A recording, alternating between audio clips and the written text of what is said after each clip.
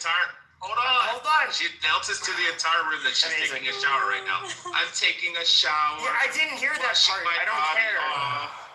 Okay. All the guys simp for her. Yeah, I don't care about that part. But so I didn't even hear it. Bashing you did because I thought I was coming here for some sort of crude. But no, I was literally no, and even Rich will have to say that I said no, she's my friend, but I was frustrated. Yeah, I did absolutely. So. I was not saying she's a stupid goddamn bitch. I hope that whore burns in hell. No, you said that about BB.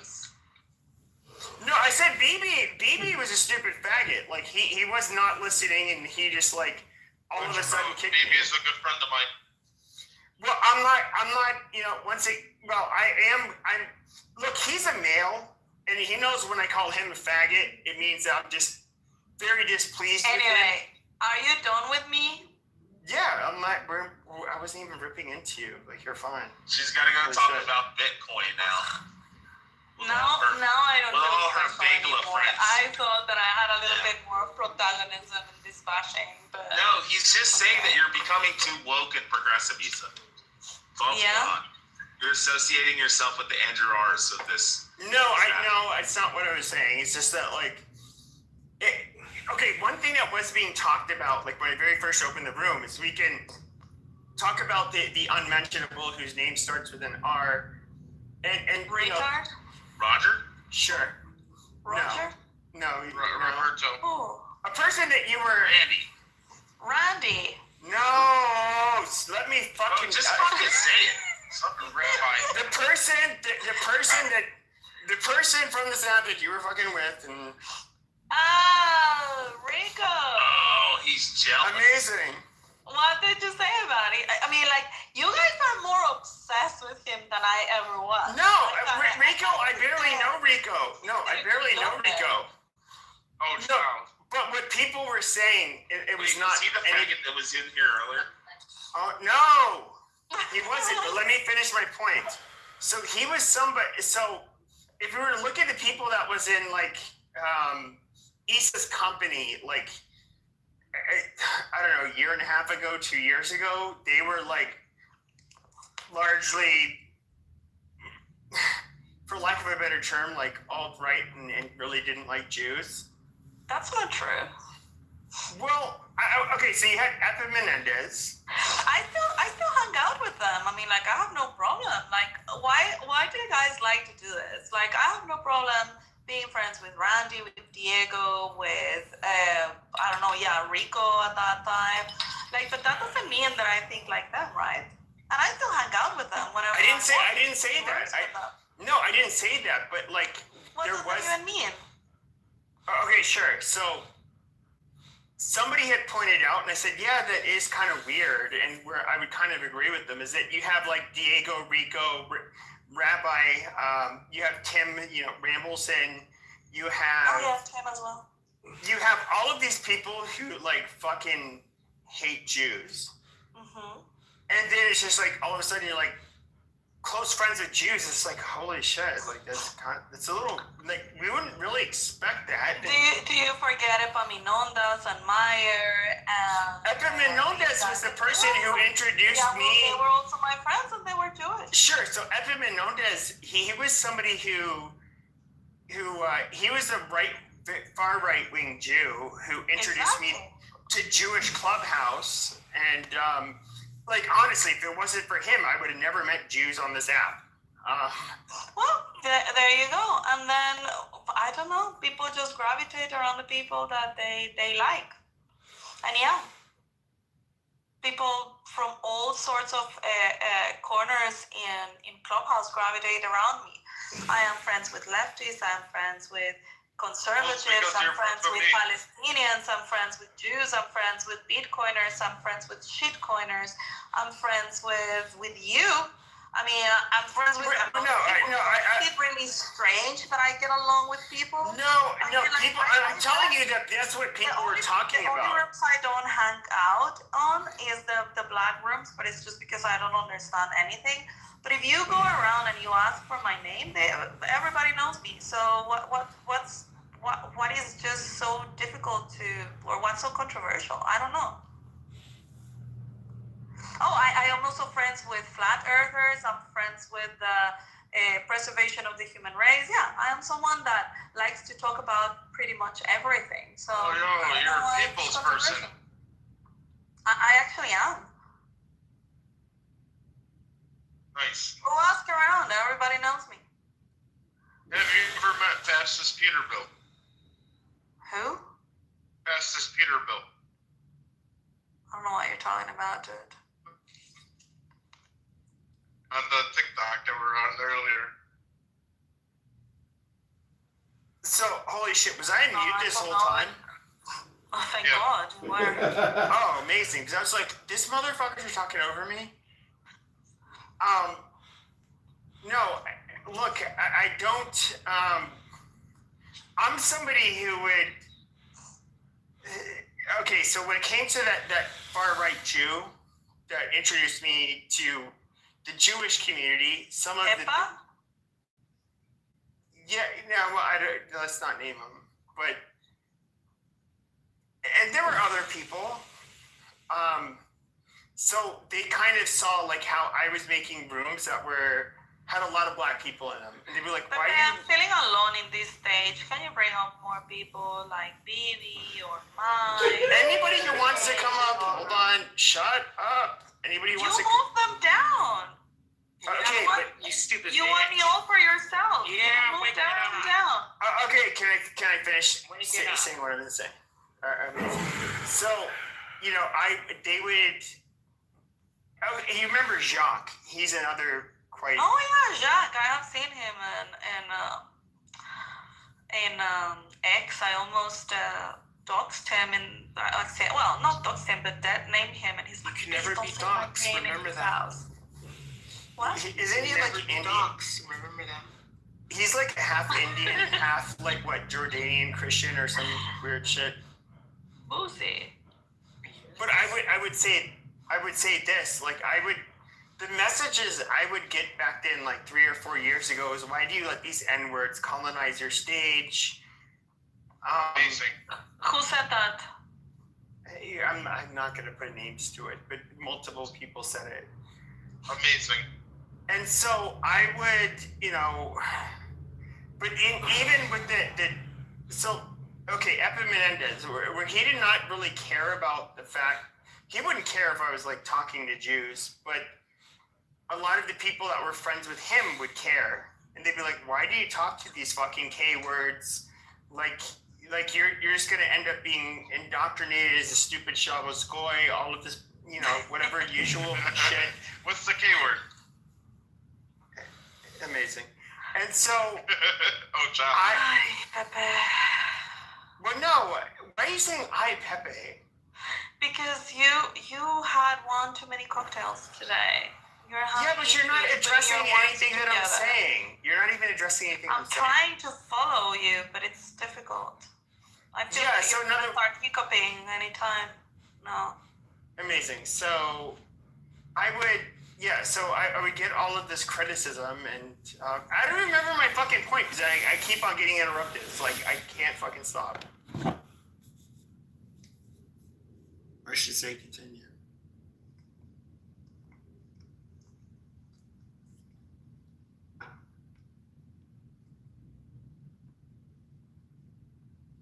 Anyway, sir.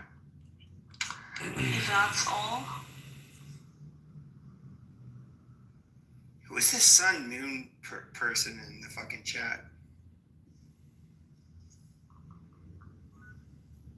Pepe is a rat. Monkey, amazing. You're dispersing, Pepe. You're dispersing. You were talking to me. Don't get dispersed. Well, I was, but then there was this person saying I was a rat monkey. So, Sun, what's up? Go ahead, say what you want to say. Oh my God. Watch him have an Arabic accent. Amazing.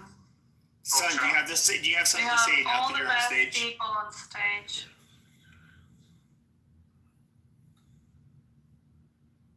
Son, are you going to say something or is it going to move you down? They're probably going to say it in Arabic, but they're trying to muster up. Assalamu alaikum. All right. Anyway, Thank you very much for the impersonation. I honestly think it was great. I hope that you can repeat it when you're sober because I swear I really liked it. I thought it was very funny. And you're the best beer that I know this, so it's fine. I love it actually. Not everybody can pull a good Isa. So I really like it. Anyway, I'm gonna go to bed because I am way past my bedtime. But I'll see you guys later. Yeah, later. As the great Randy says, I'll see you guys later. Amazing. Bye. Good night. So, oh, good. She left. Now we started talking shit. That's why the records are sealed. Because he never graduated from he never graduated Wait. Are you talking about Trump? Or are you talking about Jeffrey? I was asking you guys, I know Trump and I know Trump's educational history. I was talking about Jeffrey. I was like, how you say you sound like a 3-year-old. I was like, that don't go together with his face. Jeffrey was the typical, he graduated from college, he was well educated. Jeffrey was just douchey because he liked to touch on women. He was a ladies' man. He was a Jew. He was Jewish. He was a douchey Jewish dude. But he was very geeky because he was smart as hell. He was very. But you don't think that I'm talking about Jeffrey now. You don't think he was cute when he was young? When he was younger, he was cute. Yes. Okay, that's what I was talking about. That's what I didn't understand. Very puffy, but he was. Listen, what you call it? Trump was his wingman. You know what I mean? Right. But Jeffrey got all the girls. Everybody loved him because he had a lot of charisma. He was. He looks like he can bring in the girls from the yard. All the time. Yeah. Sorry, I thought you were talking about Trump. Now you know good and goddamn well. I wasn't talking about Trump being cute at any point. Not even when he was in the laying in that damn bassinet in the hospital. No. I know his ass, but In the younger good years, Lord. Epstein was very cute. Very, very Wow, cute. He was so very that's- puffy, and he was very much a ladies' man. He had the charm. He had everything that Trump didn't have. That's why Trump bleached to him. That's why Trump bleached onto him. I can't hear you, Alexander. I can't hear you. Oh, can you guys mod Petty? Trump Y'all was not very modding jealous people? of him. Wait, hold on. Can y'all I'm on another page. I always mod Patty. I was on another page. I'm sorry. And I'm in the car, as you guys can hear. I'm in the car, so I'm still doing people. okay. I didn't ping anybody in because I didn't think anybody cared. It's just so it's a little late. I figured everybody was getting. Here's the thing. Trump was very jealous of him because everything that Epstein was, Trump could never be.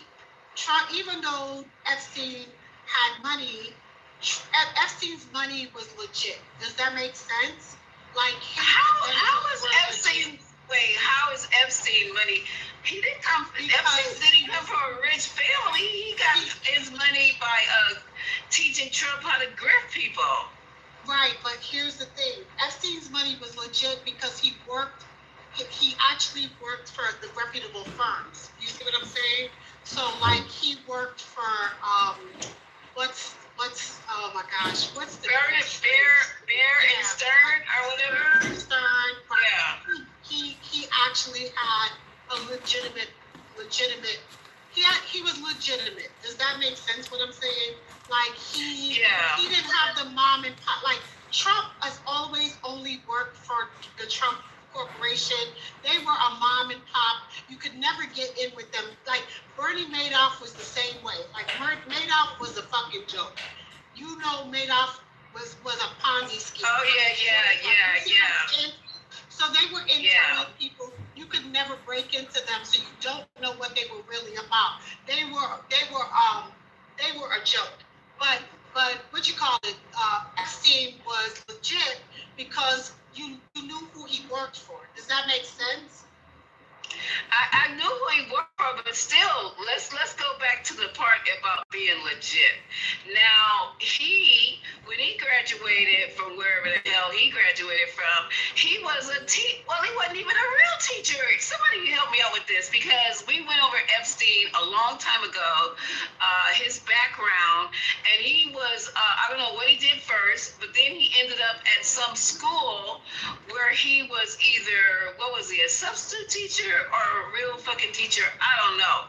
And then from there, he went to Wall Street. So, and then on Wall Street, he started managing. Somebody said it was because of word of mouth. I said, what? And then that's why I said, what millionaire/billionaire would let somebody manage their money that don't have a long ass running track record, manage their portfolios? So I think whatever he was doing, this was a scam from the jump. I think he was offering, he got into, well, when he was on Wall Street, this is what I think. Hold on. I think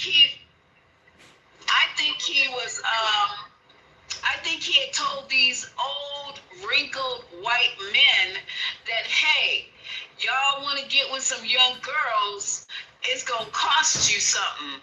And then they're like, oh, well, how young? And he goes, how young do you want them to be?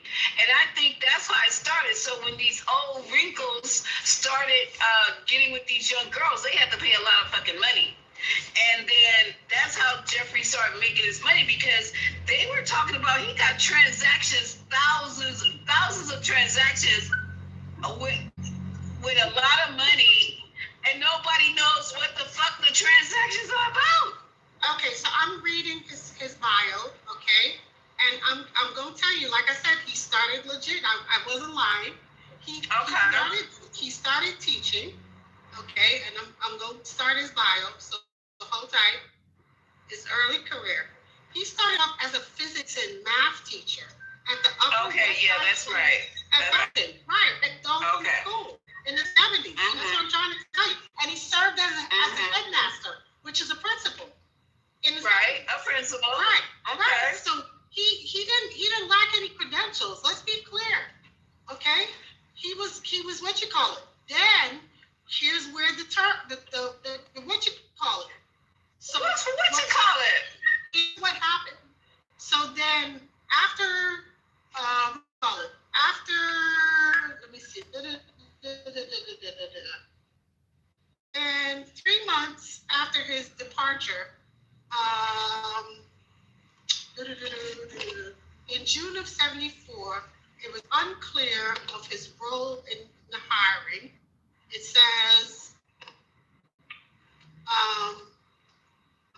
allegedly, they said he started to show inappropriate behavior toward underage females. He started drinking and partying. That's where this started. But then he got a job because he knew Alan Greenberg, who was the CEO of Bear Stearns. Okay. And he knew his son and daughter apparently knew Epstein because they all went to school together. And the Jewish community, they all tight. And that is how he got his start at Bear Stearns going into finance. So he worked at Bear Stearns from 76 to 81. And he started off as a floor trader and moved his way up in Bear Stearns. So that's how he started off in banking. Okay. He went from a floor trader to a financial troubleshooter from 81 to 87. And then he started his own firm called IAG. Then in the mid-80s, he started going into the Middle East and into London. And he started picking up defense contracts. And that's where he started to make his money. Oh, okay. That part I didn't know. That's when he started to make it. Yeah. So I'm reading on this. Then he became close to the Saudi Arabians. To Adnan Khashoggi. Wait, Khashoggi. Wait, Rez. Yes, ma'am. I'm reading it. Is it? Wait, hold up. Let me finish. I got a question. Yeah. Is it chopped into little pieces and put in a suitcase? Okay, let me finish. I got you. Hold up. During this time, Adnan Khashoggi was the middleman for the weapons, transferring weapons and was caught up in the Iran-Contra scandal. Remember that? Vaguely. Okay, go ahead. This was the Ollie North stuff. Remember, this is when Ollie North got convicted. Remember? Okay. Under Reagan. Da-da-da-da-da. Remember this now? Yeah, I'm remembering. Okay. It starts to get better. All right. So then, in 1987, Towers Financial Company hired Epstein as a consultant. Okay? And they acquired Old National Bancorp, a collections agency. And he starts getting into debt collecting. Okay? So now he becomes a debt collector. They get into all this scheming and they start a Ponzi scheme. Ding, ding, ding, ding. In court documents, claims that Epstein was involved in the scheme, but Epstein left the company by 1989 and was never charged, even though the company was charged. He was never supposedly involved in the Ponzi scheme. Okay, so then Murphy jumps to now owning his own company called 2000, and this company is said to have managed assets between estimated more than $1 billion.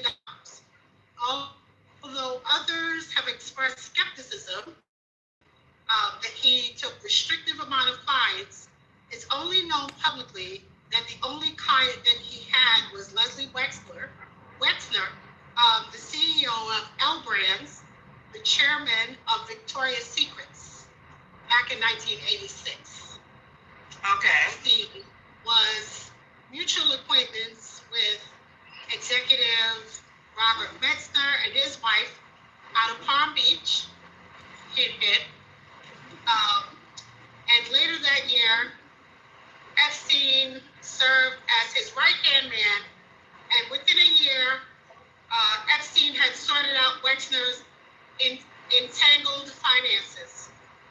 Epstein was granted full power of attorney over his affairs. Oh my God. Yep. And then he started getting involved in with Victoria's Secret models during that time.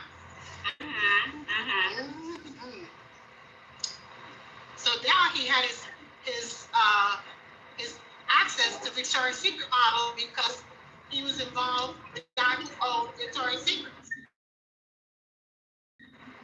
But at least they're grown. At least they were grown, and they were, yeah. No, some of these women were recruited when they were young. Because remember, back then in the 80s, some of these Victoria's Secret models were starting young. All of them were not overaged. Some of them were underaged. Oh, that part I didn't know. I thought Victoria's Secret models were all like at least. Not all of them. No, ma'am. Oh, I didn't know that. Not in the 80s. No. And then Epstein started to move some of the trades to ding, ding, ding. I'm getting ready to tell you. Deutsche Bank. And Deutsche Bank is the bank that Trump deals with because nobody else would finance it. Ding, ding, ding, ding, ding, ding. Yeah, Deutsche Bank. Follow the money. Deutsche Bank. Follow the money. So according to Forbes, by 2025, the majority of Epstein wealth came between 1999 and 2018, which is about approximated to be worth $490 million. It came from Leslie Wexner and Leon Black's money. Okay, there we go. So I don't, and from there, he got his money, but there's another entanglement that if it was earlier, we can start to unravel his entanglement with some transactions to this day with I forgot Chase Bank it is, that they can't, so money was moving back and forth so large amounts at such a unhealthy rate that I think Chase Bank got under some type of Investigation, but they were never able to in tie regards it to to it. Jeffrey. Correct. Right. But they were never able to tie it. But it's so never, yeah.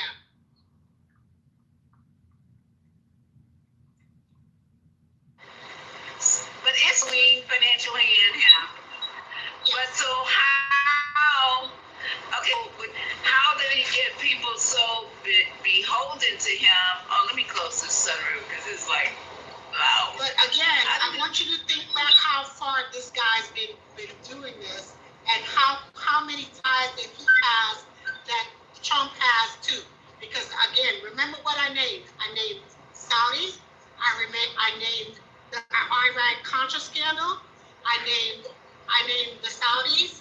I named a lot of people, and y'all didn't catch a lot of these ties that Trump has to a lot of these people. Y'all didn't catch a lot of these things that I said. But he still has those ties to Saudi and all these people as the president. That's why he went over there in 2017, and he went over there.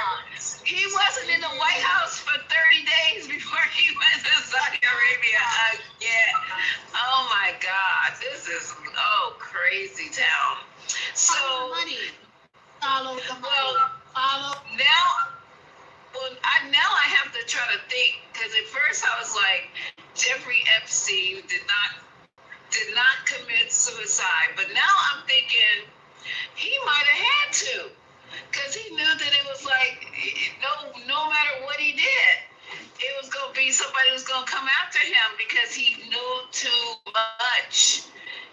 It's like I don't think he just would have said, okay, now I only got two ways to get out of here. Either I take myself out or they come get me.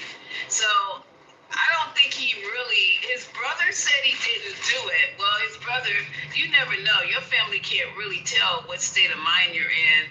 Even though you could be one way with them, you could be totally different with another group of people. So he's like saying, no, my brother did commit suicide. But I'm trying to think, nah.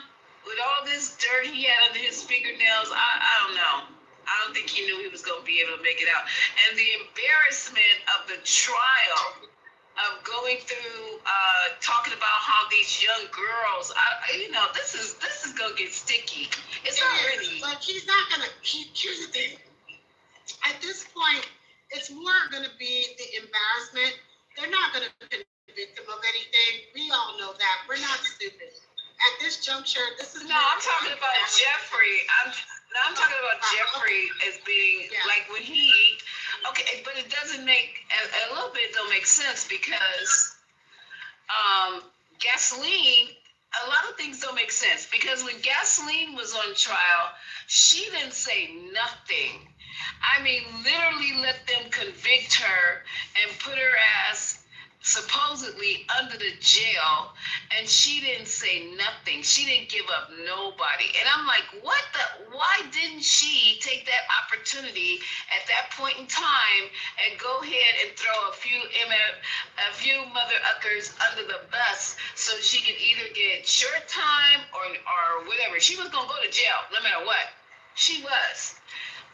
Because she's been convicted of sexually and raping. I don't think she's that girls. smart. You know that? I really don't think she's as smart as people give her credit for. I agree with that. I agree that she's not that smart, but I think she knows how to move in the circles that she needs to know how to move in. Because just because you're rich, I've met a lot of people got money, and they're not the brightest bulbs in the drawer.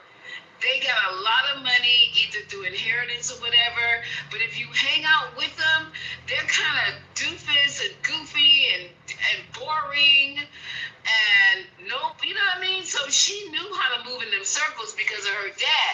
Now, isn't it interesting that her dad committed suicide, so they say? Yeah. He jumped off his own boat. He jumped off a boat. Yep.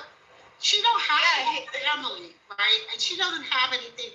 See, here's my thing. I think as long as she could get 3 hots in the cot and she could live comfortably, I think she is scared of something. I think that she's scared that somebody will kill her. She feels more protected in jail than she feels protected outside in the outside world. That's my theory. It's just a theory, but that's what I think. That's my honest opinion.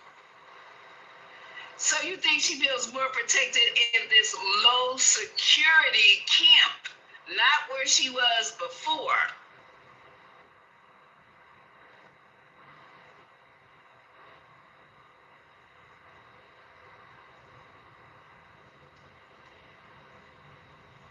I think me and Red's the only one talking. Anybody else there? Because I'm Gerard and I I'm here, but I'm here. I'm trying to fix my mic. If I put my mic on mute, I can't hear you guys talking. Something is wrong with my mic. I gotta keep it open at all times. Oh, you can keep it open. Don't bother me. Yeah, that's better. You don't see it. Yeah, I agree with you, Rance. The thing of it is we're going through all of this, and where's the punishment? You know what I'm saying? There's something else that this man is going to get away with. There's no punishment. Well, I know Trump's not going to jail. I know he ain't going to jail unless they come up with pictures, videos. It can't even be the young ladies identifying him. We gon' cause the way he can slip. Oh, my car is talking. Bobo? Huh? What are you talking about, Bobo? I'm talking about Bozo, and we know who we call him Bozo. He's not going to jail on this unless they got videos. You know what I mean? They could have, let me tell you something, they could have an exorcism and the whole nine. That man could be on live. He already said he could shoot somebody on 5th Avenue and he ain't going to jail. He ain't going to jail. It doesn't make no difference. He's not crazy. They can't arrest him while he's president, and you know those group of people, and like they have to go through them. They're not going to do anything. Listen, if you could literally sit here on a stage and say last night that you okay with having this man have a sleepover at your house with a 16-year-old girl, and you come over, you know who said that last night, Manfinity. No, I do not. Oh, well, Manfinity. Look, first of all, he ain't got no kids, and never mind. Let me just be nice. He doesn't have any children. So for him to open up his mouth, it shows that he would have a sleepover too. Because I don't even care who you are, and if you got kids or not, it don't make sense for somebody to say 19 years old with an old ass man is, you know, I'm gonna be quiet because I'm gonna get myself in trouble. He said depending on the situation, it's okay for a 16-year-old to have a sleepover with a grown man. What are we talking about? Like, that floored me last night. Floored me. Yeah, I would have dropped him out of my room if I would have heard that shit. That's crazy. No, I was done last night. D-O-N-E. Done. I don't even understand these. First of all, I think the bigger picture and how this even became a thing is that we need to be a little bit more vigilant with our laws on young girls, because these men in this country, well, maybe the world, they think it's okay that to be with these, and they're girls. They're not. When you say underage means a child. It's not the laws, it's the enforcement of the laws and how they're applied. It's the judges, because the laws are on the books. The problem is how they're being enforced. Imagine in Oklahoma, you had a judge who had the discretion of how the law was applied, and he gave this man 6 months for how he literally, essayed this young girl for 8 years in his church. So the laws are there. It's not the laws. It is the way that it is applied and what the people in this country are doing. So that's the problem. And the people that are voting them in to, when you have these Bible Belt judges, these Republican judges who are applying the law incorrectly, who are not following the sentencing, and the states don't have sentencing guidelines. You have rogue judges that do what they want, and they apply the sentencing incorrectly and impartially. That's the problem.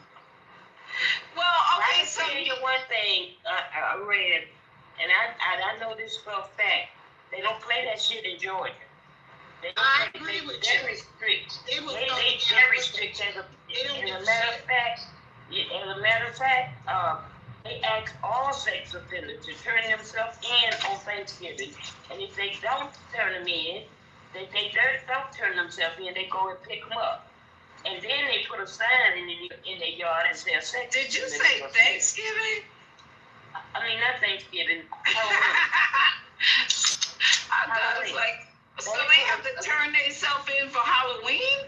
Yes, because kids not gonna be door for Halloween. Oh, okay.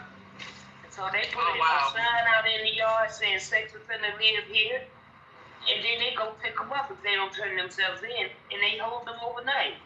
Oh, wow. I did not know that. That's wild. Okay. So That jail must be full to the brim if you gotta go have them. Wow. Sex offender night. Well, okay, so what I was gonna say is the reason I was saying what I was saying before that is because they're trying to change the laws to where a girl could be 13 fucking years old. Y'all see the law? Missouri, you got a Republican congressman that introduced the law, representative that's currently in the House, okay, that tried to introduce a bill this year that it would be okay to get non-consent to marry a girl as young as 12. Hello? And he's still in the House. That's disgusting. I mean, Rez. He's still in the House. Whoa.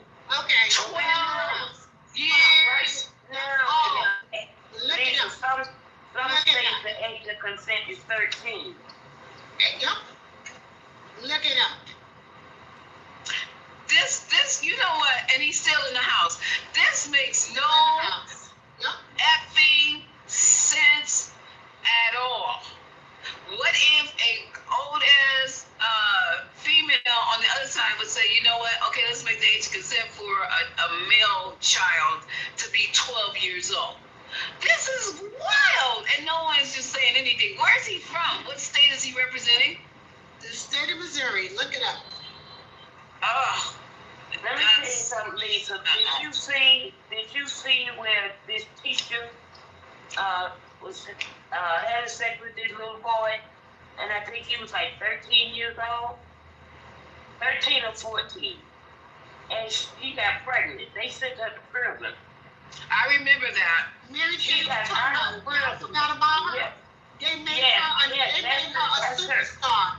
They made She got her out of prison and went back to him. Yes. Right. Right. And she died. And they had another baby. Right, had another baby. A superstar. Yep. They made her a superstar. They sure did. They wrote a whole Lifetime movie over her. I remember that. But she's not the only one, y'all. She's not the only one. She's not an isolated case of a teacher having sex with these boys. But we had this conversation in the room one time, long time ago about, and men were literally in the room saying, "Oh, that's a good thing. Look, they done got is having sex with an older woman. That's a badge of honor." I was like, I'm about to throw up. Because when you are a child and you can't consent, you don't know what's going on. Your brain is not fully fully formed as I think it's, what is it for men? 20 something? 25. And you know, right? 25? right. Okay. Right. And we get people walking around here thinking, oh, it's a badge of honor to have, I don't know what they would consider, older woman take your virginity because you're a boy. I wish child, that would be, oh my God, I can't even think about it. And they think, oh, that's good. That's a good thing because it's a boy. That's why people are fucked up now. You're just really, you're too young. You don't even know what the fuck you're doing. But just because it's a woman and you're a young kid, it's okay. The whole thing is crazy. At both sides. But let's factor race into it, right? When it's young black men, right? Let's look at the outcome versus impact, right? Look at that, what has happened to young black men in our community and how it's impacted young black men. Because they go from becoming victims to becoming predators, right? And look at what has happened to the R. Kellys, the P. Diddy's, all these men that it's happened to, and they now have become predators and they have been villainized, right? But when it happens with young white men or young men of other colors and other races, they not only become victims, they are now being, they've now become heroized. And now all of a sudden their stories are told, and now we feel sorry for them. And now we praise them and we put them up on a pedestal. Because Billy Pernell, listen, they've told this boy's story so many times to the point that people have hero worshipped him.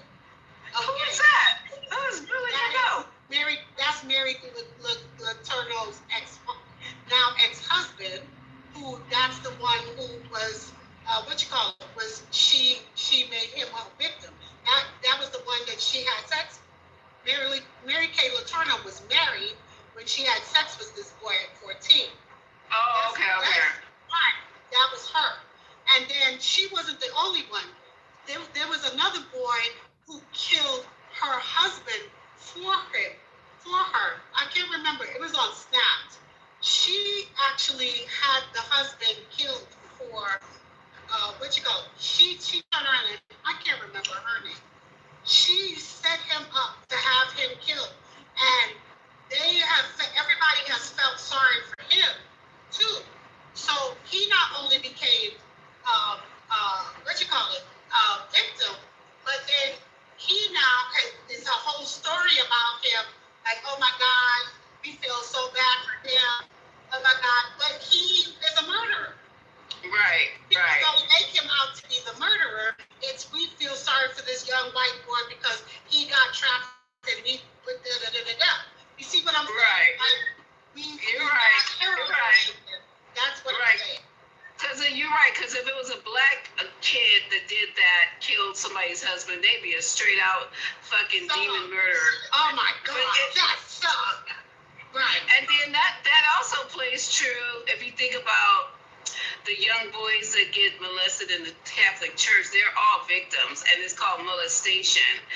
And if it's like you're saying, if it's, but I'm telling you, these men came in here. I don't know where I was. I don't know if I was in the 420. I don't know. But they were talking about it being a badge of fucking honor. And I was like literally sick to my stomach. So I don't know. But we allow it. And we were talking about last night when women or moms call their boys little men and men of the house. There's something wrong. It's just really something wrong.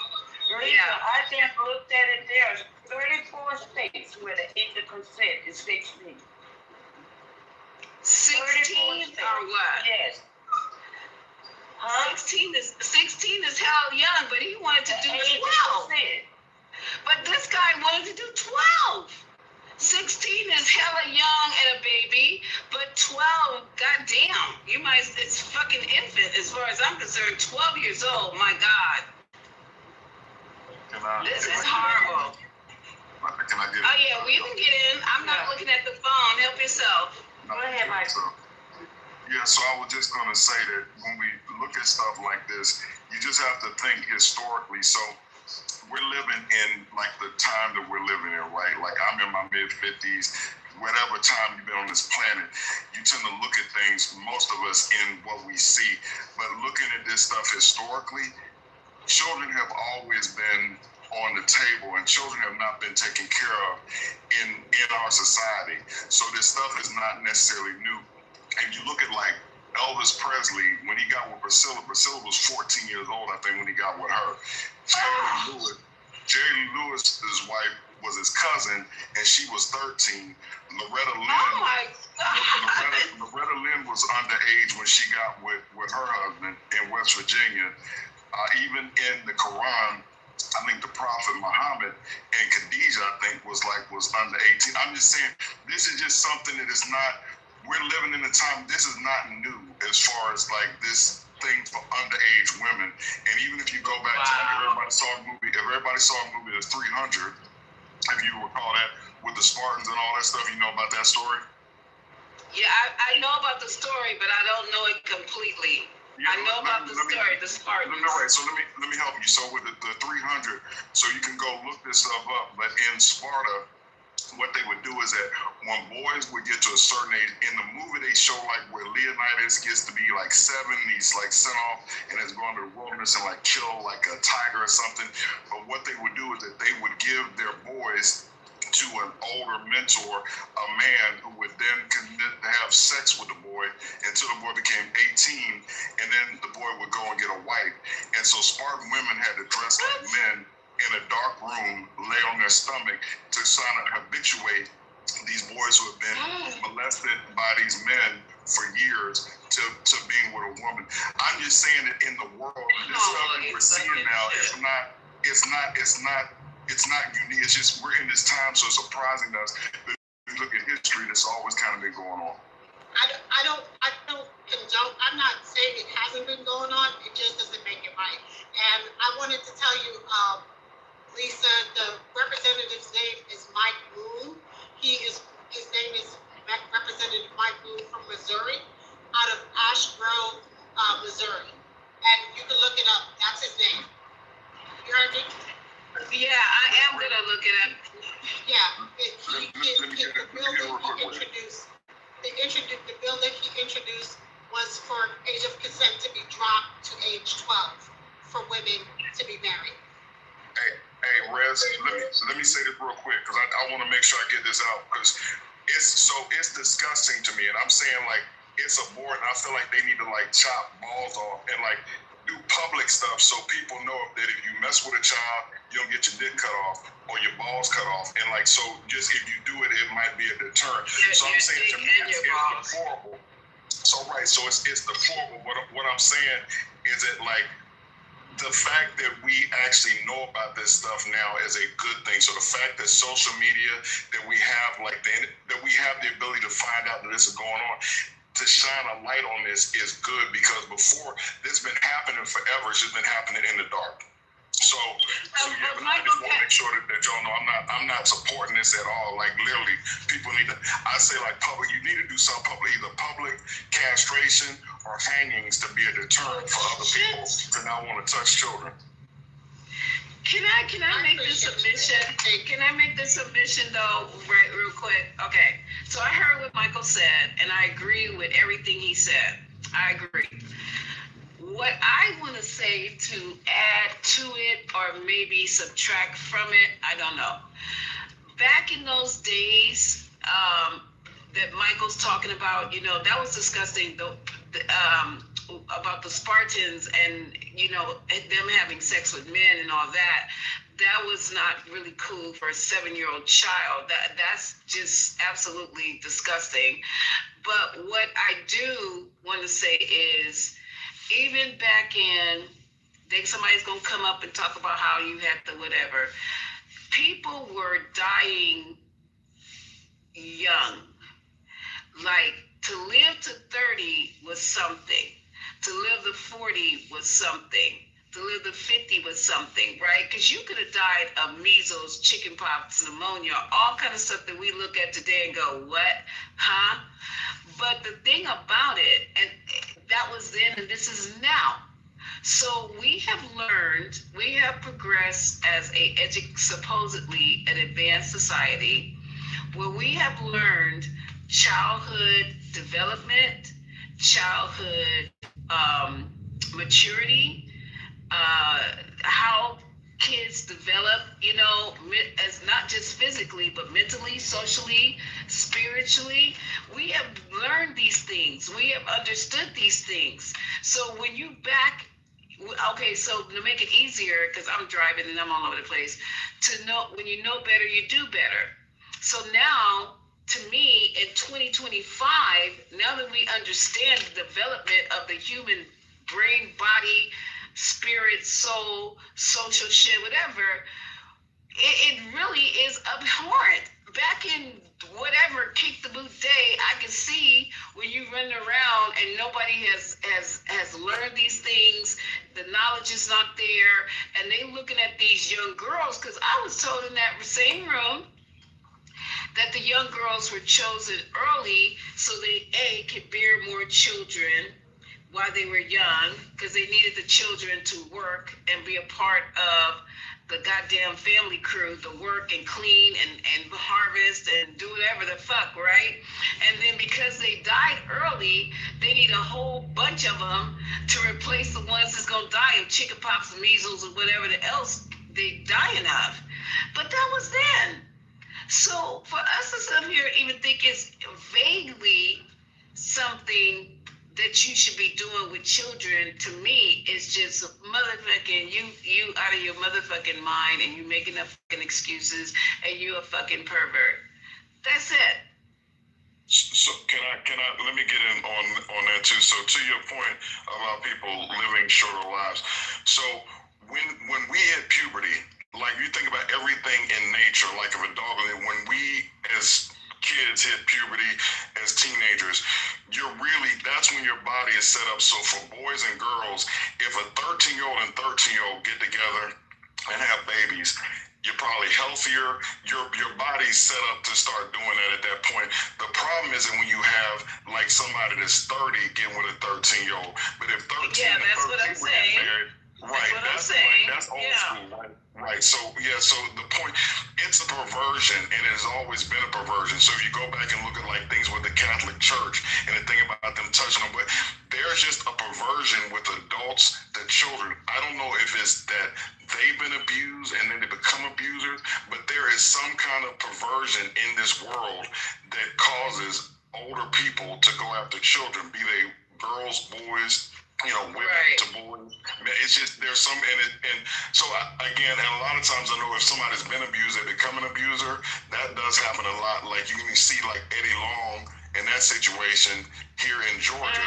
He got touched by a pastor when he was a teenager. Then he ended up touching boys when he was a pastor. So it's just, but there's a perversion. It's a sickness. So to your point about people living longer, yeah. I mean, right, back in the day, 2 15-year-olds getting married and having a baby, it's probably healthier for everybody. And we were still doing that.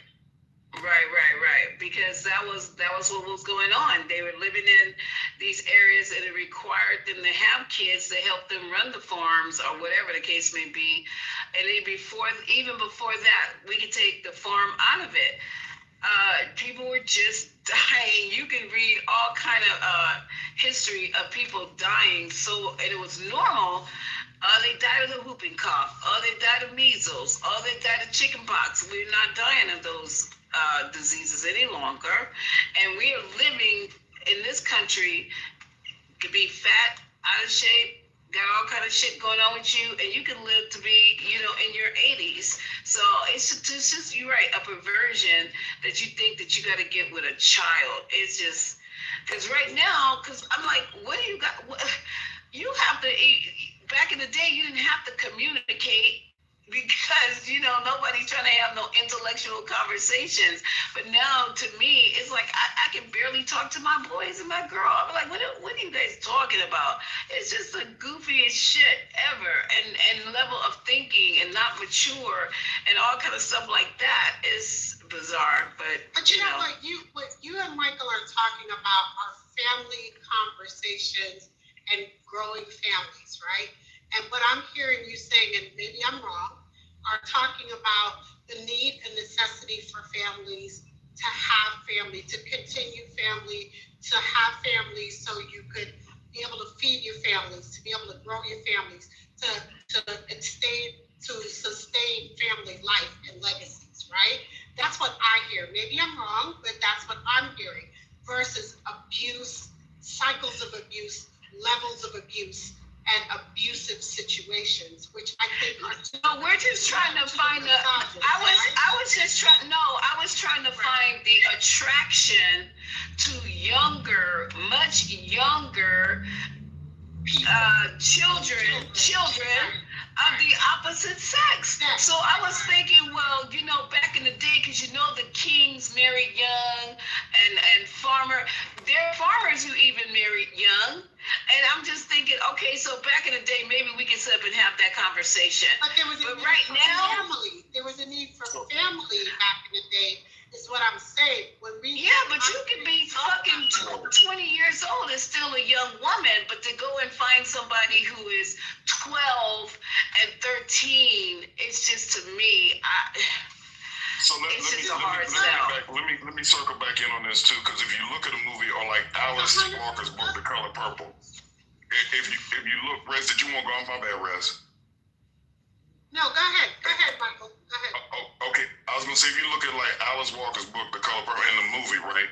So when Danny Glover gets Celie and Nettie were both like, I don't know if they were like 12, 13, they were younger, and he was a grown, so he's trying to get a young wife to come and raise his kids and have more kids. I'm saying that did go on, but what I feel like that this perversion portion is, like when you get into like what Jeffrey Epstein probably had some kind of arrested development where like he couldn't get girls maybe when he was young. It was a sickness.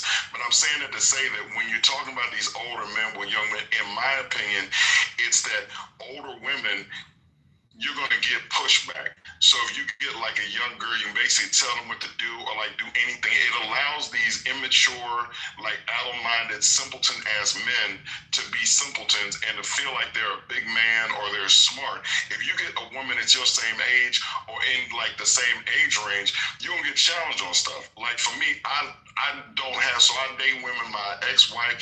I like people that are around my age. I won't date.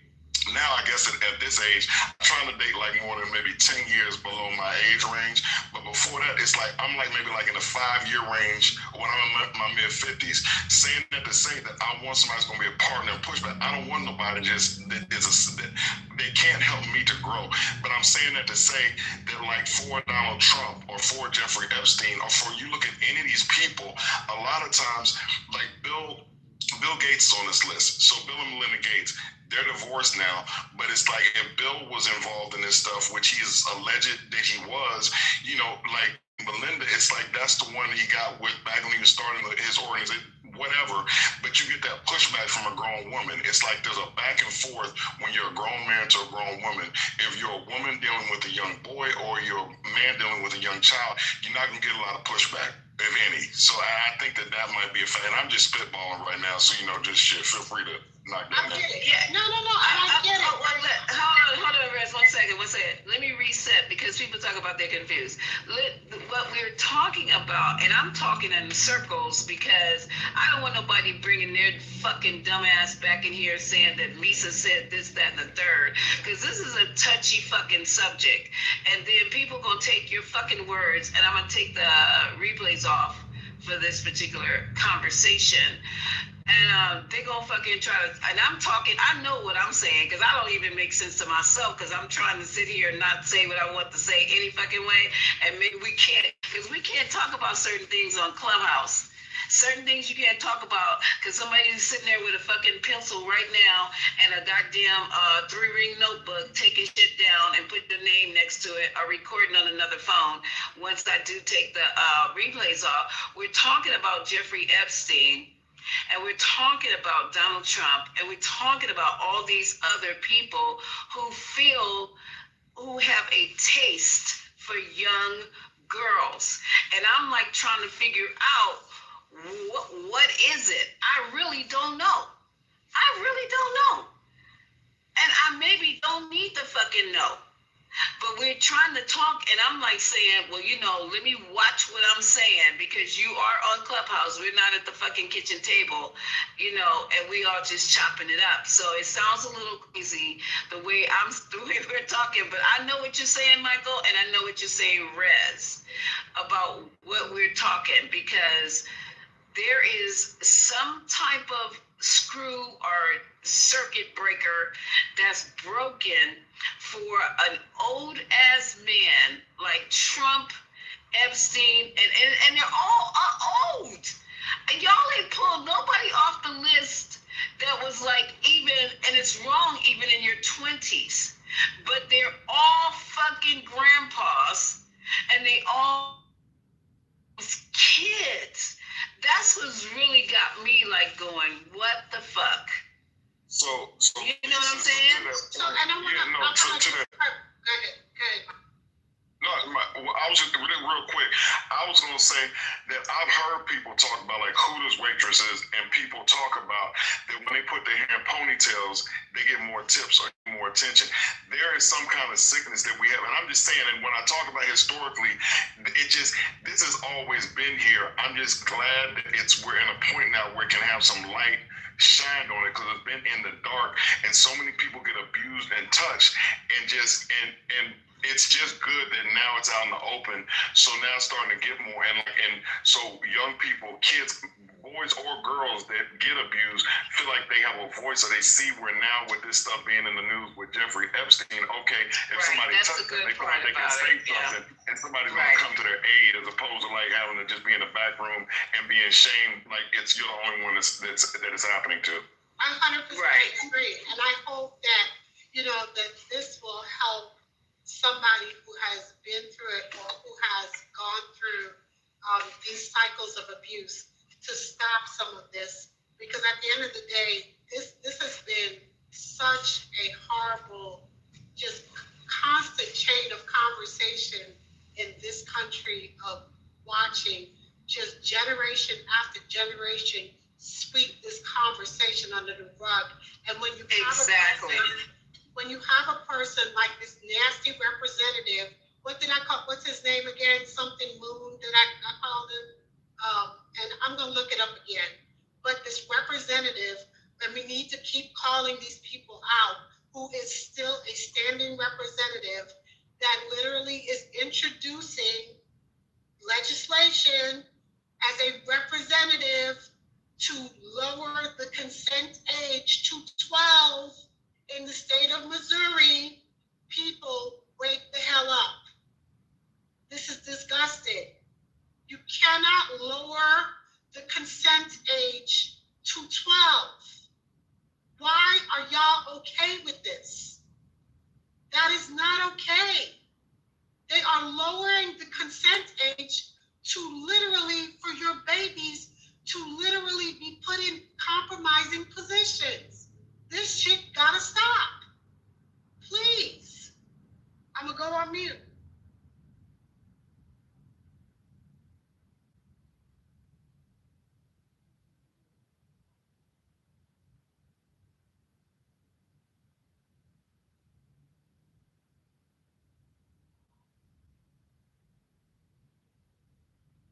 But the thing I say, I'm still, that's weighing heavy on my heart is there's no punishment. I mean, what's her name seems to be being punishment, but the ones that need to be punished, there's no punishment. We're just talking about it, but this is terrible. That nobody else gets to suffer behind this. So Alexander, the good thing though is that now that this stuff is becoming more publicized, so even the stuff that happened with Eddie Long, like all the stuff that you see, like the stuff that you hear about with teachers, when stuff happens now, it gets publicized and it's in the news. Again, like people, you think 25 years ago, 30, people had to suffer in silence because you just felt, okay, it's only happening to me. I'm the only one. It's like you can't, like nobody. So like I say, with all the stuff that's going on, and I do think that this is going to bring Trump down. who knows if the man goes to jail? He's broken so many statutes and so many laws, even like blowing up and killing people in these boats that they've been shooting and stuff. He's breaking code. Like even the Supreme Court could be under like have they broken like basically U.S. code. Similar to say that who knows what's going to happen to Trump, but these Epstein files coming out and coming to light, and all this focus on these victims. And even when they swore in the lady Gravala, whatever her, I can't pronounce her last name, but the representative from Arizona, they had survivors of Epstein in the hall. So now survivors are front and center, and like they're on the front stage. So now, like I say, this is good for people that are victims of this, and it's also, I think, good to let people who are doing this know that if you do get outed, that you know that you could get some real punishment, because I do think that some stuff is coming on the street, just like what happened to Prince Andrew. Well, no longer Prince Andrew because he's stripped of his title. But if you look at this, there is starting to be retribution where 30 years ago there was none. Oh, he got stripped of more than his title because they've taken all his normal. Oh, okay, good. Scotty's coming up with breaking news. They've taken more than his title. So they took the cottage away, and his monthly stipend has been taken away too. And Fergie's title has been taken also, even though they're divorced. So a lot of things have finally been taken from both of their asses. So it's screw both of them. Thank you. So the taxpayers of England no longer have to pay for their bullshit. Wow. Good evening. I just wanted to add breaking news. Good evening. Matt Gaetz. Matt Gaetz. So more information was leaked about his scandal. You may remember Matt Gaetz, the Republican MAGA congressman, who was also the first one to be put up as Attorney General for Trump. Oh, the nasty pedophile. I love you, darling. Nice to see you. Good to see you too. Remember, I just wanted to connect the pedophile stories here because this one's a breaking one. So it came out with new documents that he had engaged in sexual activity with a 17-year-old girl, paid her, but the newly unsealed stuff was that it was shown that the girl was in a very dire situation, and she was homeless, in and out of shelters, and she was trying to save up for braces.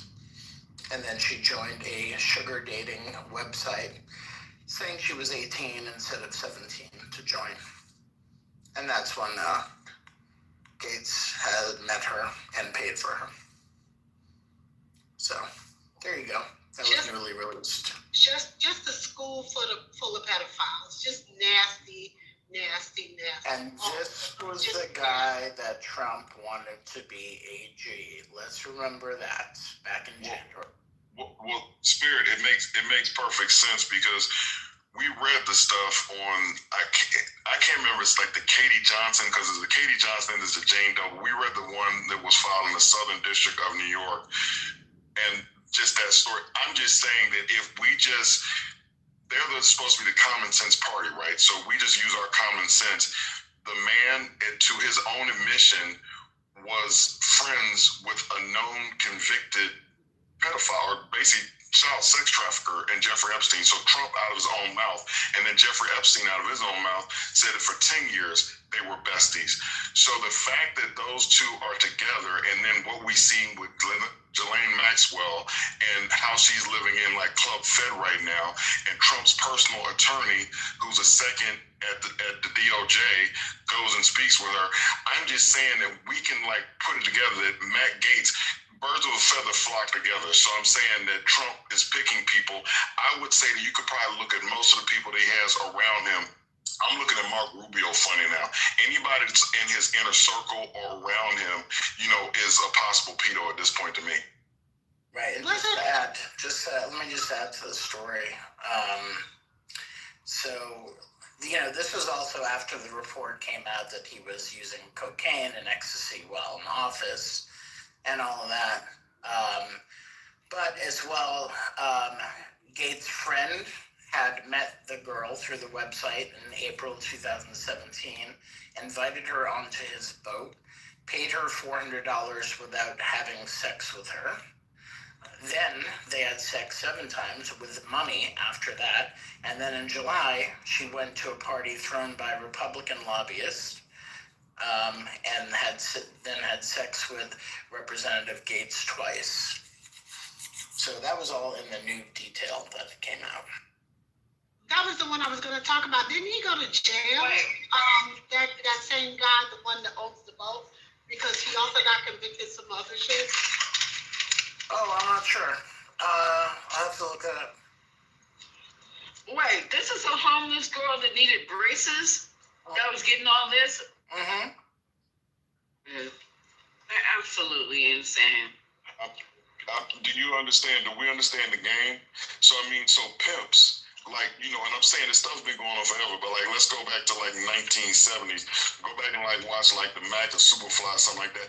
They are always looking for like girls that are like girls that don't have anybody to be advocates for them, or unprotected females, or young boys for that point, are prey out here. So I'm just saying, so the fact that she was in that predicament, that's who they look for. That's exactly the kind of person they're looking for. Well, why are you that woman, Virginia Guffrey, working 16 and doing massage at Mar-a-Lago? Like, why is that even? Because here's the thing, Spirit. Because a 16-year-old with a father like me, or like you. She was a host.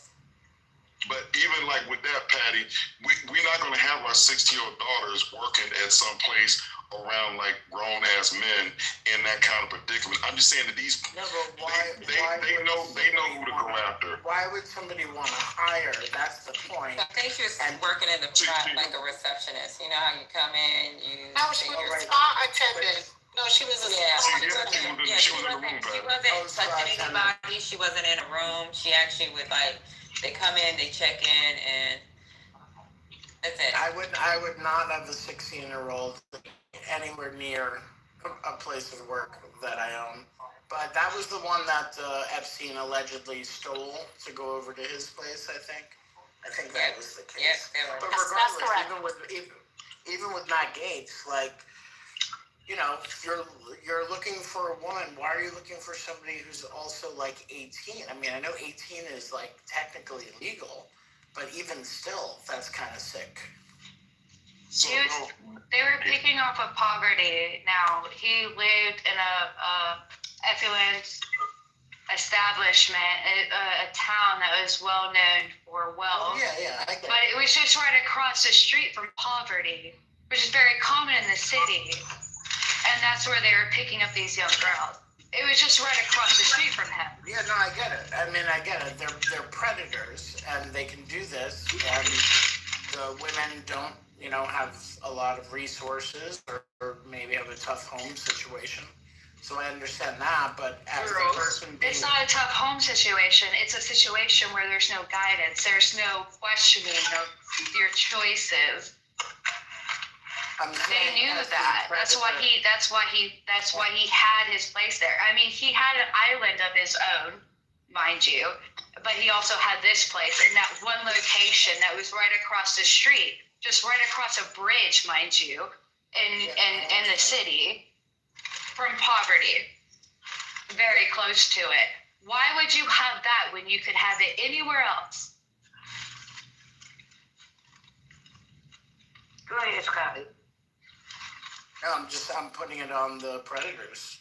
You can hire anybody, but you decide to hire 16. Well, I thought we were discussing strategy. Let him lay it. I thought we were talking strategy. That's all. Like, I understand what you're saying. I do. Like, we understand that he's a predator, but I thought we were talking about his strategy as to being a predator. Like, why did he? Can anybody hear me? Yeah, there we go. You should bring it back. She can finish. I'm just saying, why, as a man in that position of power, this is more rhetorical. Why would you even do that? Just to not even be accused of an impropriety or being a predator towards young women. Like, there are plenty of women who are older that you can hire, but they're pedophiles. And they prey on these, really, of these victims who don't, can't defend themselves.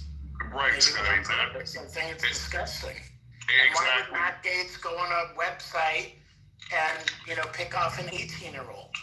When there are plenty of people who are even closer to his age. But instead he does that. It's disgusting. Scotty, but exactly. The question is the answer. I'm just saying that's why they do it. And like to what Brooke was talking about, when you look at that Netflix documentary, like I said, I was able to get through one episode out of the 3, but it's like they were going right across that bridge, like West Palm and Palm Beach or whatever. So they had the girls that were living several times. I get it. Thank you. Right. So the opulence on the one side, so you go across the intercoastal, the waterway, and then go over there. And so you're getting these girls to come over and touch your old decrepit ass and giving them a couple $100 or whatever, which is big money to children with food insecurities that are like live in these conditions. And then you're having these girls, some of the girls that couldn't do it, then he would just pay them to go and get other girls to bring them over, like to touch on his old ass or whatever. And I'm saying these are hundreds of girls that he did this to. So the strategy is a thing, but Matt Gaetz, they're not going to do it, because a 37-year-old would tell Matt Gaetz to go jump in a motherfucking lake of fire and burn up and go to fucking hell if he tried to do that.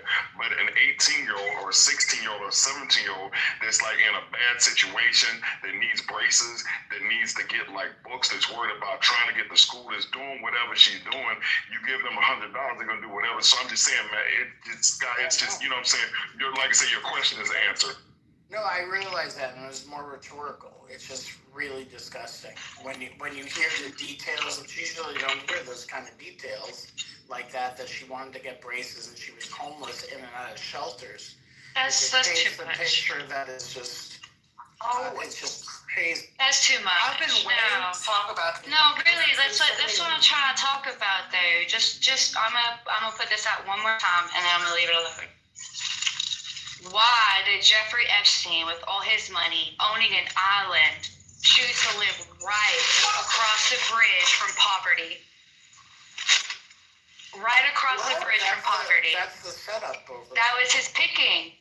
They have more access. He didn't need to be there. They have more He could do access so much better. Oh, Jesus. Okay. Yeah, it's all part of the setup.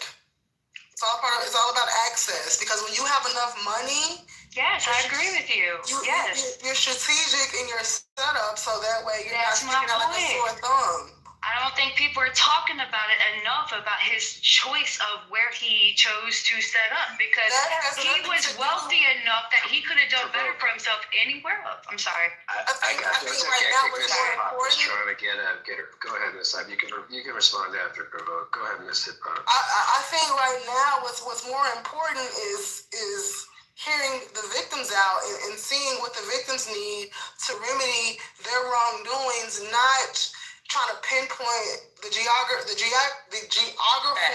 locations of where his home was. That has nothing to do with that has nothing to do with it. Like that is an obsolete point.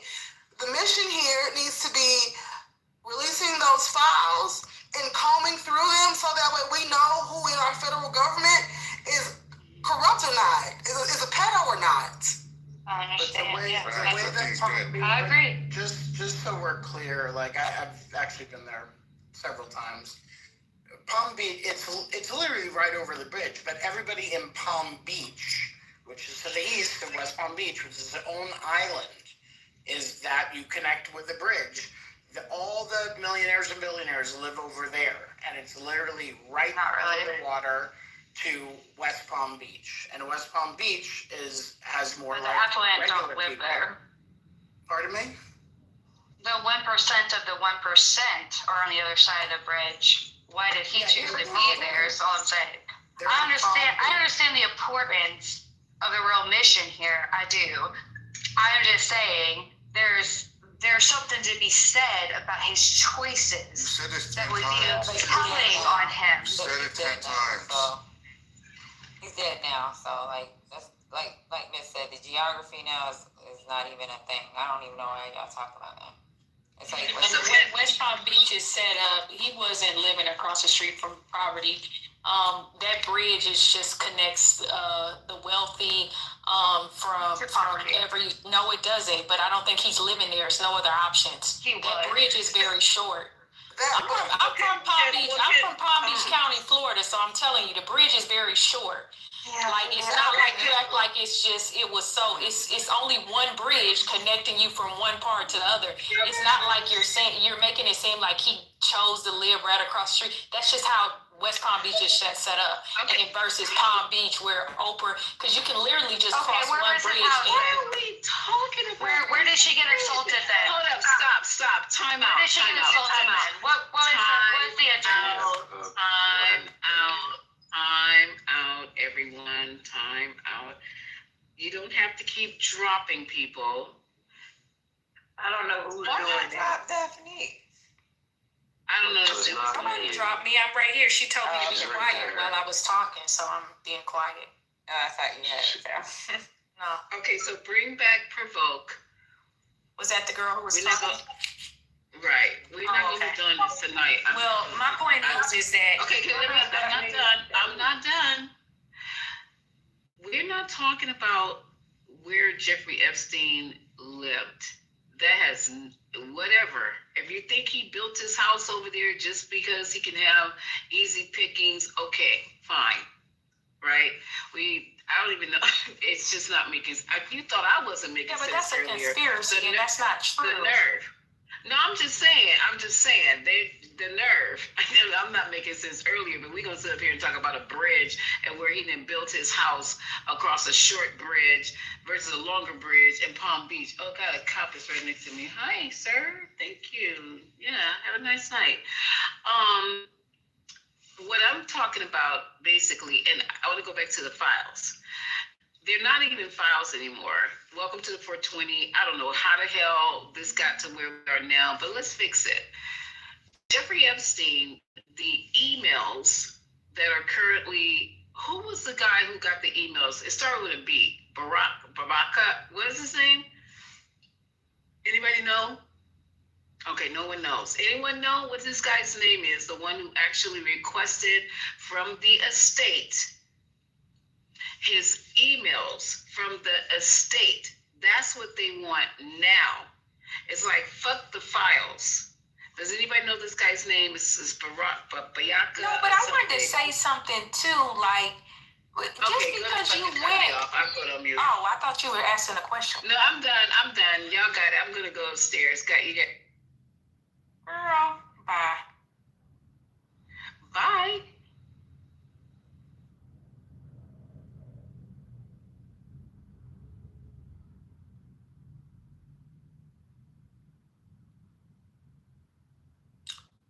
If I may. Hold up. Go on mute, please. Let's hit the roof. You go on mute. Amara, don't get You want disrespectful. to he keep, don't worry about him, miss. Oh, she know I'm just joking. Good Lord. Yeah. What the fuck is wrong with you guys? You just love to come in rooms and show your motherfucking asses. I don't get it. You don't get enough motherfucking attention outside of Clubhouse that you gotta come and start showing your ass? Every time we try to have a discussion, it turns into some bullshit. I don't get it. We're just having a motherfucking discussion about Jeffrey Epstein, and you motherfuckers can't keep on track. I don't understand it. So, anybody want to reset the fucking room? We're trying to reset you. Shit, why are you so aggressive? Go reset your fucking tampon. I don't wear tampons, bitch. Oh, Your mama's a bitch. what's going Now on what? here? I left the dark side to get away from this ghetto. Bring that motherfucker on the stage. And she picked the right one on the right day and the right time. We're trying to talk about Jeffrey Epstein. Why are you trying to make his shit fucking stupid and personal? Go ahead. You can reset the room. Good grief. Yeah, we are talking about Jeffrey Epstein email.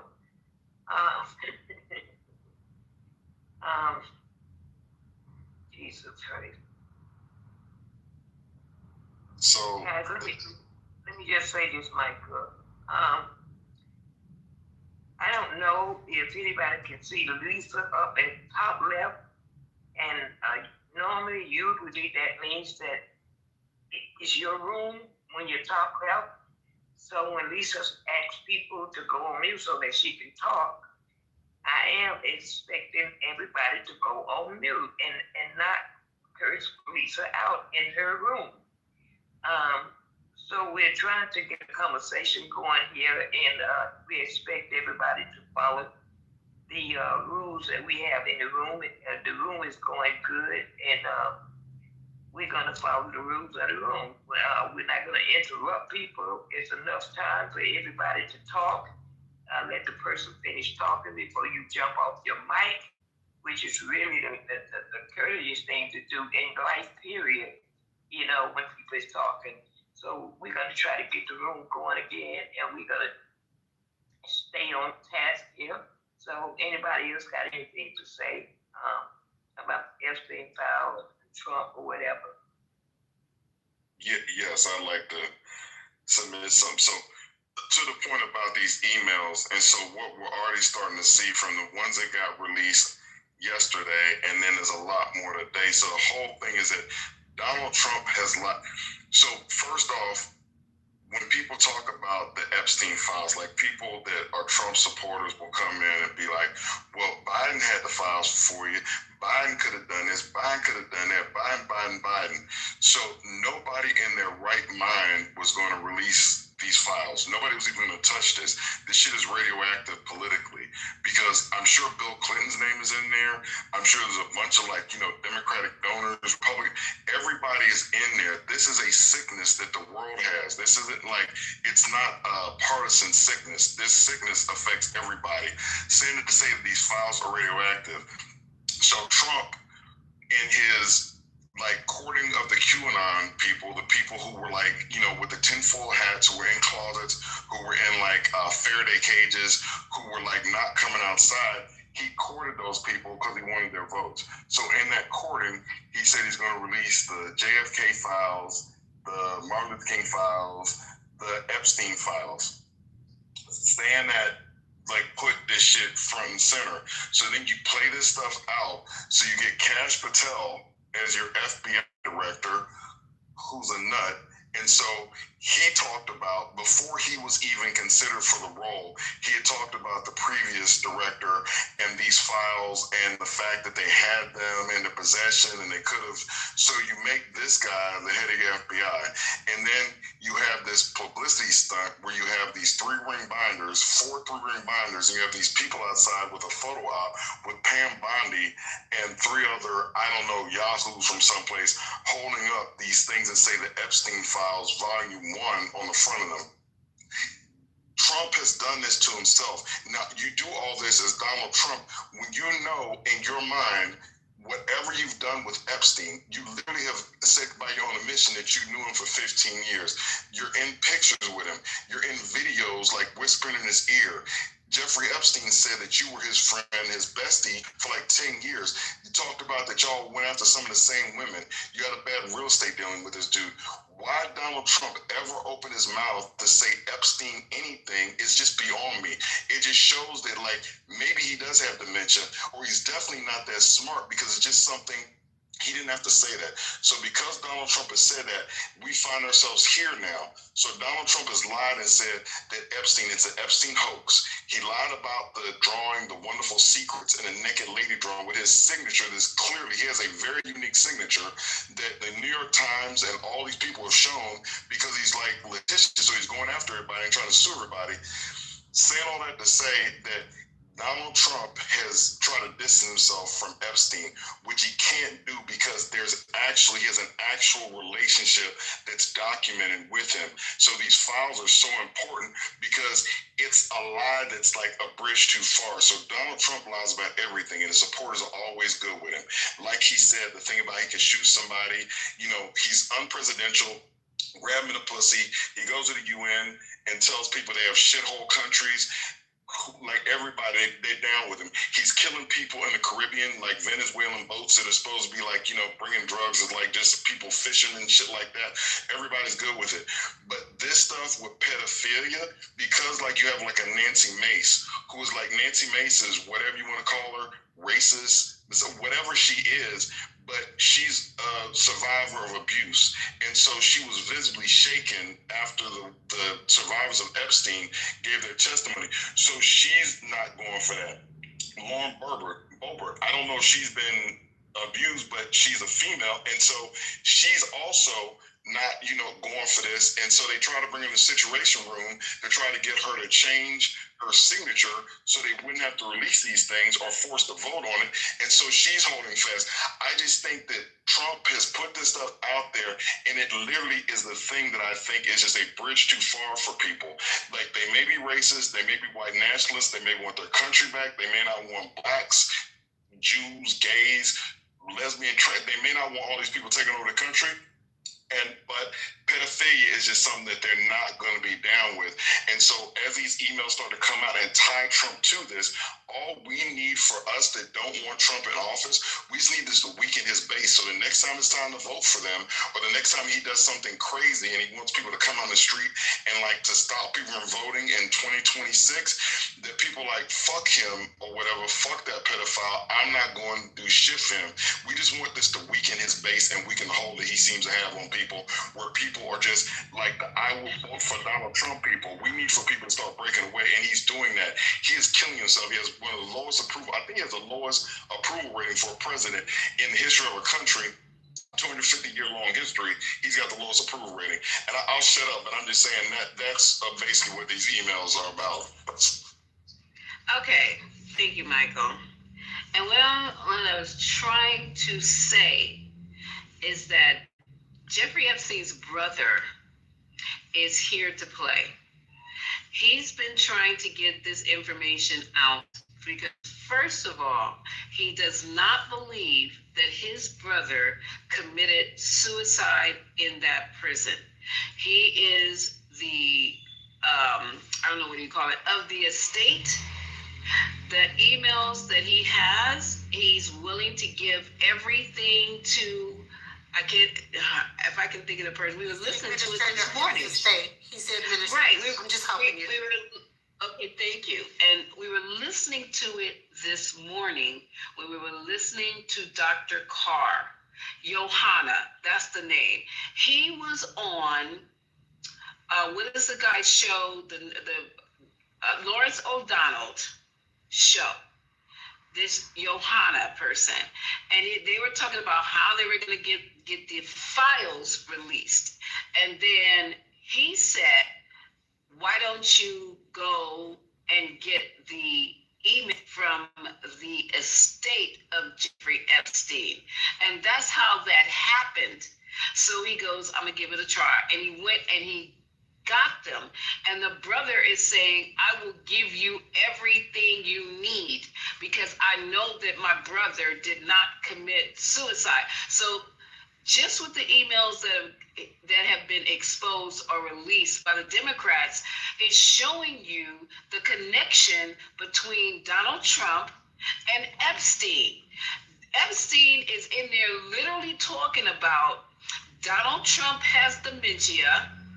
Donald Trump is a fucking demon. I wish I had the one in front of me where he was talking about, I've been around some evil people, but Donald Trump, this is Jeffrey Epstein. I forgot who he was sending the email to. Donald Trump is a demon on top of a demon. He can teach people something about demonship. And I'm paraphrasing. So all these emails that are coming out that Jeffrey Epstein sent out, read it to Gasoline or to that author who is getting ready to write that biography, or to the people in Russia. He was writing people in Russia, telling them how to deal with Donald Trump. Just make him feel important. Just keep on rubbing his fucking back and making it seem like, he's winning. I mean, it just exposure. And what we've always said, now somebody very close to him is bringing it out in black and white. He knew about the girls. He asked for Gasoline to stop. Stop what? So that's what I'm saying. Forget about the fucking files now. The emails are lit. They're going to be the ones, if we don't believe it, if men don't believe it, I don't give a damn. Because they're going to come out and we're going to talk about it, every last one of them, and showing you the type of person Donald Trump really is if you don't already know. And that's the thing, right? Even if he doesn't get convicted of anything, what this emails are going to do is for the first time, is that no matter how much he tries to hide, he tries to run, he can't run from this. Because what it proves is that this pedo is a pedo. Period, point blank, full stop. And what it does, it adds up all the timelines of everything that it shows. Because there are videos, there are pictures, there are emails, there are all types of things, which I've said a million times, of Epstein and Trump together. These momos ran together.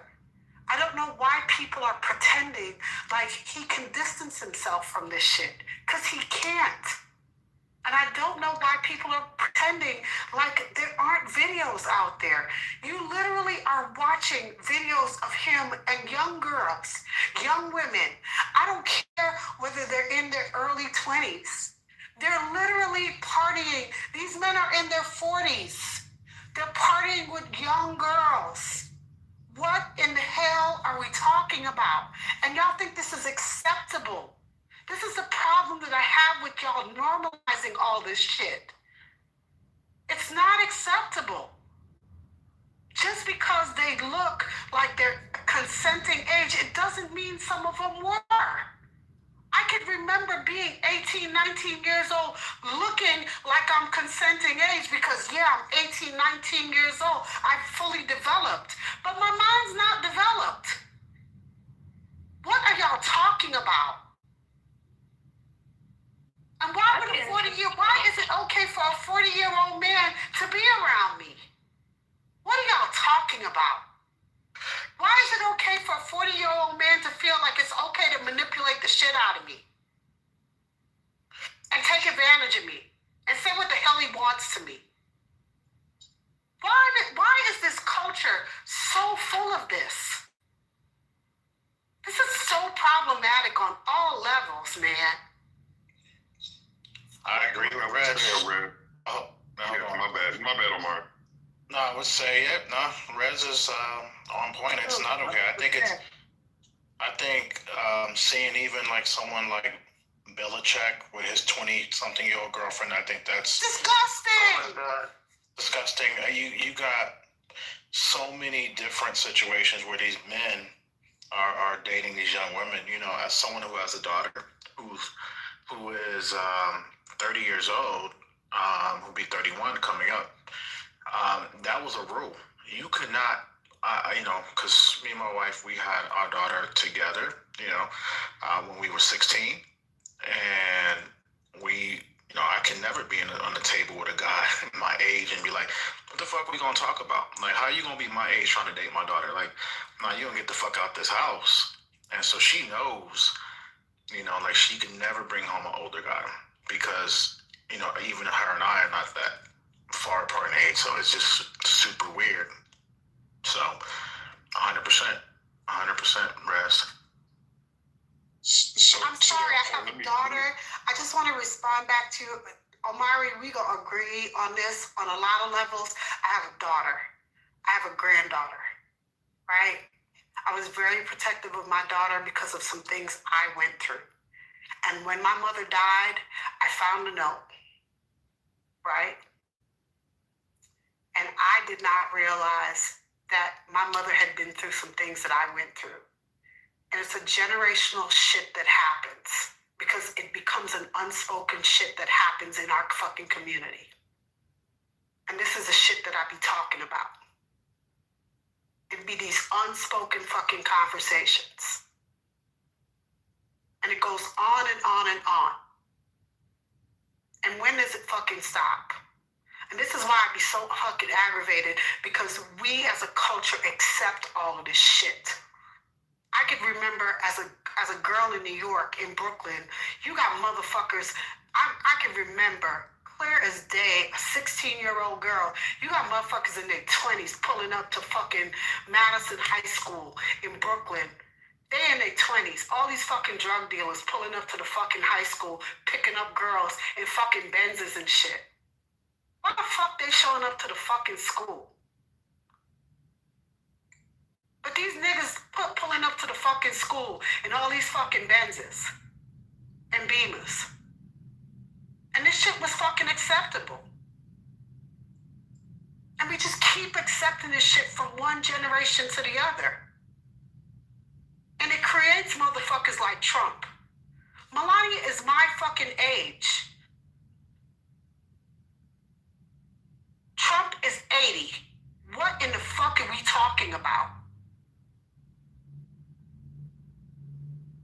So she was a mail order fucking bride. This motherfucker was on a fucking website. I talked about this the other day. This girl came to this country on a fucking mail order fucking website, looking for a rich older man because she didn't have shit, because she came from a country poor and broken with no fucking education. So Rez, it's also a little bit worse than that, because there's this other guy that Trump was part of this crew, and I can't think of. He has some position, I think, either in his last administration, this administration, Zampelli or Zampezi, some whatever his name is, but that's apparently who supposedly connected him and Melania. It's just it's sex trafficking. Yes. Is essentially what it is, yes. right? So I did want to get on what Lisa was saying, or just real quick, and I'm gonna get back off the mic. But what Epstein said that Trump, that he's known a lot of bad people. He said Trump is the worst person he's ever met, and he said that there's not one decent cell in his body. So that's Jeffrey Epstein's direct quote about a man he spent 10 to 15 years around, watching the way he moves. And what you call it was no better, because I know y'all think that what's her name? The first wife was great, but guess what? She was fucking young too. Do y'all know that? She was fucking young too. She was very young. The fuck? This didn't just start. No, it's a story, and I think it's in Mary Trump's book or not. I'm trying to think of whatever. The book is written about it, but there's a story that's been corroborated where Donald Trump, as a young kid, was throwing rocks, and he was throwing rocks at a baby. So he hit this baby in the head. The baby was crying. The mother comes out. The father goes over and talks to Donald Trump, to Fred Trump's father, and then after that, they say Donald was shipped off to a military academy. There is sickness within him that we can all see, but I'm just saying that this didn't just start, you know what I'm saying? This didn't just start when we started seeing him in the 80s on Lifestyles and Rich and Famous and all that stuff. I'm saying this dude, to be the way he is for this long, there's literally sickness inside the man. Yeah, there's a pathology involved in this. I 100% agree with you, Michael.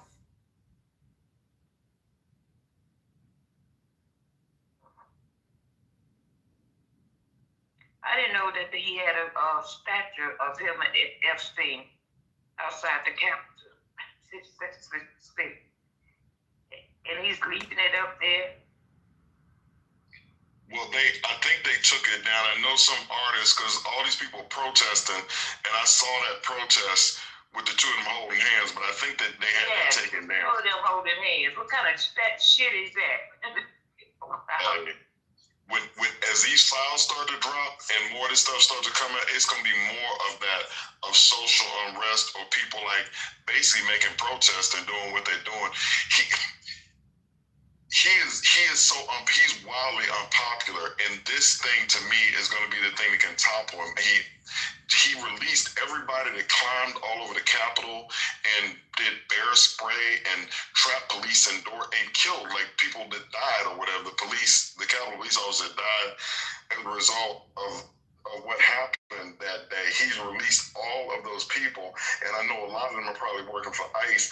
All these people that he's letting out, like Steve Bannon said the other day, that if they don't retain power, a lot of them are going to jail.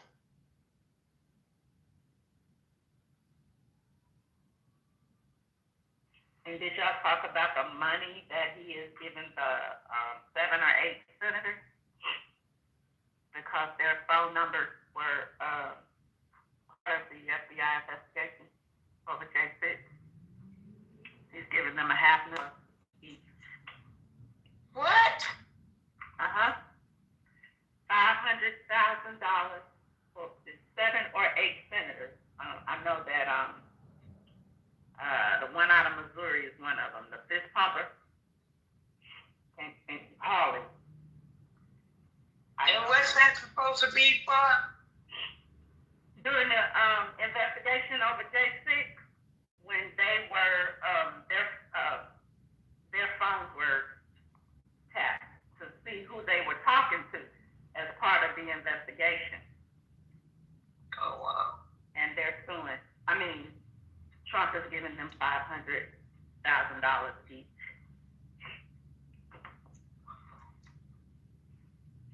Out of the taxpayers' money. So just to be clear about this, in the bill that they just passed to end the government shutdown, they inserted this provision that any lawmaker who had their phone records subpoenaed without their knowledge could sue the United States government for damages, specifically senators, and receive $500,000. Prior to this, I can't sue, you can't sue, nobody else, not a governor, anybody can sue the Department of Justice for investigative steps that they take. But literally, this provision was for these 8 senators that they snuck into the bill to end the government shutdown. Oh, and so not adding pork. Did we add pork? Yeah.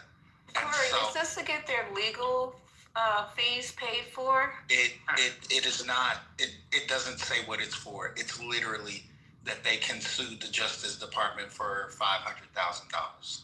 I thought it was to get their legal fees paid for. And they can. $500,000, and one of them I forgot because we were listening to Dr. Carr this morning, and So he brought this up. And one of them is asking as much as 8. So the only person who has come forward and said that they are going to right now on the record is Lindsey Graham.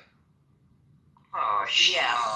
That's what Dr. Carr was talking about that this morning. But House Republicans did not know that the provision was in the bill, and they are up in arms about it, and supposedly they are going to pass a revision to strip this authority because it literally only applies to these 8 senators. But hold on, but they didn't know it in the bill because don't they read bills? Oh, let me shut my mouth. Oh, okay. They did a readout of the bill that 24-hour, was it 24-hour? They did a readout of the bill.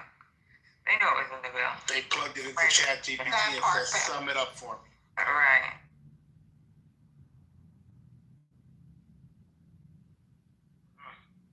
Yeah, thank you, Corey, for that, because like I said, this was brought up. Let me see if I can replay that, if I can get the clip from this morning. Oh, I just got breaking news. Hold on. I'm actually walking down the street. I'll be in the house in a minute. Just let me get this out. I would try to find that clip, Corey, of Dr. Carr saying exactly what you just said, and he broke it down as to what they needed the money for. Has something to do with having to hire legal assistance to go before the Department of Justice. Let me go dig it up, because we just heard it this morning. Nobody who was there remembered this conversation Dr. Carr was having? No? Okay, I'll go dig it up. I wasn't there.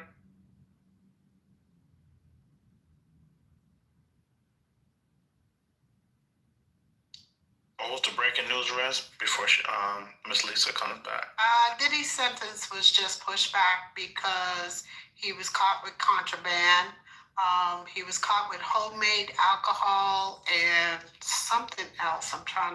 It just came up on MSNBC. So trying to read what it said.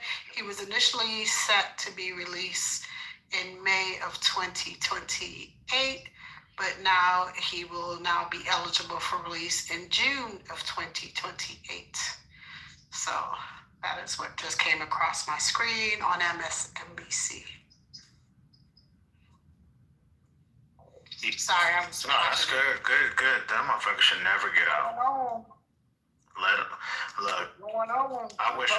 Hide stuff. Republicans, if you're in here, don't hide stuff because it will come to the light. Remember, what's hidden in the dark comes to the light. What's coming to the light, man? Who am I speaking to? Whatever, man. The stuff that's coming to the light. You know. I don't know what you guys are saying. I mean, what? I mean, there was a couple of emails, and you guys are. Well, emails or the material coming out, and whatever's in that material, I'd like to see it and don't hide it, buddy. There's stuff that, your party's even though the Democrats had a chance to release this, but okay, I hear you. I mean, hey, look, they can release it now. So when did the Democrats have a chance to release it? When did the Democrats have a chance? I have a question, Mike. When did the Democrats have a chance to release it? Biden could have 100% released it, man. Okay, so that's not true. Okay, so the emails actually came from the estate. No, the emails actually came from the estate. So the records were, the estate was given a subpoena. Was gonna receive a subpoena, and the family said, you know what, go ahead and release it, and they gave it to Congress. Congress subpoenaed the records from the estate. This did not come from sealed records. It did not come from a judge saying that we're going to unseal records. So maybe you need to fucking do some research and read.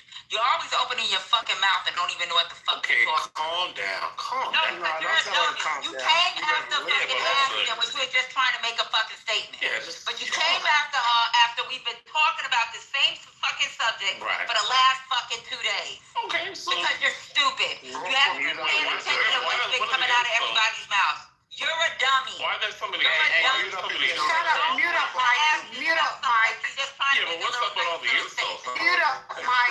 Because you're a dummy. Bitch ass motherfucker. Yeah, I didn't insult you. You've been saying this shit for the last 2 days.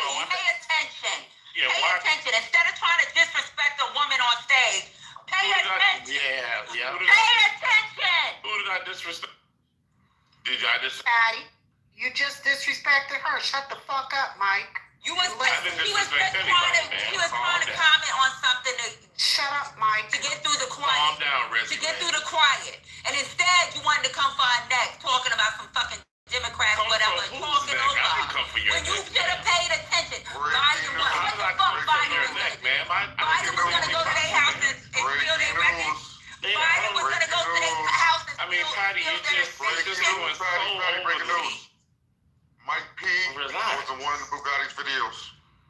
Oh, Lord. There you go. Submit something after you Google it and read. Oh, Lord.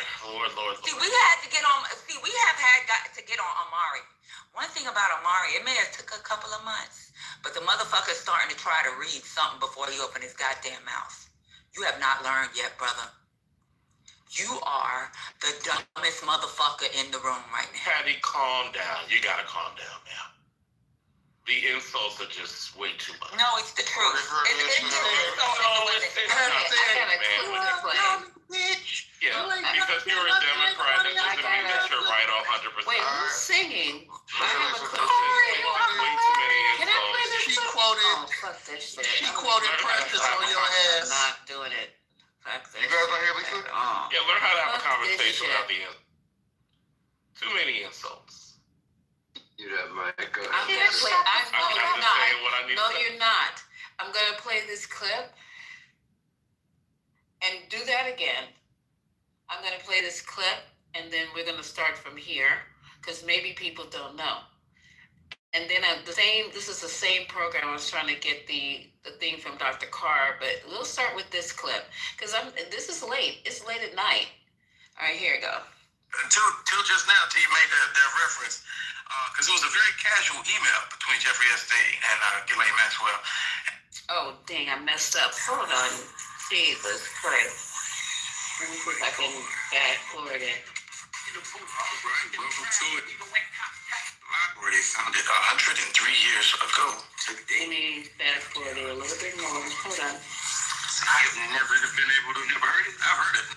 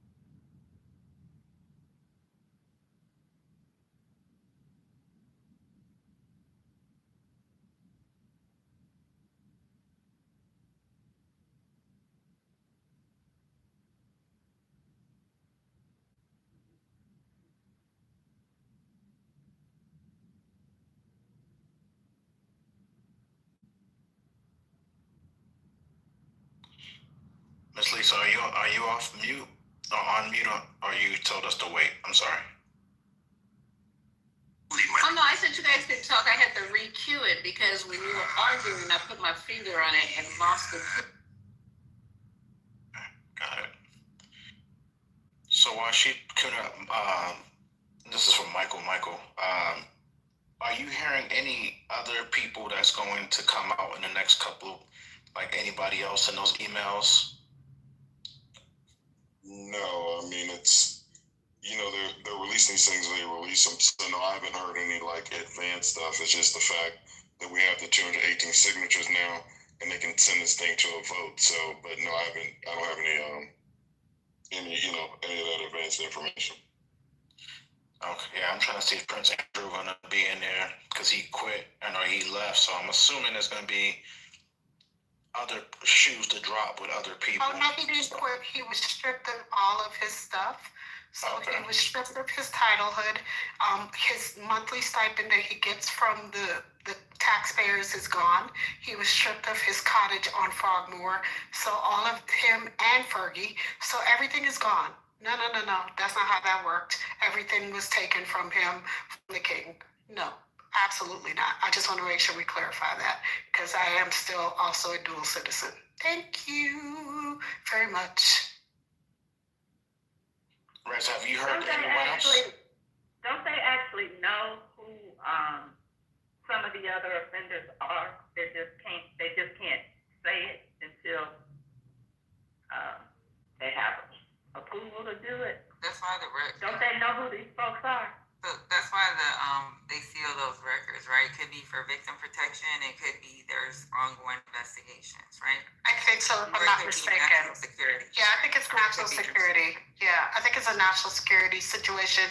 And then I also think that until they have had an opportunity to talk to the victims, and because the victims have to be notified.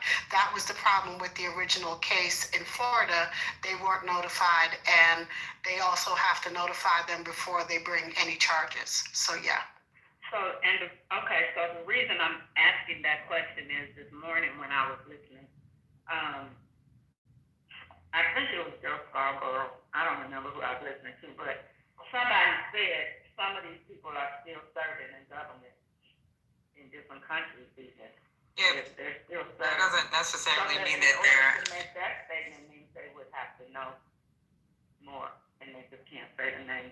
Man, I can't wait until they bust this thing open. Yeah, but they have to also, the thing is that each country, if they're in another country, the countries have to acknowledge, those countries have to make the decision on whether they want to prosecute.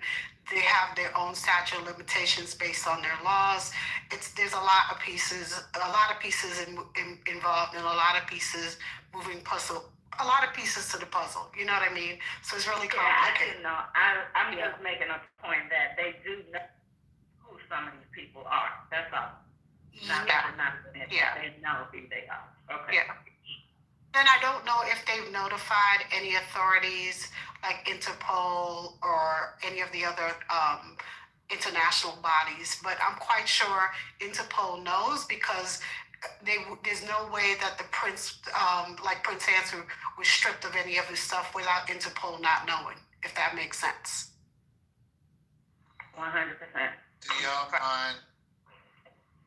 So I have a clarifying question. So Mike, you're opposed to the public release of these Epstein files? They never said that at all, sir. I'm asking. No, absolutely not. Okay, so what is your protestation I'm not protesting anything. I just find it to be interesting that we don't have anything substantial about President Trump on the record, and because Democrats are playing politics and they have such a disdain for this man, they had a week where, the whole narrative was, hey, we got to make sure people get their food stamps and their paychecks. Then they agreed to open up the government. Now they're throwing each other under the bus. And now, because that really looks bad, now it's, okay, well, then let's go back to the Epstein files. They put out these emails. Well, who got thrown on the bus? Slow down. He's talking about for me. Slow down for me. So then slow down for me, Mike. We're having a dialogue, Mike. Absolutely, but let me just land. So I'm going to land right here, sir. And then after that, now it's back to the Epstein files. Go ahead. Okay. So how many signatures did they have on a discharge petition prior to the government opening? But it discharges specifically. What are you talking about? The discharge petition. How many signatures did they have? Sir, there was a clean CR. There was a clean CR without the insults, because we can have a conversation without the insults. I don't know why I'm such an enemy. You don't know what the discharge petition is. Okay. And you obviously don't, because you're talking about a CR. Okay, so what is it? Without the kakan and the kiking. Right. But you don't know the difference. Without the kakan and the... There's not a kakan. You don't know the difference. All you had to say was, Mike, I don't know. All you had to say was, I don't know. Are we going to get to it, or are we going to argue about it? Oh, just say I don't know something. Jesus Christ. Right. Lord. So Mike, the discharge petition prior to the government shutting down had... I got my clip ready when you guys are done. Okay. If you want to play it now, you can. We can come back to this. No problem. It's up to you, Lisa. No, I want you guys to have your discussion because it's a pretty long clip. Give him time to Google and he can read. Here we go with the insults. No, this is the truth, Mike. You could have easily said, I don't know what a discharge position is. Common sense would have said, why did they not swear that female in? You know why? What is a discharge physician, Corey? Because he don't know what's going on. So the discharge petition is a mechanism in the House of Representatives where if there is a majority of representatives, they can force a vote on any particular thing. Hence why they didn't want to swear that female in. In this instance, the discharge petition that they are forcing a vote on is that the House release all of the files that they have obtained in relation to Jeffrey Epstein. The Senate was in session the entire shutdown. Mike, can you tell us why the House was not in session for 50 plus days? I have no idea. Why? Because without the 218th signature, there could be no discharge petition. And if the House was in session, the Speaker of the House would be compelled to swear in the representative from Arizona who said the day that she was elected, she was going to be the 218th signature. And so, instead of having the House in session, just like the Senate was, the Speaker of the House held off until he could no longer do so. And the moment he could no longer do so, that representative joined the 217 representatives who had already signed this bipartisan discharge petition to release the Epstein files. And guess what happened immediately after the House passed the bill to end the government shutdown? The Speaker of the House ruled the House in recess again before the vote for the discharge petition could come to the floor. And you don't have any knowledge or explanation of that. Okay. But you're So John, I'm still talking. Okay. But you're John, I'm still talking. No. So You asked me to hold on. So what is that? So what does You that asked prove? me to hold on for I just you. asked you what does that Just prove? do the same thing. I just asked what does that prove? I'm here. I'm over here. You came up here. But what does all of that prove? You came up here. Okay, so you're just gonna talk again. You came up here. I'm asking what the Lisa's getting ready to play your tape. Yeah, go ahead. Cause this dude just going on. Okay, you guys sure? I'm pressing play. Who brought Provoke back up here? I have no idea. Hello. Don't bring her back up here. Definitely not me. I did not provoke her presence. Definitely not me. I'm looking at my phone. Yeah, it was invisible. Okay. Get to it at top of the hour, all zeros across the board. It is that's the channel. 126 is the number we're talking about. It becomes action. Good to see you. Come on in, have a sit down. Don't touch nothing. Get yourself together. It's a live show today, Thursday, November 13th. I made enough World Kindness Day, so they say. Also celebrating the anniversary of the birth of Whoopi Goldberg and Heather B., our very own. So shout out, salute to them. My name is Lamar King, alongside Dr. Greg Carr. Good morning. What's the good word, good brother? How you feeling today? Morning, brother. Do you hear any dogs barking? No, that's the dog that doesn't bark. Dog that did not bark. That's a shout out to of all people to name check on Urban News Channel 126. We're talking powers and comes action as a writer. That's actually from Sir Arthur Conan Doyle. The name ring a bell? I remember some TV shows in the 80s when I was probably based on the short stories of Arthur Conan Doyle, who's the most famous character, of course, Sherlock Holmes. Yeah, okay, got it. I knew it was something.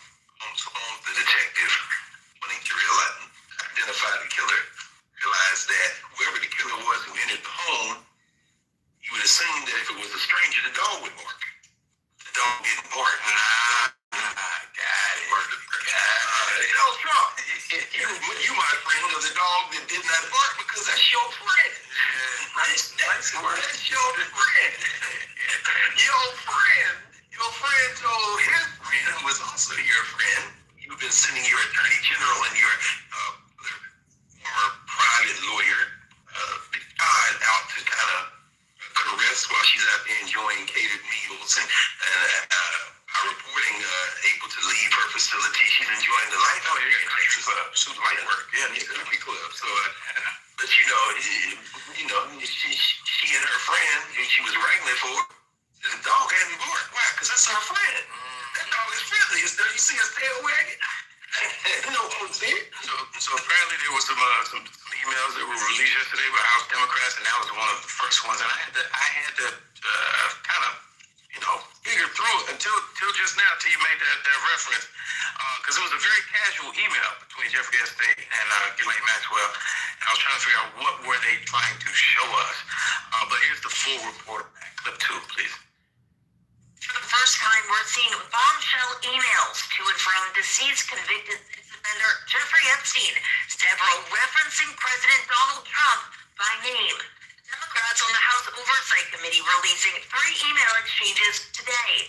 An April 2011 email, 3 years after pleading guilty to sex crimes involving a minor, lawmakers say Epstein wrote to his now convicted accomplice, Ghislaine Maxwell, about Trump, telling her, "I want you to realize that dog that hasn't barked is Trump. Victim spent hours at my house with him. He has never once mentioned." Maxwell responding, according to the released emails, saying, "I have been thinking about that." In a recorded interview with the Department of Justice this summer, Maxwell told Deputy Attorney General Todd Blanche, the president's former personal lawyer, she never witnessed Trump act inappropriately. "I never witnessed the president in any inappropriate thing in any way." Shortly after that interview, Maxwell was moved to a minimum security prison camp, prompting criticism she received special treatment.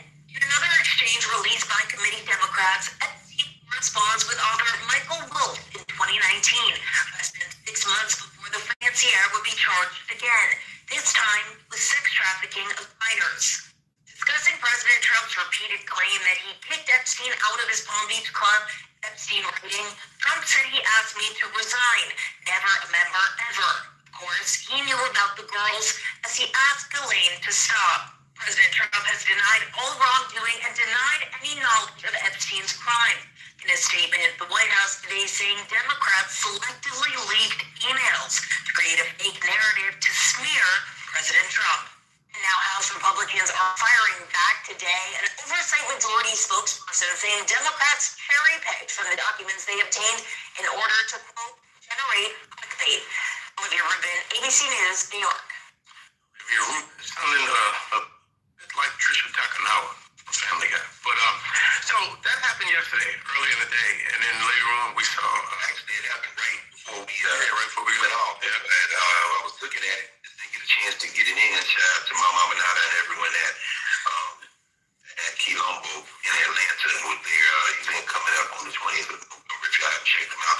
So I said it, and so slip this in, but we knew that Loree would pick it up, and she absolutely did, ran with it. So yeah, and then it was 20,000 or so changes from the Epstein files were released by Republicans after that.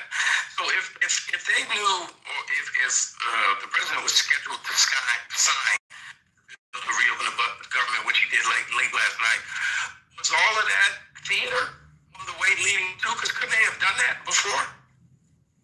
No. This is unfolding. That's another reason why we have to treat events the way they should be treated. History is not written in advance. It can give us some clues as to where this is going, but certainly it isn't written in advance. They stalled to the absolute last minute.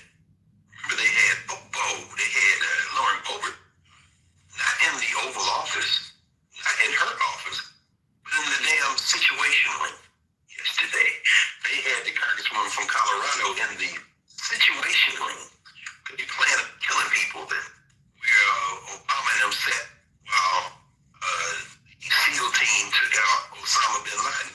They had Bobo in there trying to strong-arm her. This was Pam Bondi and Todd Blanche, the hench women and men of Donald Trump, trying to strong-arm her into taking her name off of the 218 that was set to as they did yesterday, move into action so that to force a vote in the files. And Margo Muppet says now that will take place next week. But no, it wasn't set in stone. His Lord and Master told him, you hold out until you can't hold that anymore. And he knows that there's plenty in those files that are going to send him to political hell. Notice that when he signed the bill today, reopening the government, he was asked about the files, didn't say a word. Of course, later he bombed it on his social media platform that this was a hoax.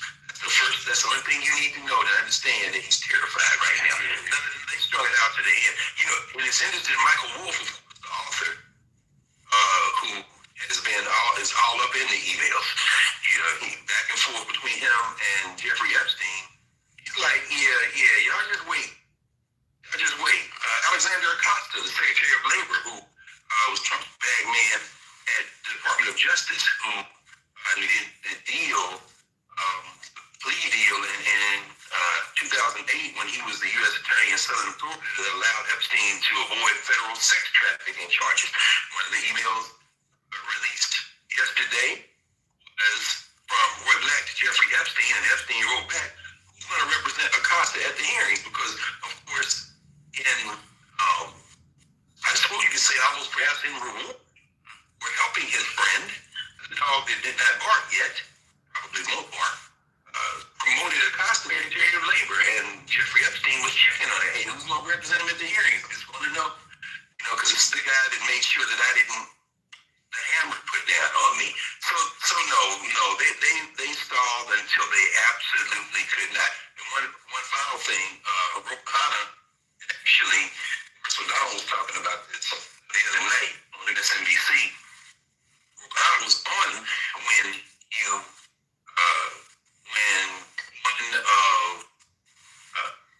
one of Lawrence O'Donnell's staffers on staff at MSNBC wrangled the guest who said, why don't you just ask the Epstein estate if you can have access, and Rouhani was like, that's a good idea.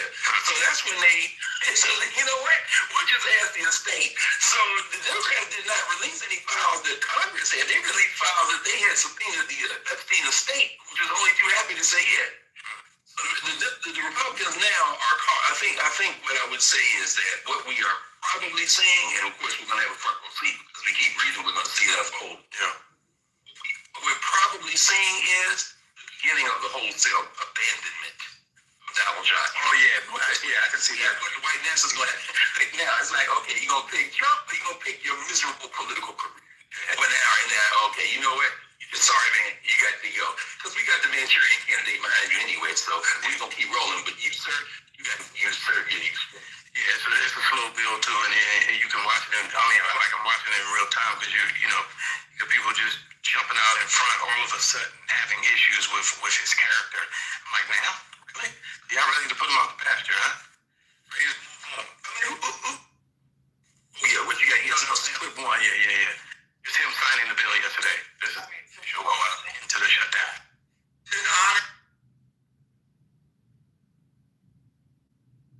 So that's what happened.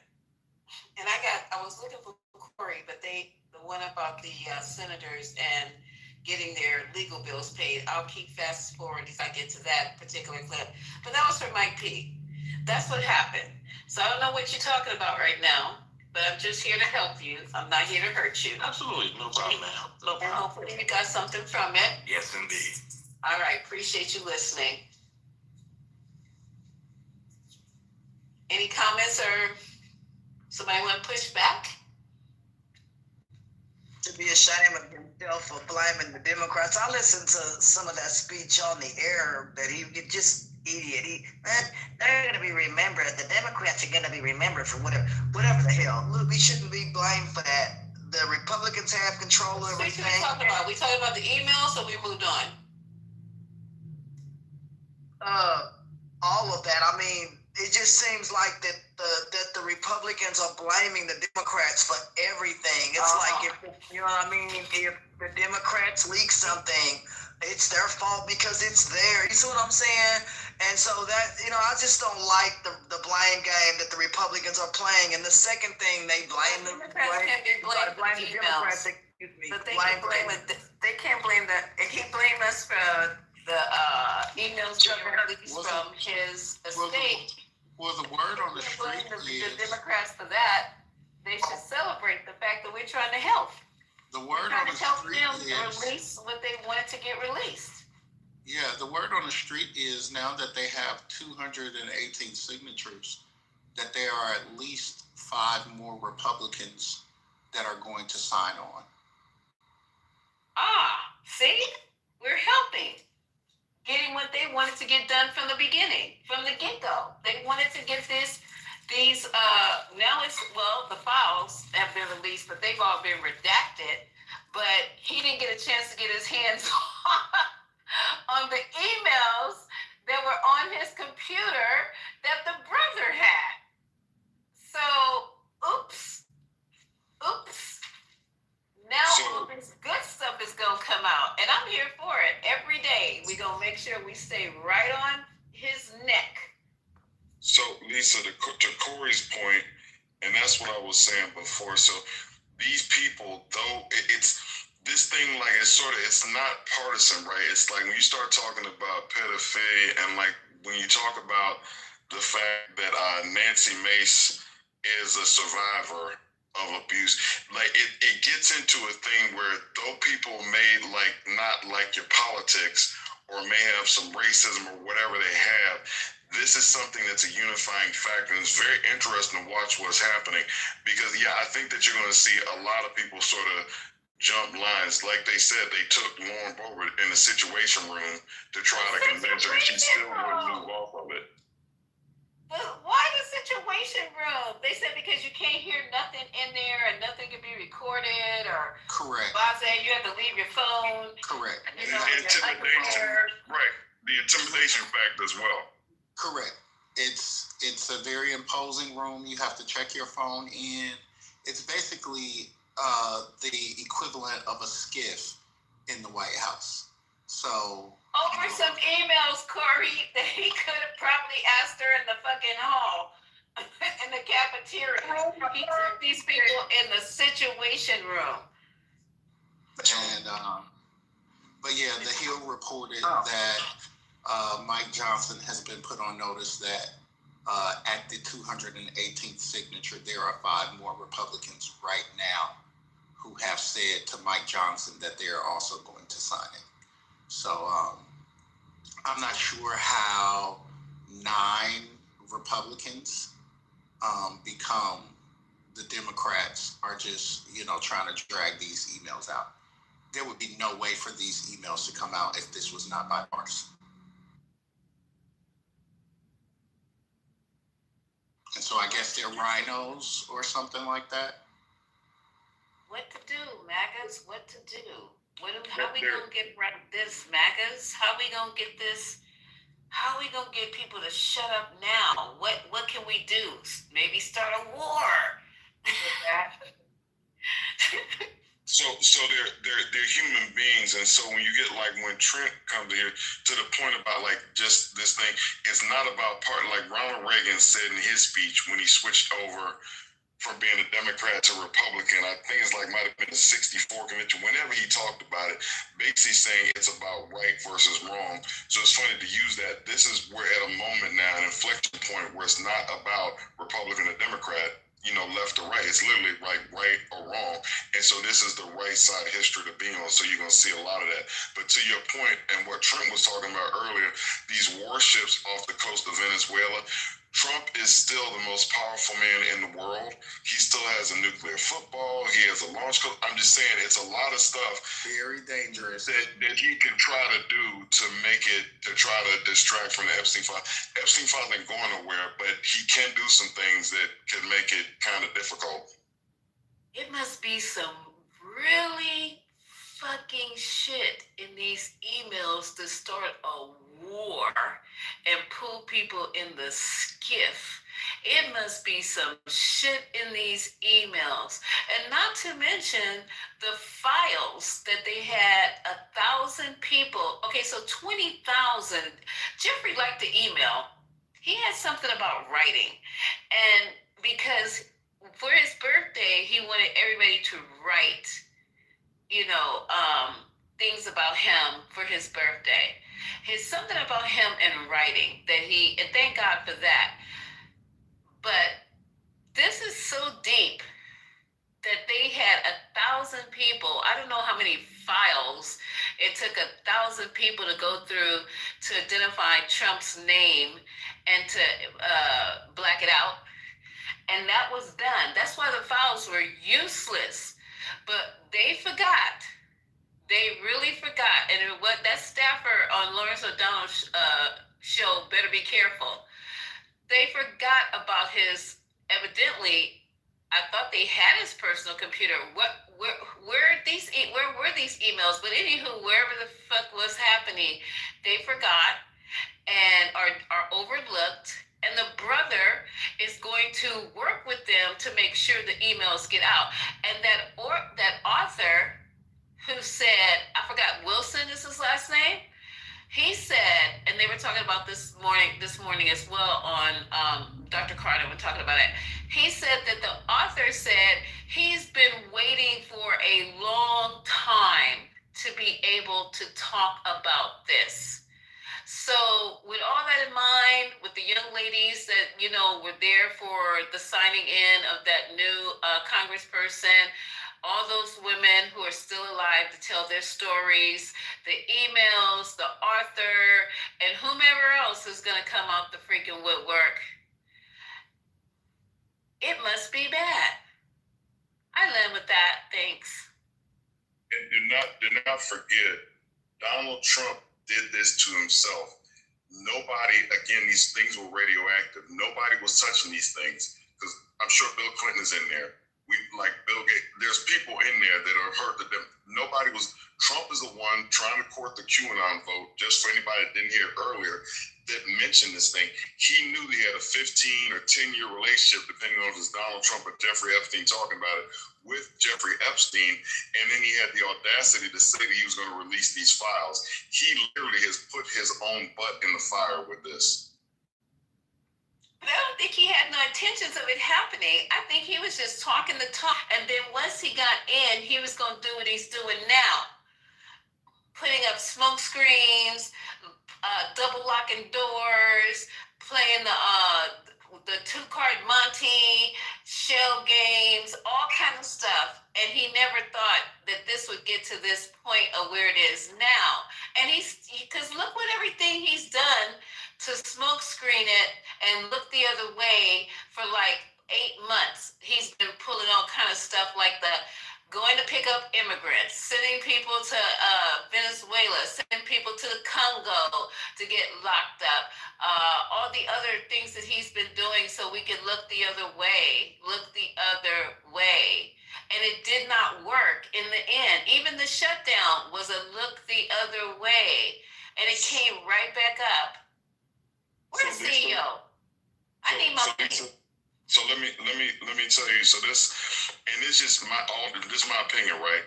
So this is the problem with going through a life where you've never faced consequences. So I talked about the story earlier that's published in the Mary Trump book, and it's like been corroborated, I think, by the New York Times or somebody, where he threw the rocks as a kid and hit a baby. He threw the rocks at a baby that was out like in a stroller or whatever at one of his neighbors and hit the baby in the head, and the baby had a welt. The mother was upset. The father went over and talked to Fred Trump. Then he got shipped off to school. Somebody asked him the other day, and just looking at him, I doubt that he's ever been in a fight. He was able to get away from the Vietnam War for bone spurs. He's been able to go through life without having consequence. And so if you get to almost 80 years old with no consequence, then you're going to be a little reckless in the way you talk and the way you move. So him throwing out them files like that, yeah, because he's done everything. The man incited the riot with January 6th, and he didn't get anything for it. They went after him and didn't get him. The whole thing, like where he got photographed down here in Georgia, the Wheat Street Jail or whatever, the picture he uses, nothing. The man has been Teflon. So I'm just saying that to say that, yeah, that he threw the Epstein files there. He's like, fuck it. Like, I've gone this far and nothing's ever happened to me.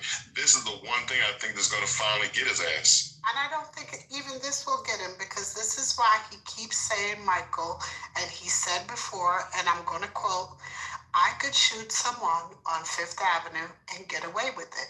He is invincible. This country sees this man as some sort of, I don't know what it is, godlike complex of what white male fragility is in this country, and what that looks like when you are rich and white, and what you can get away with in this country when you have never had to face consequences and face what it is. You can file bankruptcy for 6 times. You can cheat on all your wives. You can have baby mamas. You can keep sleeping with women and aborting children because he's had several women have had abortions. You can go around preaching Christianity but never living it.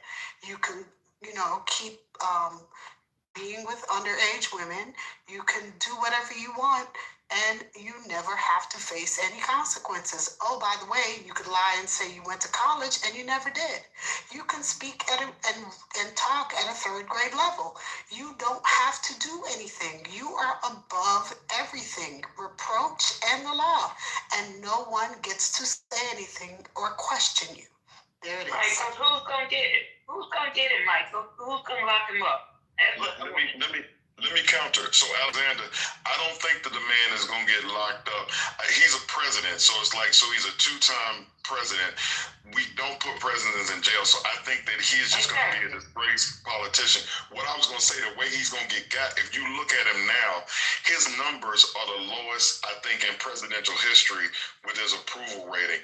He literally now, because love it or hate it, whatever what the Democrats did, but by letting this shutdown go for this 40 some odd days and with all this stuff with SNAP, we basically know that the man has fought for people to starve. He has fought to hold back benefits that were going to feed women, children, the elderly.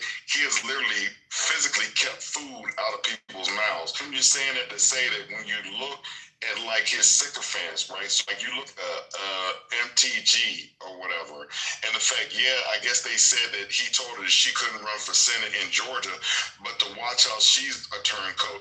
Lauren Boebert is crazy. That's the Beetlejuice. It was getting felt up in the doggone Beetlejuice play, and the gun-toting crazy. I'm just saying, these people are starting to walk away from him. So I feel like, Rez, I just feel like it's working. I feel like this is going to get him. I'm not saying the man's going to be behind bars or he's going to get his ass beat, but I'm saying that his power is weakening. Like what he was able to do before, I don't think he has the same kind of pull. That even with the I will vote for Donald Trump, they're not even down with him no more. He's losing. I don't know who he has with him that's in his boat right now. Well, the other thing is these right-wing constituents' fervor for conspiracy theories, right? That's where all of this started from, that there was some Jeffrey Epstein conspiracy theory that all of these Democrats and rich people, right, that they hate were in the Epstein files. And that took root. What wasn't accounted for was the virile nature that these people latch on to conspiracy theories.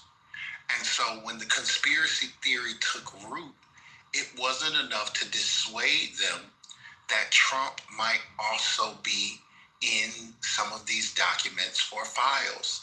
The conspiracy theory was what was most important. And then the slow trickle of details coming out.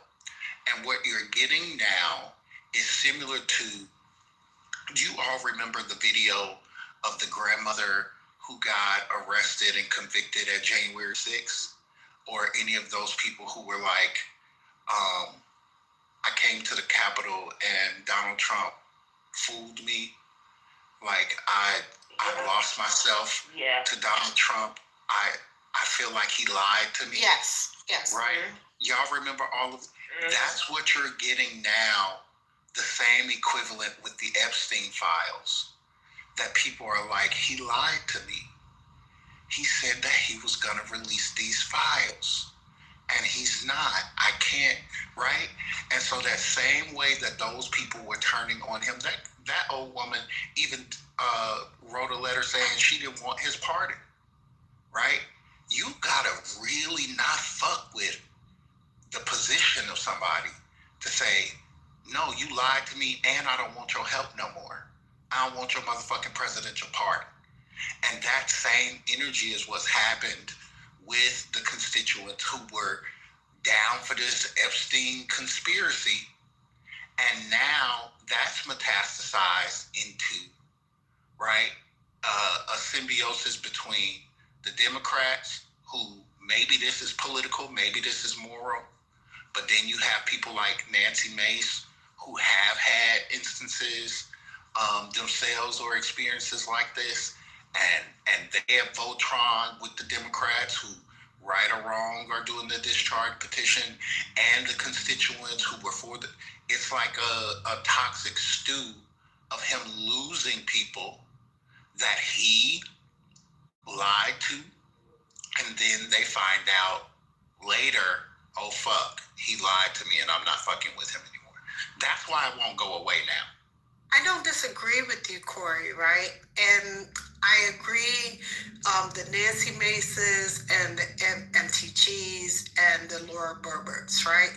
But they, to me, are very much so, what's the word I'm looking? Self-serving. You know that. Opportunistic as fuck. Yes. So I don't hold candle to the water that they will jump on whatever. Listen, wherever the pendulum swings, it's going to swing. So they don't have integrity in my book at all. I don't buy the whole kumbaya, I'm all about victims, I've been a victim bullshit. I just don't. You know, for me, it don't swing. MTG is very much about, she is trying to gain political capital and she wants to flip one of the two seats, either Ossoff or Warnock's seat. She could never, though, because you know those seats are locked tight. Those two guys have done an amazing job in Georgia, and she doesn't have the political capital to flip those seats. She just doesn't. Okay, let's be clear. I think when you look at the bigger picture and we start talking about this particular situation, my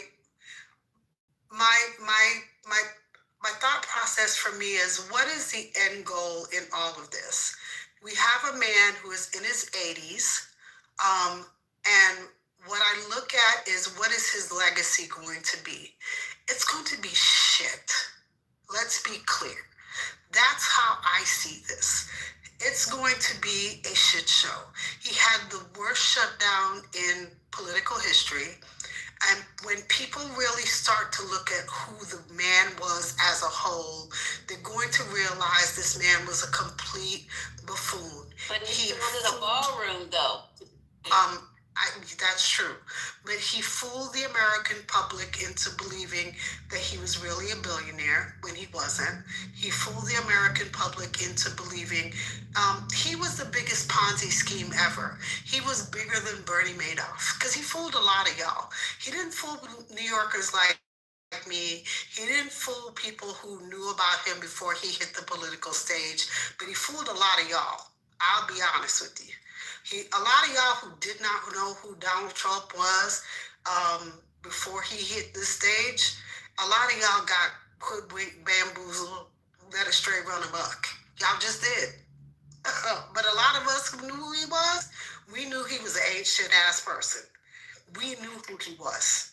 We knew what y'all were getting ready to get. And we kept warning y'all. Y'all don't know what y'all dealing with. We knew he was going to stiff the bill. We knew he was a dirtbag. We knew he liked to go and feel up people. We knew that he used to have people bury stories. We knew this for years. We knew he literally built Trump Plaza and never paid any bills. We knew all of these things. We kept telling people, but nobody was listening to the people in New York. They kept telling us we didn't know what the hell we were talking about. How dare we tell anybody that? That's not what we seen on The Apprentice. Okay, let Mark Burnett fool you. Mark Burnett held all the bones for him. Mark Burnett is the bone carrier. If you want to know the truth, Mark Burnett is actually the bone carrier. Because Mark Burnett knows all the secrets. And he held all of them. Think he in there? His name is in there too? That part. And now I'm going to go on mute. Okay, so I hope you guys know that this is a MAGA killer. I had MAGAs in the room, and as soon as we started talking about the Epstein files and Trump, they ran. Now, why y'all do this? We're trying to be able to have a dialogue. This is going to be a MAGA killer. It's okay, they're going to be because dropping like flies. they haven't been able to develop the talking points. They so busy in the Situation Room with Nancy Mace or Lauren Boebert, whoever the fuck it was, that they haven't been able to come up with a story. Did you all see how they ran them people out of the fucking Oval when that woman asked about the Epstein emails? Baby, it would get the fuck. Like, I mean, that's they don't have their talking points together yet. All they can say is it's a hoax. Because they defend a pedophile. That's what they do. Like Megyn Kelly said, how young is young? What are we talking about here? There's a difference between a 5-year-old and a 15-year-old. No shit, Sherlock. But the 15-year-old is still a minor hoe. I wish I could. I see her in person. I love to see her in person because she makes me sick on every level. But for a woman to say that, she said, how young is young? Just like old Mike P's ass was up here, stages his stanky drawer saying how young is young. That's where they get this shit from each other, and they spread it around. How young is young? How dumb is dumb? Right there tells you that person is suspect in my eyes. But how dumb is dumb? Infinity said something similar that Rez was telling me earlier. It just... Listen, and you're talking about what his legacy is going to be? Like, okay, he's building a ballroom, for Christ's sake, where his name is going to be on in big gold letters like the Trump Towers in New York. And then he's also making up, I forgot what that's called, what is the arch? He's like the ones that they have in, like the Arc de Triomphe in Paris. Are they going to bring the one from Vegas and bring it for him? So the problem is that he's going to get it built, is being built now, and then we got to tear all that shit down. Once we find out that he's a pedo, and then we got to clean all that shit up. And that's the Epstein Ballroom, girl. That's what that is now, the Epstein Ballroom.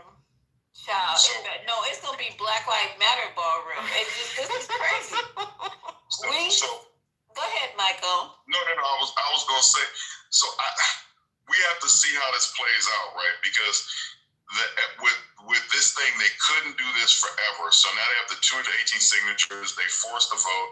They're not able to get turncoats. So this thing is going to go through, and these files are going to get released. What's going to happen is going to happen.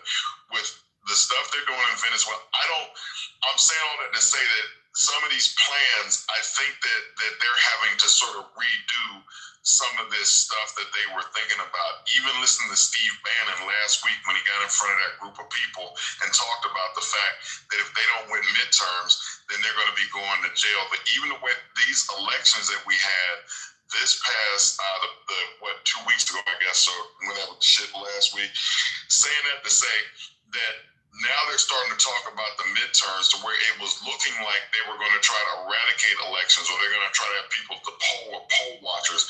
They were going to try to intimidate people. I just feel like the tables are turning, and I'm an optimist, so I will say that to say that I could just be like, blowing rainbows at y'all, but I'm just saying, I do believe that I don't think that the ballroom is going to get built. I don't think that Arc de Trump is going to get built at this point. I think that those things on the back burner because they have some more pressing shit that they're dealing with right now. But they got a big ass hole in the East Wing. what are you talking about?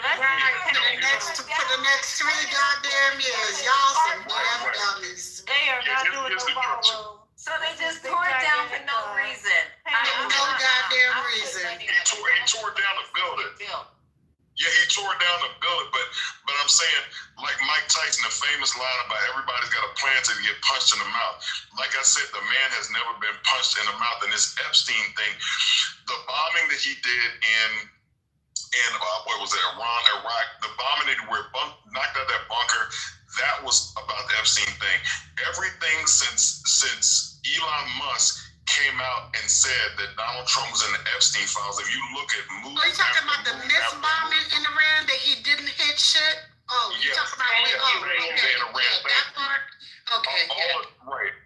Every single thing that they've done, literally, you listen like to Michael Wolff, who is connected. Apparently, like I say, the man was Jeffrey Epstein's autobiographer, and apparently he knows Trump. I'm saying that to say, you listen to people talk about from sources that Donald Trump is like, give me something big, and this has been going on ever since Elon dropped that. So the Charlie Kirk assassination or whatever, and then they have the big thing at like in Arizona. If you look at every event, just go back and look at when Elon dropped that tweet, and from now you can just look week after week, month after month. There's been something that's, and all this shit has been diversionary. The fact that Mike Johnson kept the fucking Senate shut down, like the House shut down for that long, that the people in Southern Arizona did not have representation because they didn't have a representative. I'm just saying these Epstein files are critical. And the reason I'm saying that I think it's just going to be a punch is because the way they're acting about these files. When you look at the way they're moving and the way they're acting, they're the ones that are making me feel like it's critical because they're acting like these things are critical. Okay, hold on. Man, you came up on the stage, would you like to speak? Man? Yeah. All right, good evening. Good evening, everybody. Good evening. I heard you. I'm sorry. I said, welcome to the stage. Oh, I appreciate you. Thank you. I was listening to what y'all was saying about this ballroom and this. I guess it's a tribute to Epstein or whatever. And you talking about the files coming out. What's up, man, Fatty? What's happening? Nah, this man, baby. Mm-hmm. So listen, I think it's one problem with this right now. This is like the court of public opinion because Epstein has never been found guilty. You know, he died before going to court. Now, this is not me agreeing with Epstein's actions if he committed those actions, but this is me actually not making. Actually, you're wrong. He was found guilty, and he had to serve some time in prison. Rez, you gotta let these people land, so we can understand the whole context of what he's getting ready to say. This is getting interesting. Good. I'm sorry, man. Baby, go ahead. It's okay. So yeah, he wasn't actually found guilty. I don't know why you said that, but at the end of the day, I do believe in the man being innocent to proven guilty. I do not take allegations and run with it and say that the man or woman is guilty of the actions that they're accused of. So at this point, for me personally, those type of actions I don't agree with, of course, but I did not realize that the man was found guilty by a court of law because we live in America. These are some of the standards that we go by. You know, I'm not saying you have to go by that standard. Everything you can believe what you want to believe and think how you want to think. I wasn't there, so at the end of the day, there's no wrongdoing as of yet that I know of. And even if people's names in that file, it's like if it is a list of names that came to his house, that's like evidence of nothing. This came to his house because we don't even know what was happening at the house. This is true. Are you finished? Because Mr. Epstein actually took a sweetheart deal, and he actually was given a conviction in his first trial on a separate case. So you apparently don't. I don't give a fuck. But it was because it was still the same fucking charges. He was given a sweetheart deal in Florida for the same case. He was actually going to weekend prison. He actually should have been in jail for the same fucking charges for 50 fucking years. But what happened, right, still should have been in fucking jail. But what happened was it was swept up under the motherfucking rug. He was treated like what white men are in this country, fucking given sweetheart deals because of his boy, because of exactly what happens, white fucking privilege in this fucking country. So go look the case up. And you know what also happened? The victims, which by law, they were supposed to be given an opportunity to testify, but they were never notified. You know that? Did you ever find out? They were never notified that this motherfucker was put on trial. Did you ever find that out? No, because guess what? He was given a sweetheart deal. So before you come up here talking shit that you don't know nothing about, go do some research, sir. No, man, Thank you. Man, You gonna hang out at Jeffrey Epstein's house? I mean, man, baby, you gonna hang out over yonder? No one wants to go. You gonna do that? Because nobody knows what goes on at the house. Nobody knows, Corey. Nobody. No. But he already said he would let his 16-year-old daughter, which he doesn't have one, go stay a night at a man's house, depending on the situation, because he's a disgusting human being. Manfinity is. Is it not manfinity, guys? Stop it. It is. No, this is not manfinity. Well, he's man, boy. Whoever he is, he's a disgusting person. I'm sorry, y'all. It's manfinity. I know who the hell it is. He gets the same speech pattern. Manfinity. They're literally different people from the same area, so they do sound alike, but they are different. Right, they're totally different. They're from the same area. Y'all area is breeding some rough ones, God damn. What area is it? They're from. They're from the Northeastern. Don't tell him, baby. Don't tell him. I just want to add that Alex Acosta. Anonymity as long as you can. He's a New Englander. That's what he is, a New Englander. I just want to add that Alex Acosta, who was the U.S. attorney in Florida at the time, who botched this case, was investigated by the Justice Department and sanctioned by the bar for his handling of Jeffrey Epstein's prosecution, and how the prosecution that he botched violated the rights of victims of Jeffrey Epstein's crimes. And so I hope they sanction the judge too, who gave him the ability to come and go. And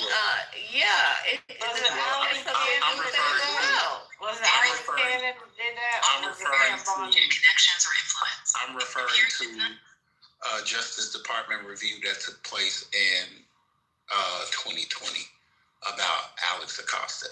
So whoever the person behind the Coon Cat is, you said you believe in this whole innocence until proven guilty thing. And as Rez stated, he's already been proven guilty in a court of law. He's already admitted those things. And actually one of the legal arguments that he put up in the second trial before he killed himself that was denied was about double jeopardy, that he had already been tried and convicted for it, so he could not be tried and convicted again. The only way that could happen is if in fact he had been. I have a comment to make. As a young lady suggested, I just did some quick research, and a sweetheart deal is not a guilty plea or a conviction. It does favor one-sided for one party, but it's not a guilty plea or a conviction. Did you look up the deal that Jeffrey Epstein got? You said it was a sweetheart deal, right? Did you look up the particular deal? So you Googled a sweetheart deal? The sweetheart deal that... Hold on, Brooklyn, hold on. So did you Google Epstein's sweetheart deal? No, I'll do that now. So this is what Rez was saying to you. Right. When Rez said you should do some research. You should also research Alex Acosta and the Justice Department's review of Alex Acosta's actions and giving him that deal. Right? Okay. You're digging yourself deeper into this whole... I don't think so. By your opinion. My good sir. Yeah, this is my opinion, and I'm trying to share with you what... I'm not trying to make you upset. I'm not upset. I'm not upset. I'm trying to share with you what is the general perception of the people that you're engaging in this conversation with. Right. Okay? That you digging yourself deeper into this hole that looks like you are trying to... Hold on. I know you don't. I'm just trying to tell you something. That looks like you are trying to create plausible deniability for a child abusing pedophile sex offender. And that's not a good look for you, okay? That's what I'm trying to tell you. I know you don't see it that way. Okay, I know you don't see it that way. But most of the people who are listening and hearing your voice right now, that's what they think about you, okay? You can do with that what you want with it, but I just wanted to share with you that that's what it looks and sounds and feels like. Quack, quack. All right, and not to mention the fact that Jocelyn, his partner, has been convicted of that same crime. So he did it. He's guilty. You can put away all of your doubt. He's guilty. He did it. He did it. He was convicted of it. His co-defendant was convicted of it. He was guilty. It's no other way around it. He was awaiting trial. He was awaiting trial for the federal charge, which was the second case. He was found guilty on the first case, but he was awaiting trial when he committed suicide. His partner that he was awaiting trial with was convicted of the same crime. I mean, I don't think that you go like wiggle your way out of it. I'm not trying to wiggle my way out of anything. I apologize, but I'm not really moved by your personal opinions of what you may think of him or myself. I'm just thinking the facts. That's all I'm stating, the facts. Right, the facts say that his partner was convicted. I'm almost done. I'm not even that long. Okay. The sweetheart deal. Thank you. The sweetheart deal in itself. Lisa, good evening to you. Sweetheart deal in itself is it's not a guilty plea and it's not a conviction in itself, right? Now I don't know the particulars of his sweetheart deal, but I'm talking about basics of it. Yeah, right? But what the fuck does that mean? I'm sorry. Just because they called it a sweetheart deal, it just mean that he got the least possible fucking conviction time. That was it. He got the sweetest time that he could possibly get. That's the only thing that the sweetheart deal implies. Outside of that, he was convicted of the crime, even in the first case, with the deal. If you say so, but the law doesn't say so, but you That's what it said. You don't even fucking know. Like, please don't do this, man, baby, because I'm not even saying nothing rude to you. No, but you're saying shit that's wrong now. This shit is ridiculous. Hey, why is everybody upset because somebody has a different opinion? Not an opinion, nigga. The facts is all over the internet. You're not going through the facts. You're about to give opinion. Sir, how many victims were included in the case that Alex Acosta declined to prosecute? You asked me that question. Yes. Why? I'm asking you. Yeah, why you asking that question? Because none of the victims were included. You don't know nothing. And I explained it to you. So, what do you know about Jeffrey? I know what the sweetheart deal is at this point. No, that's not what sweetheart deal means. Hold on, wait. I know it's not a guilty plea or a conviction. I know that. What was the deal? I know what a sweetheart deal is. I didn't ask you what A. We're not talking about the abstract. That's what we're talking about. No, we're not talking about the abstract. We're talking about this particular. Can you tell me anything about it? Listen, we're talking about a sweetheart deal. Can you tell me the particulars of this one? The conditions of his deal? No. Yes. So I would request kindly, good sir, that you go on mute because you don't know anything about what the No, he don't have to go on mute. No. We're not going to do that. He don't have to go on mute. I'm making a request of him. No, but he's not going on mute, though. But you don't tell people to go on mute on this stage. No, I'm decided. You don't tell people to go on mute on this stage. Just wait. I don't know if you know, but it's your delivery. It's your delivery of the way you talk. Well, that's a... You tell that man you suggest he go on mute. I suggest you go on mute. Like I'm doing you right there. That you go on mute and let me. But I'm not. But I'm not. You're about to say some stupid shit. It's the delivery. It's your delivery. It's this man first time. This man first time. This man, I don't give a fuck. I don't give a fuck. This man first time in this booth. And then you gonna talk to him on the tape like a fool. How about you let you get away with your bullshit? You rude, surly ass me. Let the nigga take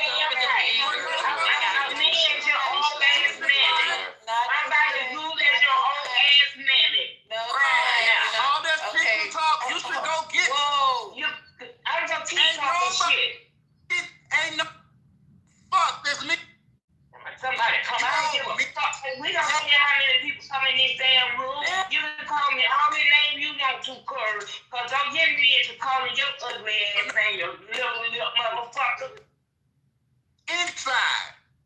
You been up here all night like nobody got take us up out of the goddamn class. Like you the smartest motherfucker on this stage. You know, you don't talk to grown people like that. You not. Did you stop? Lisa is little people, goddammit.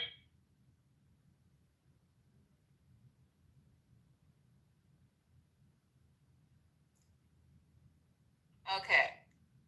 No, we're not doing this. It is way too early in the morning for this. So the mods in 420 run 420. Point blank and period. And it's going to stay that way. Which so is fine, Lisa. I get you, but I'm just saying, you guys, we got to be. Let me just finish. Let me just say what I'm going to say, and then you can retort. I would love to have conversations with people that I agree with and are dumber than me every day. But that's not the way life is. And I'm not expecting it to be that way. We need to have conversations with people who we don't like, who we consider to be less than, if you're of that mindset, and are people who are just fucking wrong. So I don't mind doing it. I know it kind of bothers you, other people, but I don't mind doing that. And the 420's always done that. So if it just rubs people the wrong way, there's so many other rub you the right way. I got to be able to be comfortable in space. Nobody's trying to disrespect anybody. Nobody's trying to, no, I'm not. Nobody's trying to, I just don't know what other words to use, but we got to be able to have these conversations, even though, you know, we don't agree, even though somebody's dumb or didn't do the research or whatever. It's like, when I don't like something, I leave. That'd be a restaurant, a movie, outdoor event, a church, a classroom with a teacher who I feel is a boring ass bitch. I always leave. I never stay any place where I don't feel like, you know, I'm comfortable or it's not being a positive, advantageous situation to me. I always leave. But I'm just saying that everyone's welcome in the 420. I'd love to hear your opinions and whatever, but we just can't name call people all night. It's just way too early, and God is watching us right now. Y'all done woke up Jesus. Lisa, all right, go ahead. I don't disagree with you. And so if she had a problem, she could have left. Because me and the gentleman. I'm going to tell the Me and the gentleman were engaging in a conversation that was not contentious. And what I said to him was, Lisa,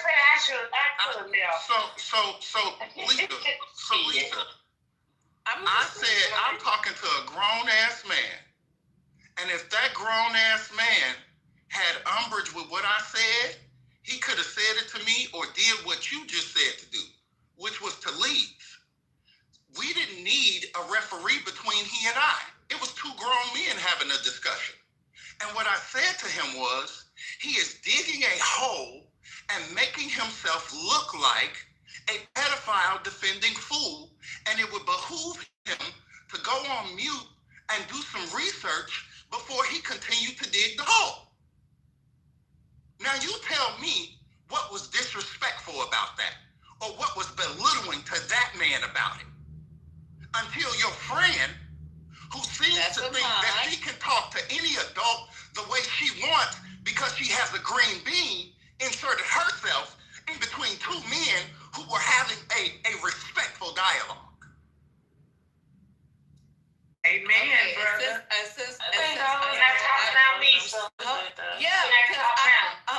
Go ahead, because I don't speak for women. Always want to get in there and shit.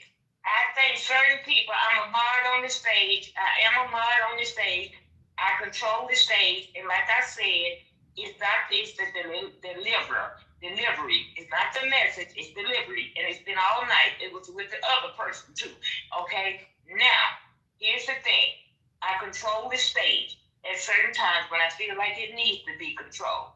And I felt like, and Corey, I have given you grace all night. I have let you sit here and talk for 5 and 10 minutes. Well, normally we don't do that, okay? And I feel like you, Corey, along with Brooklyn and certain other people, only come in this room to start shit with me. Only come in here to start shit with me. But when I start back talking shit, you want me to get all personal, okay? Y'all come in here to start shit with me. Don't nobody think about you, Miss Honey. Lisa, there are 9 mods on use the my stage. name. Wait, Brooklyn, for no reason. Brooklyn, 1 second. There are 9 mods on the stage. They sleep. Lisa, can you? I see 9. I see 9 green beans. Patty just said she not. Oh, hi, Patty. Whoever is awake. I'm upset. Moose is here. Okay. Either one of us can say something. Either one of us can say That was kind of immature. That was kind of understand. immature of that lady to cuss that man out like I'm that. trying to understand. I understand that. Nobody had to mention me though. I didn't mind my business. 1 second, Lisa. I'm trying to Black understand. folks, who are you? How the fuck this turned carry up, into Corey, me? because I'm getting ready to deal with another piece that needs to be dealt with. Go ahead.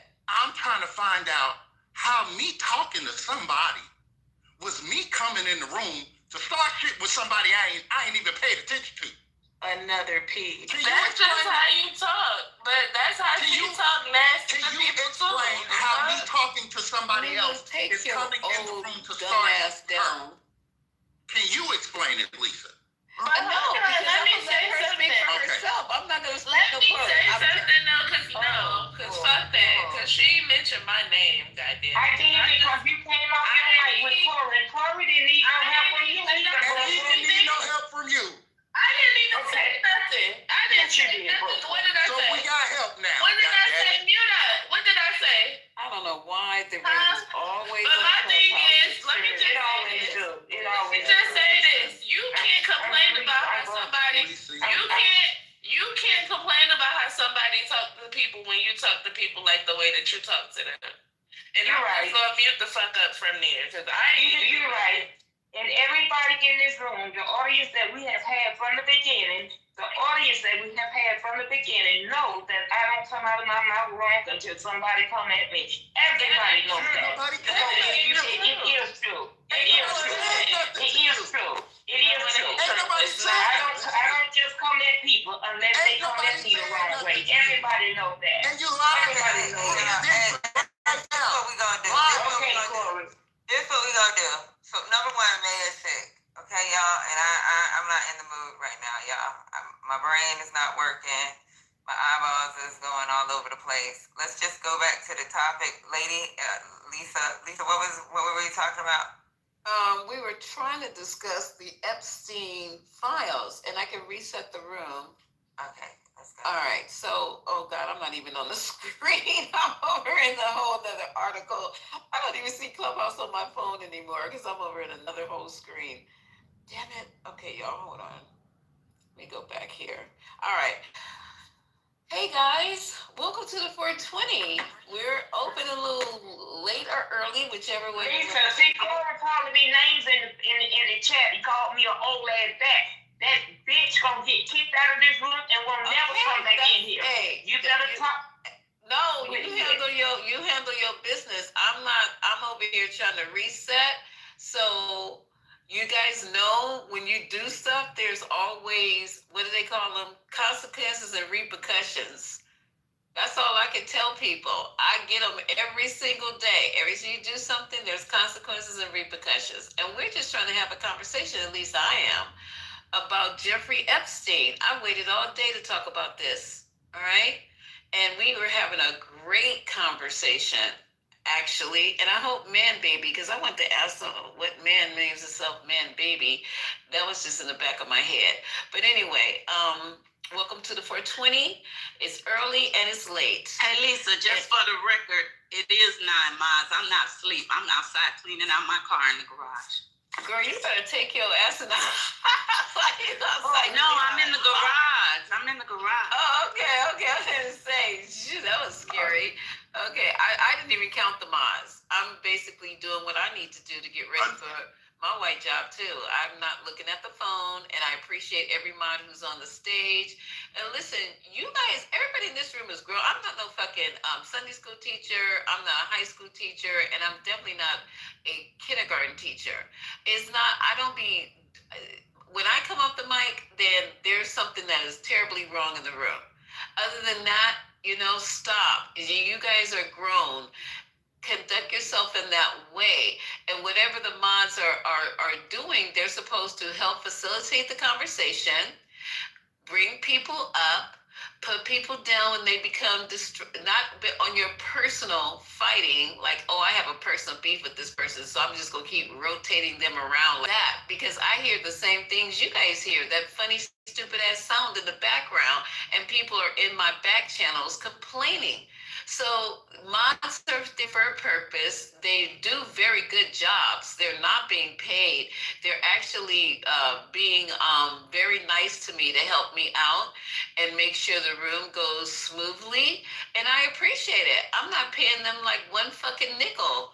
So I appreciate them, devoting their time to help with the room. And when they decide to make mod moves, sometimes I like them, sometimes I don't. So I got a question. Oh, go ahead. Okay, let me land. But anyway, I was resetting the room, and I did an awful job of it. But we were here to talk about Jeffrey's email, and Trump is saying keep his fucking name out of your mouth, out of y'all's mouth, because he ain't got shit to do with these emails, and he is a damn lie. Forget about the files. The files don't count anymore. Just put them over there. They've been redacted. They've been looked at. Trump's name has been blacked out with a Sharpie by thousands of people.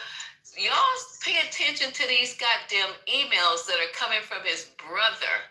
Keep your eyes on those emails, because they getting ready to blow the fuck up. And not only that, Trump's done. He named duck. He can't do nothing now, because this shit, he got this that he can't seem to get off. The zipper is broken. He got on the Epstein pedophile jacket, and he can't get that motherfucker off.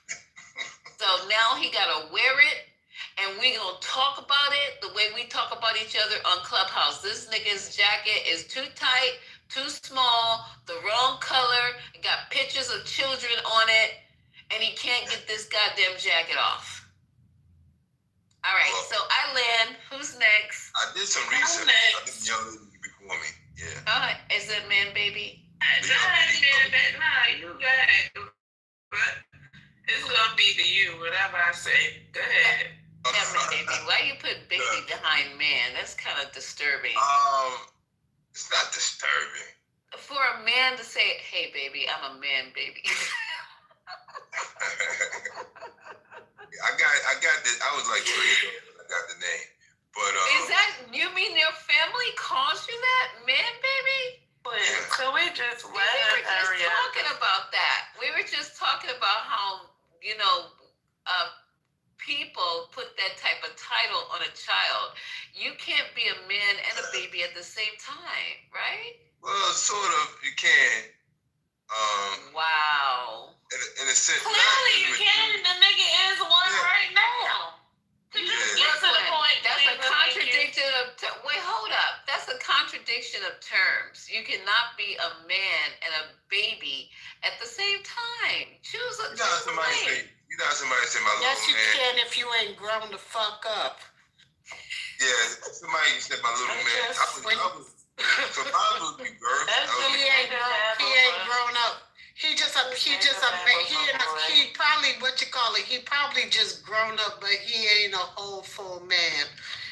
No, that's still a child's growth. They have the he stunted his growth. And then you're telling them you a man at the same time. That doesn't work. I want to see what you did your research about, man. Okay, so go ahead, man. I'm all on the topic. Go ahead. I found out. In his agreement, he did plead guilty to soliciting prostitution of a minor, from a minor, or however they word it.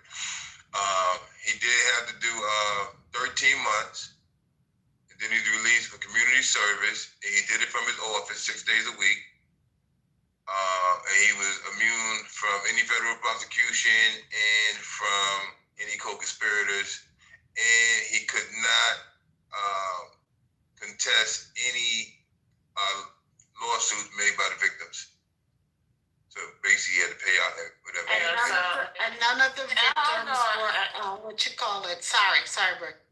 So in other words, you just read that he was guilty.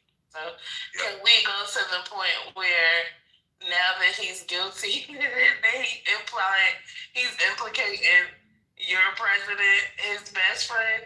Can we get to that point? How you feel about that now that you figured out that Jeffrey Epstein is definitely guilty of the crimes in which he committed and his implications on Trump, who was also involved? How do you feel about that? So. All right, so those crimes that you're referring to are not the crimes that he was guilty of. Sir, he was guilty of dealing with underage women. Sir, he was guilty of dealing with underage women.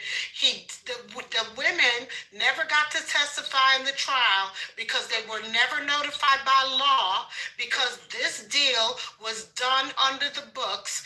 They literally, the prosecutor, which was what Corey was telling you earlier, was literally admonished because what they did was not correct, and they did not do this case correctly. So stop with all this bullshit. Let's be clear. I'm not saying anything that you're not saying. I don't think y'all listening to me. All right. So when I know people have their emotions. What's your point? I'm not emotional. Listen, my point is that the crime everybody seems to be wanting to crucify. The man was guilty. Here we go again. That's what I'm saying. Can I get 30 seconds without you interrupting? Because then it'll be easier for me to get my thought out. I'm a corporeal being. I only can do one word at a time. If you just give me a chance to speak. Okay.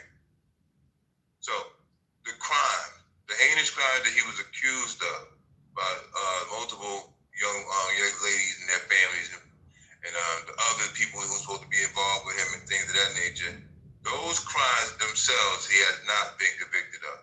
He did plead guilty to soliciting a prostitution of a minor. Right? So I see that. Now that doesn't mean that the prostitution happened. You got it. This is ridiculous. I'm just this man is crazy. Listen, all right, so we go by a law. This is real fucked up. The truth.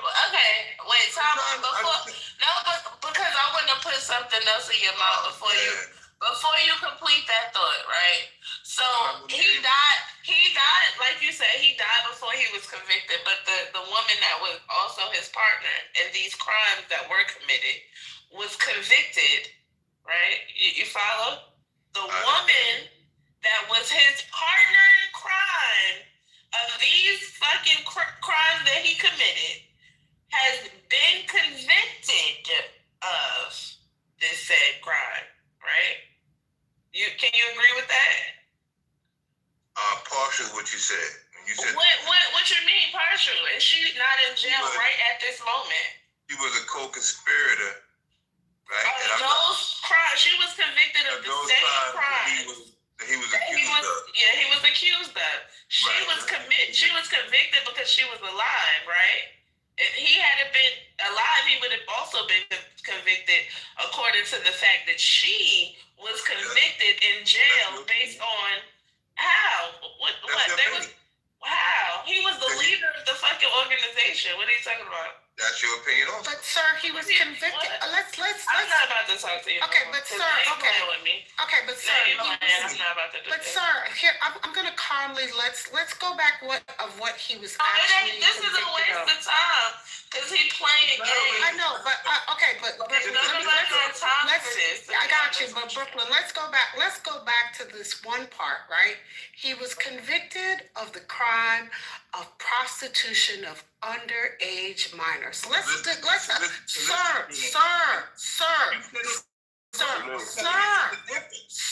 stay there. Just stay there. Sir. Oh my God. Sir, stay there. Stay there, sir. Stay there. Stay right there. Underage minors, prostitution. Stay there. True. Oh my God! But you read it. Soliciting. Oh my God! Prostitution is not committing the actual act. Sir, It's stay not the same there. thing. Sir, it is. It is. Oh my God! Stay. Sir, somebody tell them it's not the same thing. Oh my God, sir, stay there. Just stay there. Just stay there. It is still a crime. You are still dealing with minors. We are still talking about prostitution. You cannot justify that. I don't care, sir. Okay, sir. It was a crime. It was committed. He still pleaded guilty to it. It doesn't matter. Stop. No, and that's what stop justifying this. Respectful to this nigga. That's how you I'm being respectful to you. I'm being respectful to you. You a nasty-minded nigga to be sitting here and not using you're not saying the truth, stupid. Like anybody with a brain would know that by time you a black man, if you did a crime with one of your homeboys and your stupid ass, your homeboy dumbass end up dead, your ass go down for it. Most likely your homeboy did it too, stupid. You should know this. I understand what kind of dumb shit this is. Hey, ma'am. Hey, let me speak. Hey, man, baby, you sound like an old fella, right? There's no disrespect, man, but the guy, he admitted to everything that he was convicted of. He admitted he took a plea. That's a conviction. That's number one. Number two, man, it appears to me that a lot of men, I have heard, right? This is why we be put in a bad position. This is number one. I do not be around young girls if it's not my daughter, right? I don't even date women that have teenage daughters. So when you say things that you say, man, this is why men have a bad flock around any woman that is not related to them as to he did this or he did that. It just don't look good, man. Right? Sometimes you got to kind of look at it for what it is, right? Man, you can't depend what is already out there. And the man said himself, he took a plea. Yes, I solicited prostitution. Yes, I dealt with young women. Okay? This is something, man, that is this is forbidden. You just don't do it, man. My God. And it appears to me that you is defending this situation. And I land, Jack.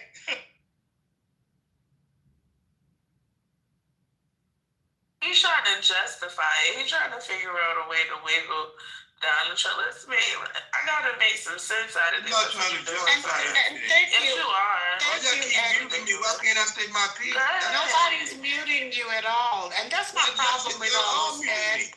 Nobody's muting you. And this is my problem with it, Eddie, is that he keeps trying to justify the fact that this man was literally convicted of these crimes, and literally he's trying to twist it, turn it, and somehow or another make it okay. You can't make anything that is done with minor women okay.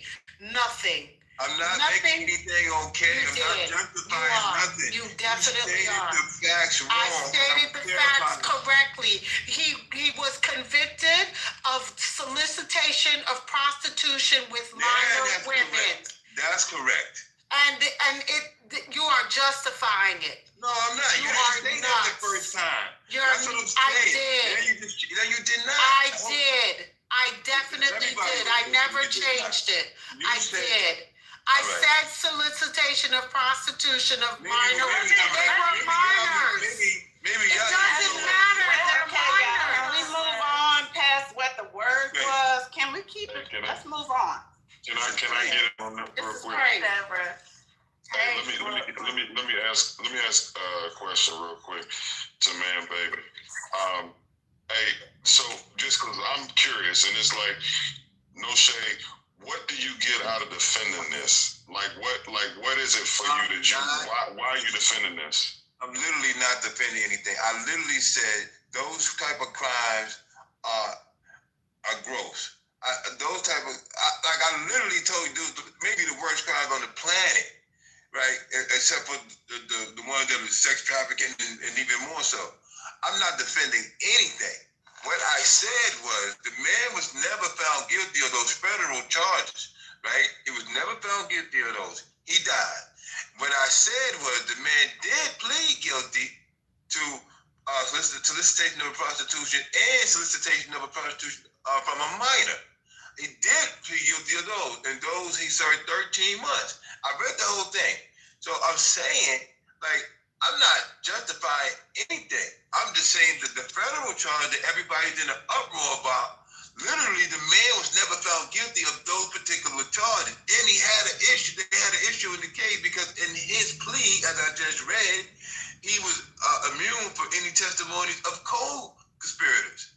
So even though the young lady was found guilty as a co-conspirator, he was still immune from that because of the agreement that he had in matter? Why does it matter whether he was convicted on the federal side? Why does it matter? He was convicted on the state side. It doesn't matter.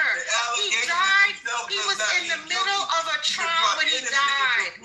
This is nuts. I'm not doing this with you, sir. Sir, it doesn't matter. He was convicted of the state crime. He was convicted of the state crime. Man, baby, do you understand that a conviction is a conviction, brother? Do you understand that? What does that mean? Do you understand that a conviction, the man died with a conviction, okay? He had a prior conviction, that's correct. Right, okay, he still died with a conviction dealing with a minor. Yeah, he had a prior conviction. Right, so let's be clear, man. Let me just clarify one point, I'm going to stop talking. It's solicitation of prostitution from a minor, meaning that he proposed to have sex with a minor for money. He didn't say that he had sex with the minor for money. He made the proposal to do so. That's solicitation. No. That's what it is. Can I talk about now? Hold on. That is true what you just said. But Thank you. Hold on. But there is, if you go and read the case, there are witnesses who came to the stand who at the time were no longer at that time considered to be a child, but they testified that he and Gasoline had sex with them when they were children. She did it and he did it. So I don't know why he didn't get that. I wasn't on the jury. I wasn't in a trial. I'm not the judge. But that's what he was convicted of, not the rape. So even with those charges, if you go look at the sentencing guidelines, he should still be in jail. But something happened that I don't know. As a matter of fact, today it's 2:00 in the morning. What we're gonna do is we're gonna do this case. I'm gonna do what they like to call on Clubhouse my research, meaning that I'm gonna go to Google and pull up the case, and I'm gonna read it, and then I'm gonna read the pundits talk about the case and how they described what happened and break it down. Then we're gonna have a whole ass room on that particular, back with the same title with Epstein, but we're gonna start with that and work our way up because he should have still been in jail. He would, goddamn. Go ahead, sir. They dismissed those charges. Hold on, Michael. They dismissed those charges. When you go, Michael, I want to ask for the being question. Or do you want me to ask it before? Well, I just wanted to ask, because I wasn't really finished asking, man, baby, because everything you read off, man, baby, that's the charge of the charges. I'm just trying to understand what's your point, though. I guess I'm just trying to get to, like, what is it for you to be on this side of it? Like, what are you trying to sort of get across? What's your point that you want to get across to the stage? Okay. So first, I'd like to say I'm not on anybody's side but the facts, right? So I was listening to the conversation and whatnot, and I stated my opinion in the situation based on the facts. When I just stated the facts, I didn't even like have my personal thing into it, but I did, just for clarifying purposes, I did give my personal opinion about the agency of the crimes, and I definitely not in agreement with them. However, the court of public opinion has the man crucified and guilty when stoned to death, brought back to life, and then burned in oil. Me personally, I believe in mercy and grace. And so if the man, which I don't know and anyone else doesn't know, any kind of repentant soul, if he even did the alleged crime that he was on the federal trial for, then mercy and grace would probably be something that should be given. At the end of the day, I get it. People are mad because I don't even know why they so mad. Because I'll explain that to you after you're done. Okay, I'll get that. If I don't like a particular sin in this world, let's just say it's murder, then I'm going to try to create an organization to help prevent murder or murderous thoughts and things of that nature. I think people are more on the side of punishment instead of correction and everything because of what they feel. Not because of the fact, but because of what they feel. And that's what we have we got these laws against vigilantes and everything, because people, if they had the option, they would go around hanging people. They would do what they were doing in slavery and whatnot. And they Hold on. Please. Let him finish because I want to reply. Right. We live in a civilization. We civilized, right? And should be in this country and everything. And so we have things in place. And sometimes those things don't do what we want them to do. Sometimes the law doesn't convict people the way we want them convicted. But we do have a system and it's flawed, but we got to respect it. I mean, are we not civil people, or are we just running around just doing what we want to do? Can I reply to that? Because you said a couple of things. I just want to reply, and I'm gonna be quick. I know other people want to get in. So looking at your PTR, you got a trolls PTR. So if you are having a serious conversation, you're not just trying to be sort of a contrarian or to upset the room, then I will just say this, like I'm speaking to you if you're being serious about this. So just so you know that when you come on stage and you're giving the facts in a case like this, we're not talking about somebody like that stole a piece of bread or somebody that embezzled money. We're talking about stuff that crimes that deal with children. And people have been abused. People have had people in their family members that have been abused.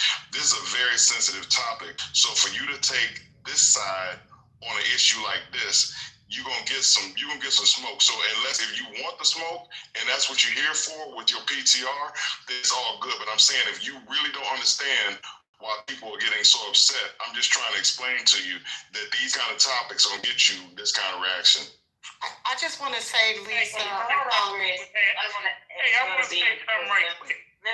Eddie's been trying to jump in for a minute. Yeah. Go ahead, Eddie. But I want to say also, where the brother man that just spoke, I can't see the PTRs right now.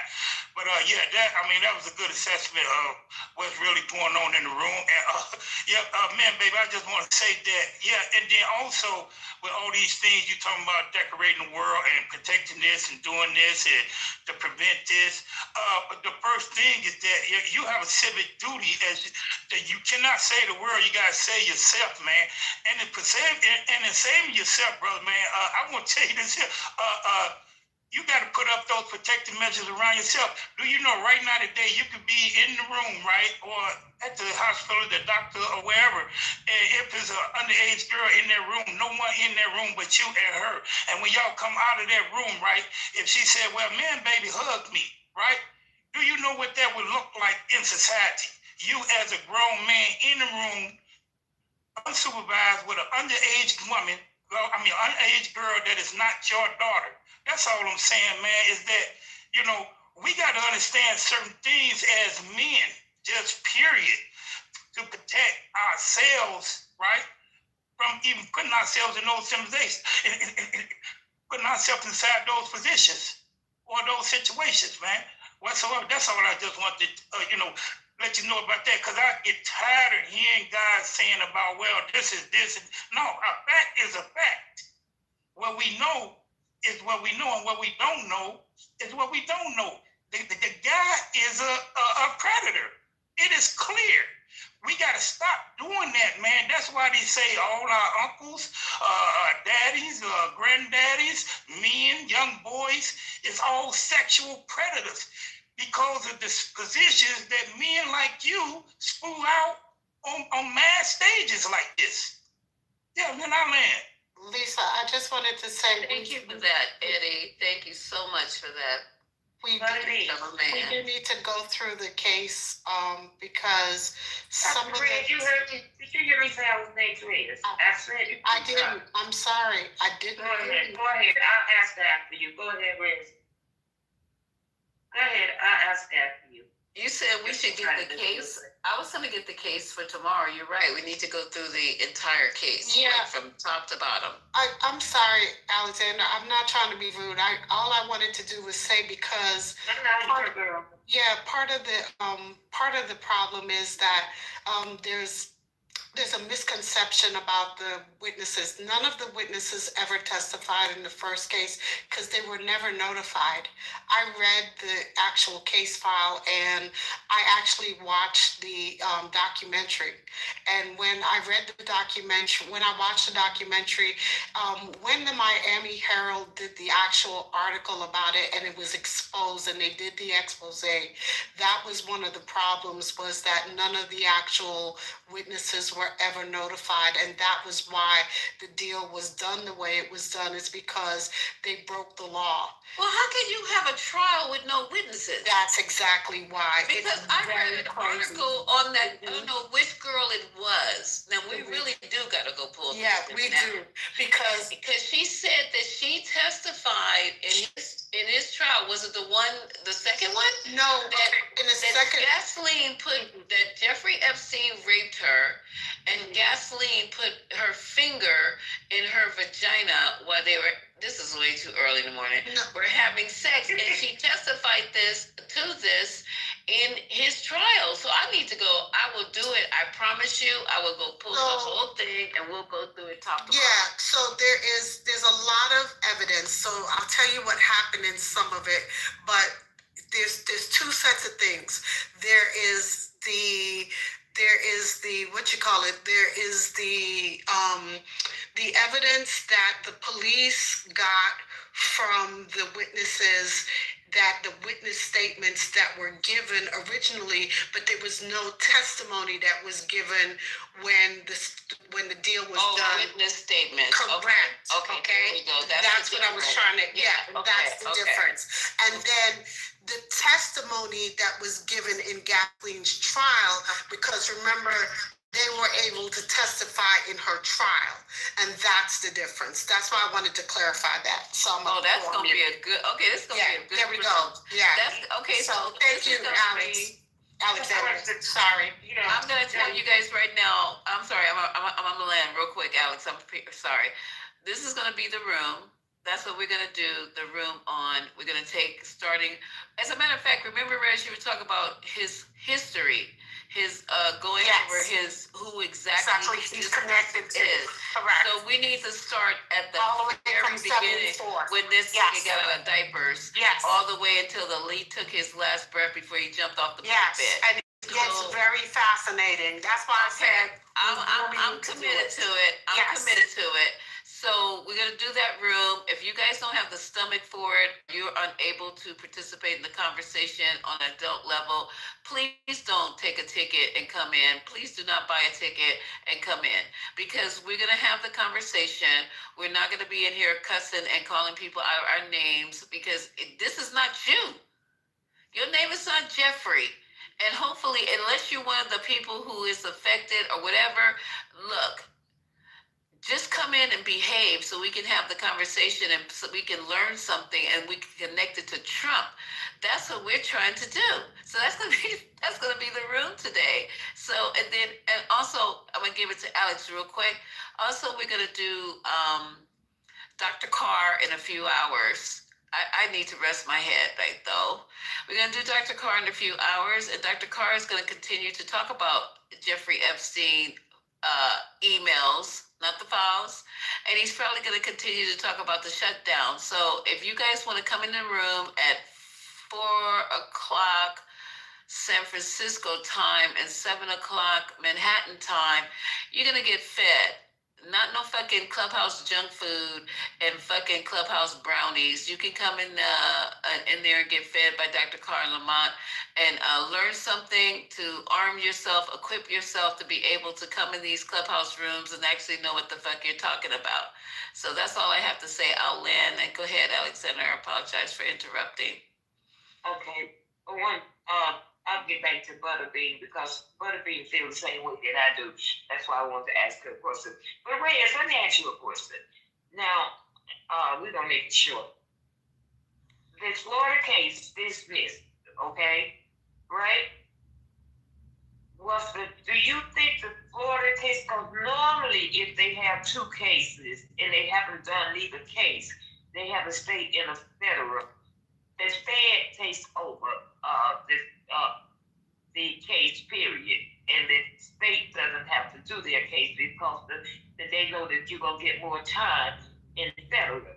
Okay, so why did they dismiss that case after he has served that little time that they gave? The Florida case was never dismissed. Yeah. He pled guilty. He pled to the Florida case. But it said it was dismissed. I read it. They didn't. Okay, so what they did was. Haitians talking. I hear Haitians. Go ahead, Haitian. Go ahead, Haitians. Go ahead. The deal was for him to plead guilty to two of the charges in Florida, and then they dropped the federal charges. Correct. That was the whole deal. Right. So the federal charges is when he was awaiting trial from when they took him to a that was later. Right, but that was later. Right. At the time he pled guilty to the Florida charge, he also had federal charges. But they dropped the federal charges. They dropped the federal charges at the time. Yeah. They did. The federal charge was when he was awaiting trial for. That was a new case.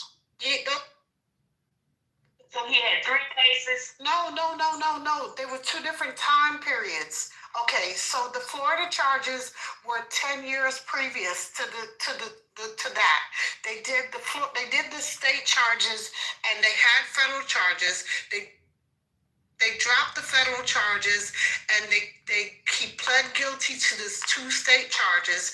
They dropped the federal charges at the time. Then when the expose happened about the state charges and they found out that everything that was done, then the federal charges came up. But they bought the federal charges under different charges. So that's why it happened. State charges. It was never dismissed. He always had the state charges. The deal was for him, in order for him to drop the federal charges, which he would have had more time for it. Correct. He pled he would have had more charges. Yes. So he got a sweetheart deal. Right. Pled guilty Correct. to the state, and the federal went away. Okay, I go back and look because a few minutes ago it said they dismissed the charges. They dismissed the first federal charges, but that was the first time around. That's why I'm saying we mixing it up because there were 2 different time periods. Remember, we're not talking about the same time periods. When the first set of charges happened, it was state charges and they dropped federal charges at that time. Remember, when they bought the second set of charges, it was federal only. They had already done everything with the state charges. They only bought federal charges the second time around. I do appreciate this clarity. This is important. So when I'm having a conversation and people are getting upset and they're not really understanding the facts, as I said, I was stating the fact. I'm not justifying anything that the man may have done. On the second group of charges, there was no conviction. On the first, I'm sorry. There was never a way to get convicted because he died. Interrupted. You guys let. No, that's true, man. But hold up. Hold up, everybody go on mute. I said I had a question for Butterbean. I did say that. I know. I thought you asked your question. She answered. No, Butterbean didn't answer. Okay, I'm sorry. I apologize. Butterbean, why do you think he's not dead. Not dead. What? Yeah, Butterbean wrote that early. She said she didn't think she think he's still alive, and I want to know why. Oh, before we go to that, can I say another thing? Before we go to that, because that changes everything. Is that okay? If Butterbean don't answer, you can, and it seems like she's not answering, so go ahead. All right, so I was just stating the facts earlier and everything. I'm not justifying anything, but it sounds like things are convoluted, right? And people are talking, and they got their feelings, and whatever happened in their personal lives and stuff like that, whatever reason they have. But when we're having a discussion, that's why I'm glad, Lisa, I really appreciate you. When anybody come in the room, we can have a discussion, we can have a talk. There's no name calling, no, all this vulgar talk towards one another. It's unnecessary. We're not even talking about ourselves. We're talking about somebody else completely. There was no, maybe I don't think anybody. I really don't think anybody. I don't think anybody in here has any relation to that man Epstein whatsoever with that. However, everybody seemed like he's their next door neighbor and whatnot. They were playing tennis together. At the end of the day, I'm saying this. It was clear that it was two sets of charges and whatnot. And everybody was talking about some trials and everything. And he never had anybody testify against him in a trial.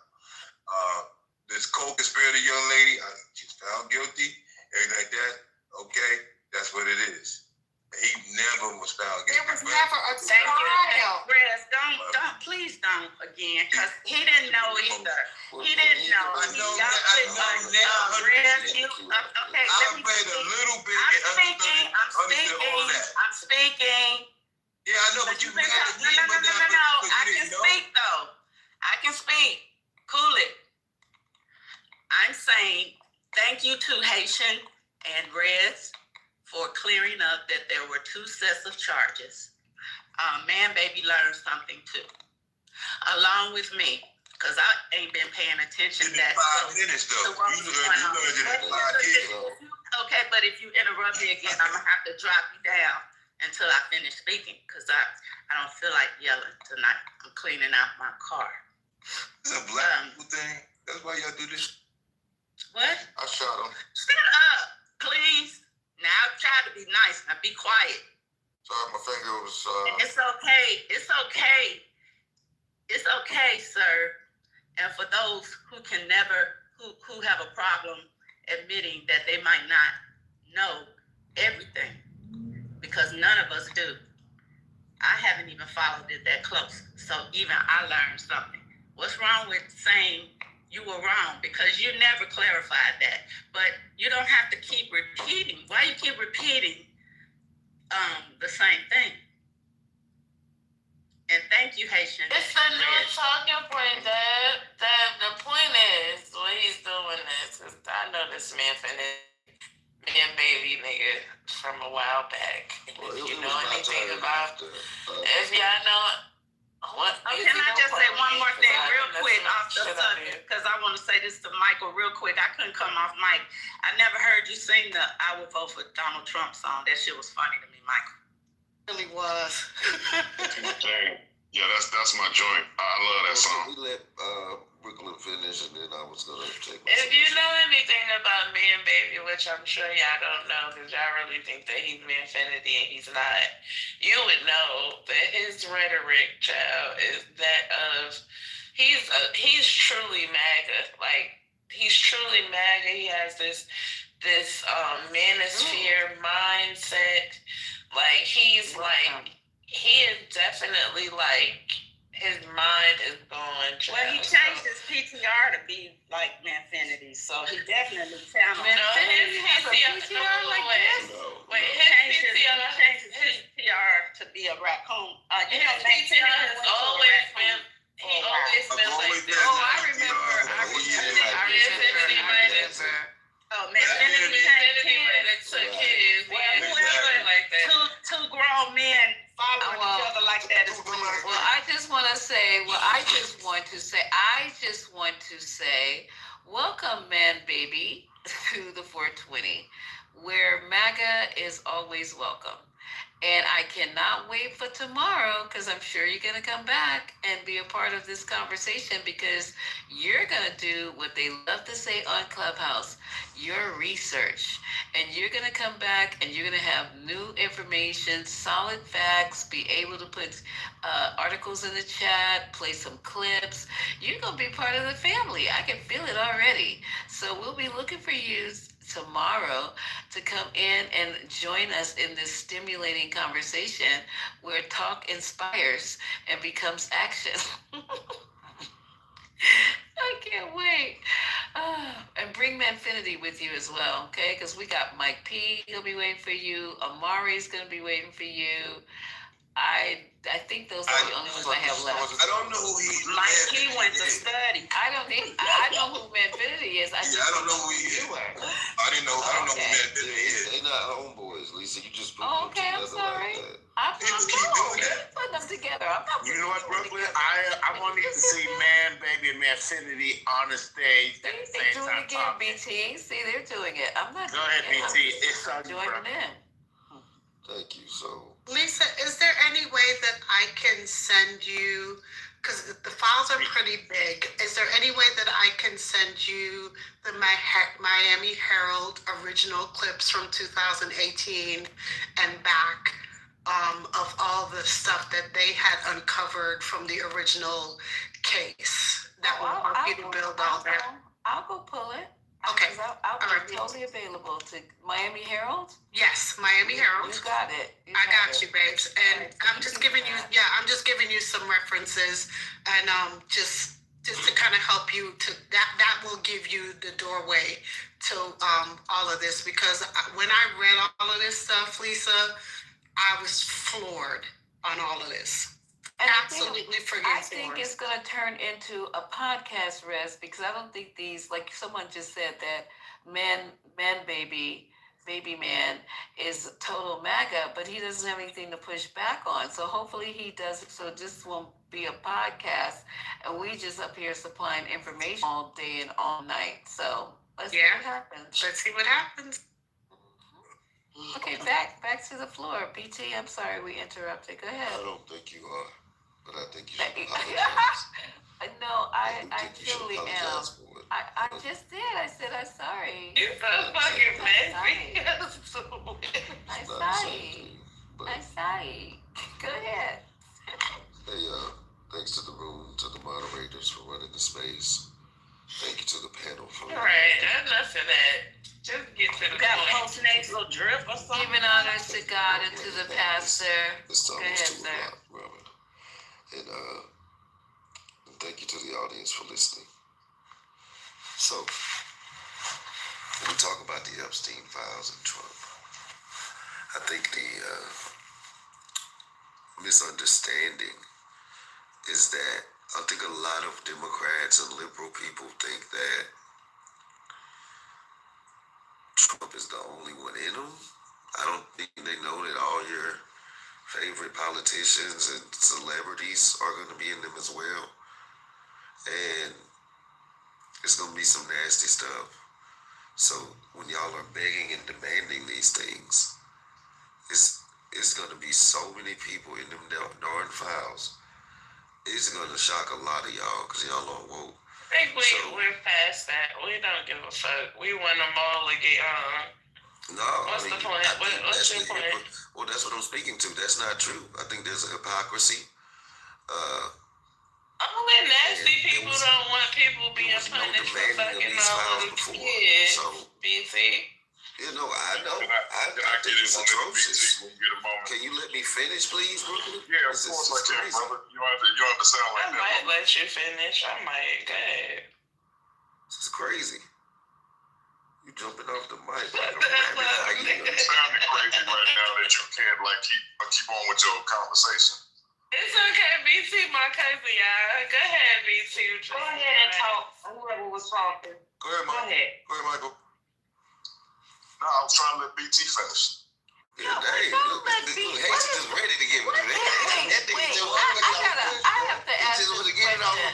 I have to ask this question. What the fuck is going on? When somebody's talking, When someone is talking, BT is talking. Let this man land. Just the same respect that you want when you flapping your gums and babbling, then BT gets the same fucking respect. Other than that, if you want me to interrupt you every fucking time you start talking, just keep doing this shit. Let this man land his plane. Thank you, BT. Oh my God, he's not crying. What the fuck? Shit, y'all need to call. Y'all need a delivery. I'll make a home delivery via drone. It's fine. I wear quarter zips. This Negro wears graphic tees. So when we talk about the hypocrisy, I think that needs to be pointed out too, because a lot of people would rather just Epstein files, Trump released the files, and y'all didn't care before it was him. These folks been doing this stuff with that man. Epstein had a laundry list of over 1,700 politicians alone over the years, over 30-year span. We're not even talking about the celebrities, etc. And y'all, we're talking about Diddy on crack and steroids and MDMA and LSD times 50. And it wasn't just Trump. All y'all people were there with Trump, getting fucked up and being nasty. So y'all need to really have that reality check and just say, hey, I hate Trump, so I just want the files exposed. But y'all better be ready for what the fuck y'all are demanding. I want to squabble. Brooklyn, hold on. I want to answer. I literally was going back and forth. I'm trying to let him finish so I can talk. It'll send waves across the world. But go ahead. Bet. So what I was gonna say, BT, you might have missed it earlier, and I don't get on these stages that much anymore, but what I'm saying is that the files are radioactive, right? So this whole thing, Jeffrey Epstein, I agree with you. Bill Clinton, I'm sure, is up on there. Bill Gates, we all know about Prince Andrew. I'm sure it's a bunch of folks on there that Democratic supporters, Democratic politicians. So the thing is that nobody in the history of Jeffrey Epstein, so George Bush, Clinton, Obama, nobody mentioned it until Donald dumbass Trump. Listen, Donald Trump is the one because he was trying to court the QAnon crew. He's trying to court all those people. So Donald Trump these files, we wouldn't be talking about these things had Donald Trump not opened his mouth and said something about it. So it's not a dislike or hate of Trump. It's just Trump knew that he was friends with the man for a decade or a decade and a half, depending on which one you listen to. And he is the one that said he's going to release those files. So you make your own bed and you got to lie in this shit. So that's nobody we don't give a fuck about Donald Trump. But I'm saying, you're right. Everybody's going to be in it.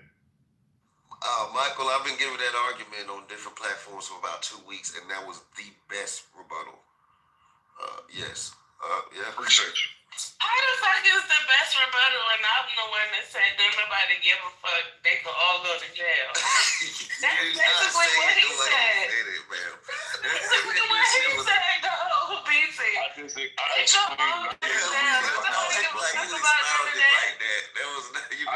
gave the reason behind it, Brooklyn. Because he articulated it better. Clearly. Get the fuck out of here. No, because he a male, Brooklyn. That sounds more like it. Oh, man. But I wonder, why do people assume Democrats want to shield Democrats? If it's guilty Democrats, they need to be dealt with just like the Republicans. Right, because we don't give a damn. We want all these motherfuckers in jail. Period. That's what I'm talking We have never given a damn. Have to go to the Senate once they are released to give, and then the Republicans, it's about at least 53, 54 of them ain't it, on the Senate. So won't nothing happen until you get at least 6 of the Senates. I know all 45 of the Democrats are going to vote to release. I'm talking about in the Senate, because it has to go to the Senate to get fully released, correct? Right, and the problem is the Senate's not going to release it. So we already know it's not going to get released by the Senate. So here's the thing. I'm not banking on Congress to release the shit. I'm just not. Here's the thing where I'm at with it, BT. Y'all are not banking on this shit to be released. Everybody was very clear that at the end of the day, there are a lot of powerful people in this country that's involved, whether they went to the island, whatever the case may be. Jeffrey Epstein knew a lot of people.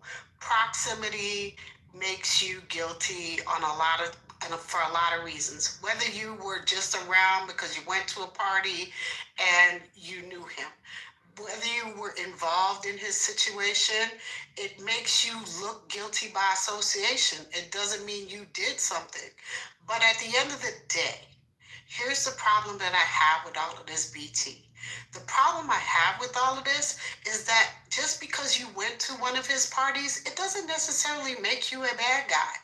What the problem I have with this, BT, is that Trump didn't just go to his parties. A lot of us are very clear of the relationship that Epstein and Trump had. They were boys, and we're not talking about a decade. We talking about 3-4 decades. They used to party together. They used to socialize together.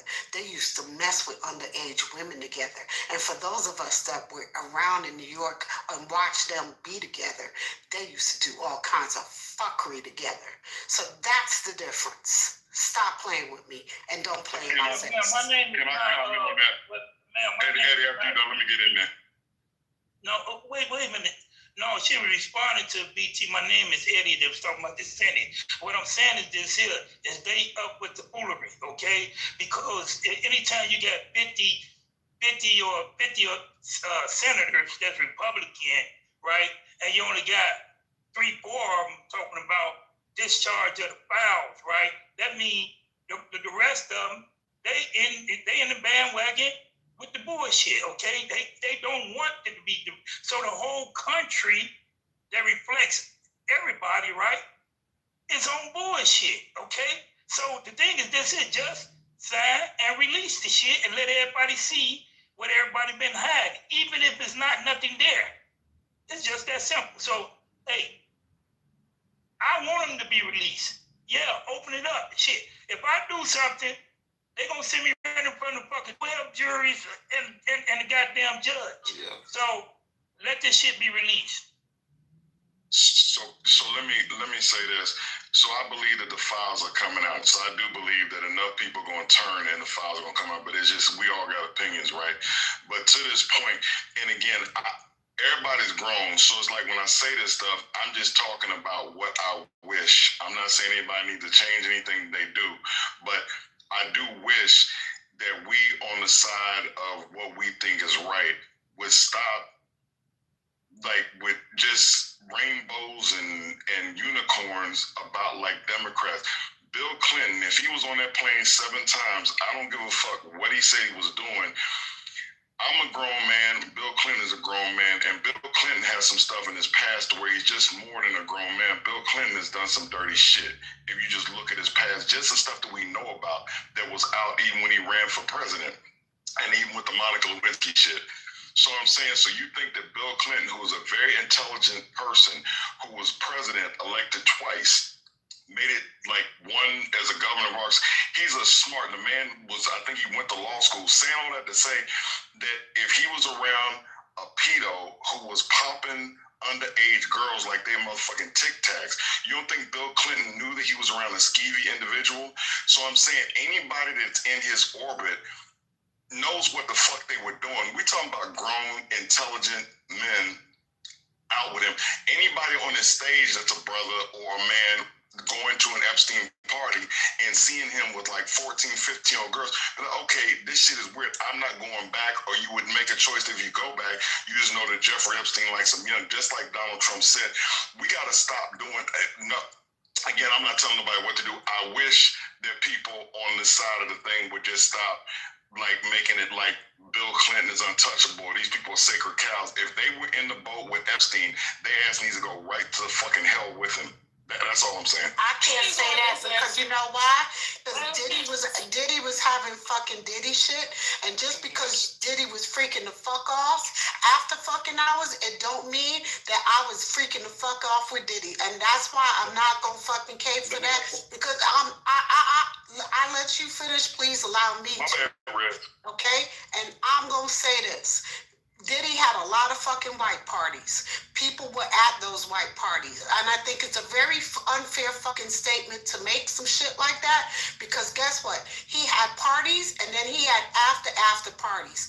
And it's very fucking unfair for me to say that a lot of people that were in that fucking industry were at those after parties. And I think it's very fucked up to make those goddamn very general fucking statements to say that everybody knew that everybody was freaking off. Did they have a general idea that he was doing that shit? Yeah, they probably did.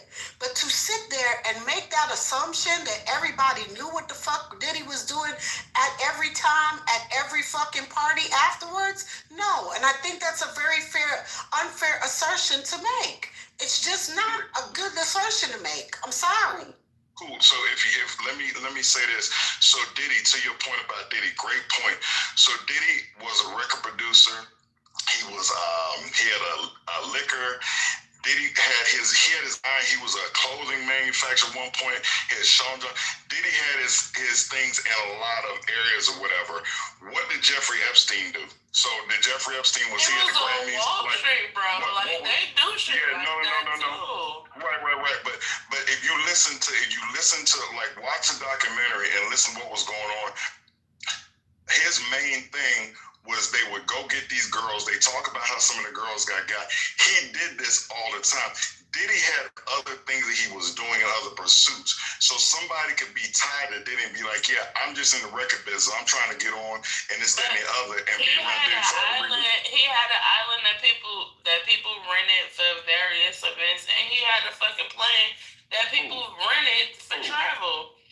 Jeffrey Epstein. So listen, what else did he do though? What reason would you be around Jeffrey Epstein?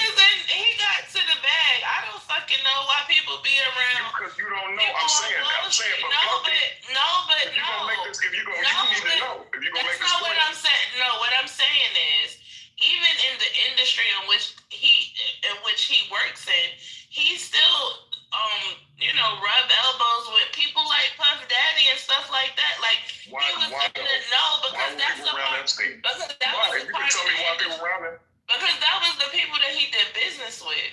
So of course, what business did he do with them? What business was he doing? Investment. Do you know what the fuck Jeffrey Epstein did? I do. I know a lot about him, and I know when he was there at Bears, he got fired from Bears. The man, what was he doing in his last? He wasn't doing. Okay, y'all believe what y'all want to believe. Because again, y'all grown. I'm not trying to convince y'all. If y'all believe that, that's cool. I believe what I believe. Y'all believe what y'all believe. I don't know who and what did what. I don't know, right? I'm not saying that. I give y'all got that. But at the same time, okay, all right, I got it. Michael, you want guilty by association. My whole thing is no. Guilty by association. Okay, so that's what we doing. You guilty by okay? Well, then that applies to everybody. Yes, a lot of people that's guilty by. But I think that's what Rez was saying, right? No, because I'm saying everything.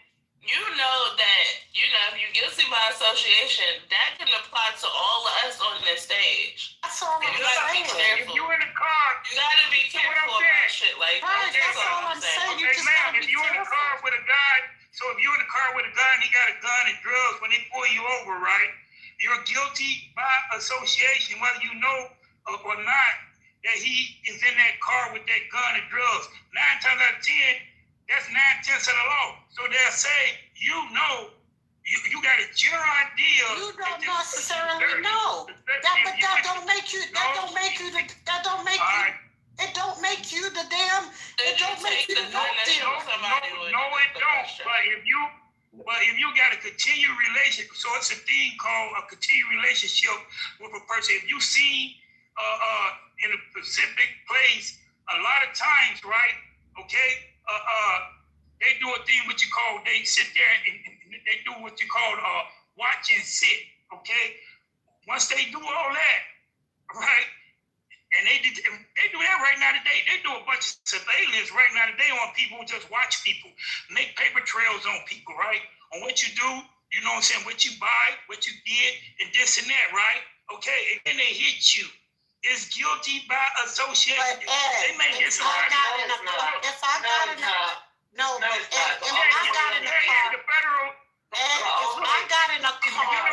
about the federal government, they got a thing government. They got a thing called overacting. The police ain't federal government. Just for the police is not federal government. Let me get into Alexander. You said the police. Why when I did this for 22 years? But go ahead, you get it. Let Alexander go. Let Alexander go real quick. I want to get. I got you. I want to get after Alexander though, please. I don't even want to go no more, man. For real. I'm just saying, at the end of the day, we all making assumptions, right? Yeah, listen. I got something to say to that. It doesn't. Okay, but it doesn't make any sense to be for sure about anything at this point. The more shit come out, the better. But ain't nobody saying that if, Bill Clinton, because they basically said why Bill Clinton, for the most part, was, associated or whatever the case may be. But if it come out that he had girls, then, yeah, he need to go his ass to jail, too. I don't even understand what the rest of this shit is about, to be honest. So here's what I'm saying, though, and this what's bothering me. Y'all are females, and I'm just saying that to say that it's funny that the females on here arguing that Bill Clinton could not be doing it. Listen to me though. Listen to me. I watched the whole Bill Clinton presidency. When they talked about Monica Lewinsky lifted up her skirt and showed her thong, he got a hard dick, and then next thing you know, they fucking he in the Oval Office, so he getting blowjobs while he putting cigars up her pussy. I'm saying, as a man, we know the mind of a man, and I'm just saying, a dude like that would do something that reckless in the White House with an intern, if he's hanging out with a sex trafficker, somebody we know was doing this shit, and he's like multiple times with him, I'm just saying, you ain't gotta do nothing, but I'm just saying, to us it's real obvious. So it's just, y'all just ain't getting it, I guess, in y'all's mind. It's just, as a man, I understand it better, I guess. Well, as a male, you know what I'm saying? Because y'all love that female word. I swear to God, I'm using male all the time. But you proving it right now. How you gonna a man that would mess with Monica Lewinsky? A man that's gonna mess with an intern hanging out with Jeffrey Epstein. Listen, I'm not proving shit. Hold on, because I'm not proving the motherfucking thing. Let's be very clear about that. I'm not making assumptions about a bitch ass thing, okay? But as a male, you're making an assumption that I don't give a fuck or I care to save somebody because I'm a woman. You dig? And I don't give a fuck about any of that. Because to be all kinds of honest, it's a lot of men that are perverts and by nature, very sexually, just all over the place, degenerates with their male pieces, right? So you're preaching to the choir. I understand that freaks come the fuck out at night, and a lot of them in particular are big old freaks. I don't even know why we even talk about this at this point, because it sounds like you're implying that I don't. What? No, I don't give a fuck. I want to be clear about this to everybody, because this is the deflection tactic that I hate so much. We'll be talking about Donald Trump, right? And because this man is the president of the United States of America. And currently, we know that the current president of the United States of America possibly is a pedophile, right? This is the focus. My problem is, I hate that people get to come in and deflect from what we're focused on, because yes, these Epstein files is gonna probably implicate other people and bring other people to the forefront, and congratulations. But we gotta get to the fucking crux of the matter, and maybe, hopefully, we can do something about the president of the United States, who is a fucking pedophile, in the goddamn office right now. So please miss me with all that, because I'm a female shit. I'm not really trying to hear that. Thank you. So Brooklyn, I apologize, and I need to start saying woman. I don't do that shit on purpose, but I just need to start. It's just a bad habit. So I need to start saying woman, and I appreciate what you're saying. I guess all I'm trying to say is that when we having these discussions, because I listen to this stuff all the time, and I've been involved in them. When people come in that have a counterpoint than we have, or people come in and supporting Trump, and they want to throw out the fact, it's just bunch of people on this list, and it's like it's not partisan, right? It's just good people and bad people. And I'm just saying that Bill Clinton, I enjoyed his presidency, but he's not a good dude if you look at stuff that he's done. And I'm just saying, I'm just trying to say that to say that I don't want to be like we can't see shit. And again, do what you want to do. For me, I'm just gonna represent what I feel like is the truth. That we got bad people on our side, they got bad people on their side. But I want to get Trump, and it's like, and other people about to get caught up in this shit or whatever. But I'm saying it's something that we can't necessarily run from. I'm not trying to hide from it. I mean, like, Bill Clinton was just on there doing philanthropist shit when I know that he was, like I say, screwing the intern in the doggone White House. I'm not saying, well, I don't think anybody's ready and willing to have a conversation about Bill Clinton's guilt over the Epstein files when we don't know what it is. Right. That's all I'm saying. We don't know. So keep saying that you gotta have that conversation by yourself. So you don't have to keep repeating it. We heard it. And on top of that, nobody wants to have that conversation except you. I know. Because y'all always, like I say, anyway, and again, this will be the last time I'll come up for a while, but y'all don't sound good when y'all do this. You just sound like you sound like I'm just trying to be honest. Talking about, what are you sound like you got the hip saying. Like you sound like somebody with a no, you sound like you heard that ain't nobody nothing about Democrats. It's all good. I don't even understand. You know who else they talked about was Chubby with MC, Oprah, Beyonce, and Jay-Z. These is people that said that was chubby with him. Who's trying to say? Who's trying to save any of them? Ain't nobody trying to save nobody. Trying to save nobody. But we be talking about Trump. You're a pastor. I don't care if you fucking Oprah Winfrey. I don't care. But let's keep the focus on who the focus is on. The focus is on fucking Trump. Hello? But I'm just saying, well, okay, the focus is on Trump, and the focus will remain on Trump. And with the focus being on Trump, others might get exposed. You might get a hit of stray. So if you were there and you were involved, bye. That part. I do not fucking care. I'm protecting children at this point. If you're not a child and you haven't been molested, then get the fuck up out the way. I could care less. So Clinton, Oprah, because she's on the list. Fucking, was it Michael? No, Michael Jackson couldn't have been on the list. Who else? It was a whole bunch of people. Gates was on the list. Could have been on the list. Gail was on the list. Let me say this. Everybody went to a party on that list. What the fuck is we talking about? Let me tell you why I agree with what Lisa's saying right now. I know we have to focus on Trump, but the problem is the biggest issue here is that children were sex trafficked with no consequences, period, by a number of people. So at the end of the day, hell yeah, of course we want Trump in peace. We want, the person of the free world has done this shit and we want him out.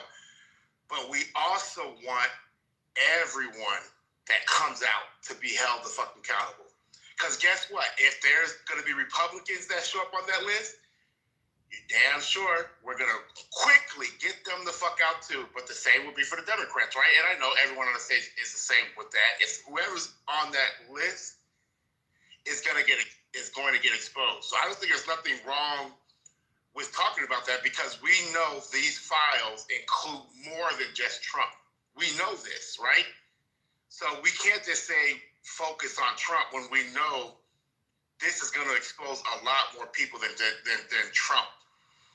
I mean, how can we just say just focus on Trump? I can't say that. I'm going to say that. You know why, JD? Because here's the thing, right? I don't know about who is on this list as far as what they did and didn't do. It could be, it's a million motherfuckers that went to this fucking island for parties and all kinds of shit. Just because they went there, it doesn't mean they went there for the same fucking reasons. I literally said 10 minutes ago. Right. That I literally said 10 minutes ago, 1 million motherfuckers went to Diddy's fucking parties. Does it mean that they was all fucking around at Diddy's parties? No. Does it mean that they was all involved in all the sexual shit that went on at Diddy's parties? No. Does it mean they were all fucking victims of Diddy's shit?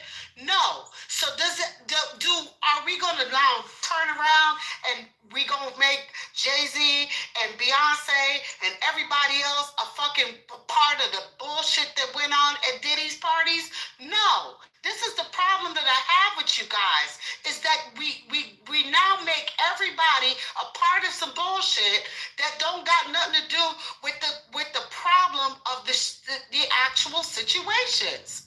Everybody don't have to do with the actual problem. But that's an opinion. That's not. That's not an opinion. We're talking about no. We're talking. Oh my fucking God! Listen to what the fuck I'm saying. Listen, damn, let me land. Shit. We are talking about specific targets. Okay? And the specific targets like that are in the fucking emails. We're talking about specific shit that happened. If you look at the emails, he talks about who showed up at his apartment, where the person was at certain times, what the person was specifically doing, where they were doing, who they showed up with, what girls they were with. If these senators, if these people were with these girls, yes, then we have a conversation piece. Then that can be talked about. But you can't just say every fucking person was with somebody. That's the problem I have with this conversation. So the problem I have with it, it's clear as day. Oh this my is being, God. Rez, go ahead, finish. Because this is the shit that I'm saying. Oprah Winfrey wasn't fucking standing next to some 16. Don't lose what you're talking about. Oprah Winfrey wasn't standing. Oh my God, Rez. Can somebody respond? Can you let I'm a land. I'm about to land. With you. Go ahead. I'm trying to land. Go ahead. Because y'all keep interrupting me, but I'm a land.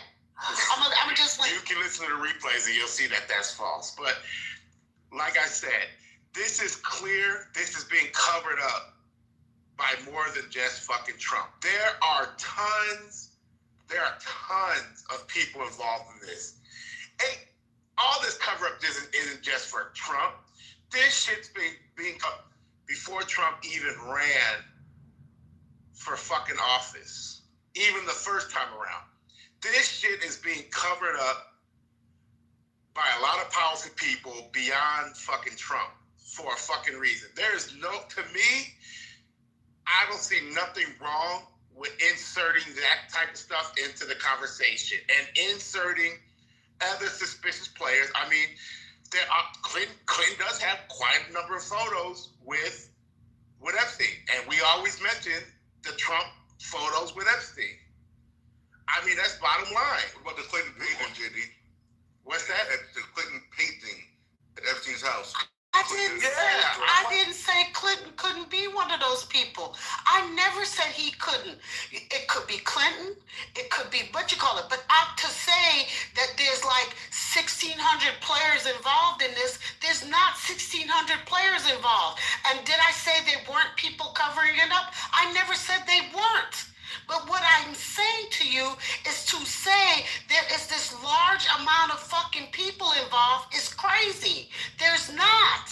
There are a specific target of people.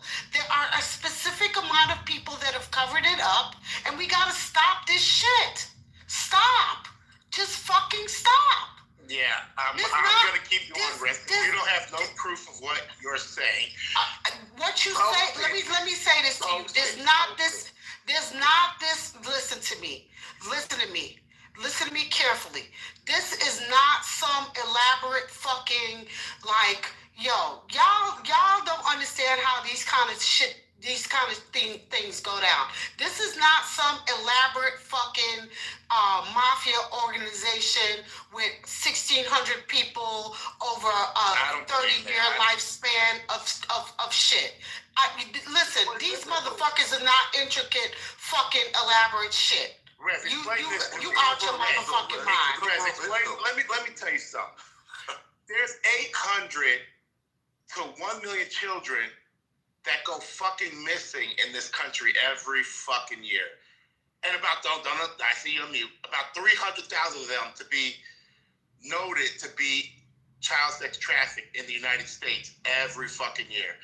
If you want to sit here and fucking tell me that this shit isn't being covered up by a large group of people, miss me with that bullshit. This shit from Epstein to the amount of kids that go missing in this fucking country, this is being covered on a mass scale. How the fuck, you know what? We can find Osama bin Laden in a fucking house in Pakistan, but you're telling me we can't find all these kids being child sex trafficked right here in the fucking country? There were 14 victims involved in this shit. There were 14 victims involved.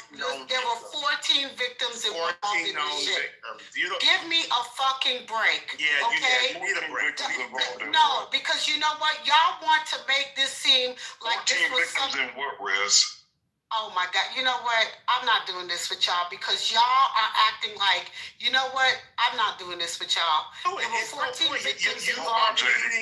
No, because y'all want to make this, y'all want to make this seem like this was some, y'all want to make, you know what? I'm done with this because y'all want to make this seem. That's like we do everyone, post the facts.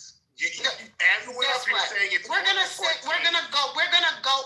go through it step by step with this whole shit. Okay, so that's so you understand that's what we talked about. That's what Lisa and I talked about. We already talked about doing a room with it, and then we'll see once we go through it. How about that? Okay, well then in the meantime, hold on, JD, hold on. Us having these opinions. Yeah, and that's all I'm gonna say is that Rez, you part of the family. I'm just saying that some of the stuff you're saying is just it's not correct.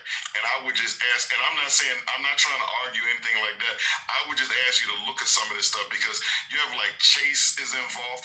There's like it's money, it's a lot of stuff. This thing is multinational, so it's not just a few people. I'm the one that brought the whole fucking case to the actual floor and corrected some of the misinformation that came here tonight because half of y'all didn't even have the fucking facts correct in the first fucking place because I actually looked through the first fucking case when y'all didn't have the fucking case correct. But I'm someone that's read the case and I'm someone that's paid attention to it, and I'm telling you that you're not correct on some of this stuff. Unless we just listen to each other. If you're talking about 14 victims, like I think we're not talking about the same thing. I'm talking about the first fucking case when it was brought to, listen to me, okay? Let me be very clear. When this whole Epstein case blew up, okay? Let me explain how this whole thing worked. When the first case came to fruition in Florida and it was swept under the fucking rug, right? Let me explain how this whole thing happened. The Miami Herald was the one that actually blew the whole shit out the water because it was kept so fucking quiet that nobody knew what the fuck happened. There was an expose written in the Miami Herald and nobody talked about it. I read the whole shit from top to bottom. Then I went in and read the case file and was like, what the fuck is going on here? Then PBS did an actual series on the shit. And then they did another expose. And as they started to kind of creep into local news, then it started to make national news. Eventually, the drip became it started to become even more and more national sensationalized because as Trump started to make his way onto the national stage, that is how it became more sensationalized. So I started reading more and more into it and putting more pieces to the puzzle together. That was why I read certain things to Lisa tonight because a lot of shit y'all did not know that he has been tied into. Epstein has been tied into more shit than y'all even know. Let me explain something to y'all. Epstein's been involved in shit since the 70s with fucking Trump. So a lot of y'all don't know this shit. How do you know What you mean? Y'all don't even know that. Let me explain something to y'all. Half of y'all don't know this shit because a lot of y'all did not know that Trump was involved in elections and was exposed with elections.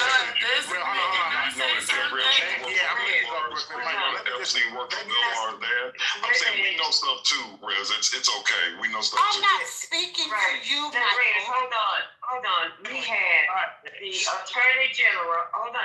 We had the Attorney General, whatever she called, from the island over there where he was taking those girls. There were girls over there too. She said that they are fighting over money, over some of his money with other countries where he had other homes that he was taking. This thing was worldwide. It just wasn't here. That's what I said. This is not no few person cover up. Thank you. She came in the room. Yeah, she was in the room for about 2 hours one night, and she was handling the case over there. So yeah, it was thousands of girls in more than one country. What I'm trying to figure out is what the plan of contention is like. So, to act like this was some elaborate this. Nobody knows nothing. Nobody knows. Absolutely nothing. Hold on, I wasn't even done talking. Go ahead.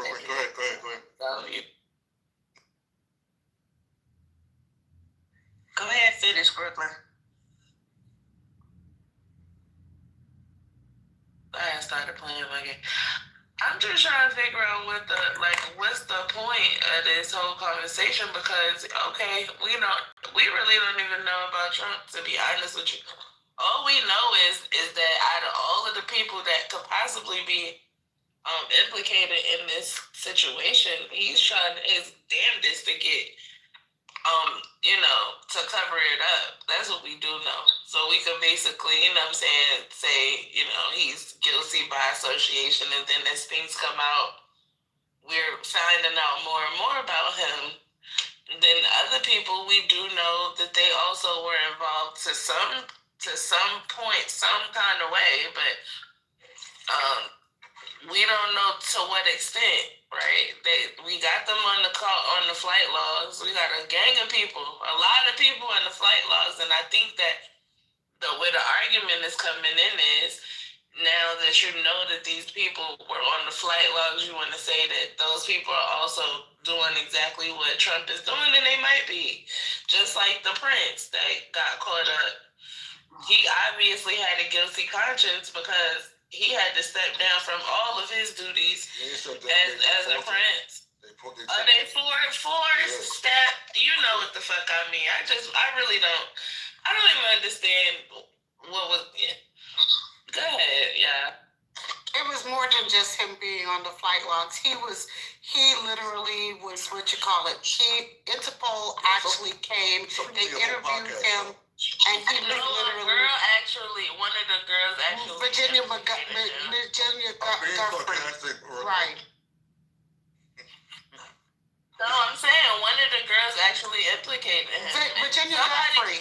Somebody also implicated Trump. Now everybody is being right. Okay. Everybody else that's being implicated by us. Ain't none of the girls that was actually involved implicate them. So until then, I can't confirm or deny. I can't even really make too many assumptions. I really can't base it off of Clinton getting head from an adult in the fucking White House. Like, that's really not, that don't make no sense to me neither. So I'm just gonna sit back and wait to see what the fuck I find out. That's all I'm gonna do, and I don't understand why y'all arguing about it. From Virginia. So a deposition from your girl Virginia. I'm gonna go after you, Haitian. So what I was trying to say is that sex trafficking is not something that's small. It's not done on a small level. It is done on a large level, on a large scale. Just like drugs are moved. Some organizations rather move people than drugs. And the cover up for it is yes, it's a lot of people there. So it's not just like some 2-3 people controlling some shit. And the international sex trafficking of girls is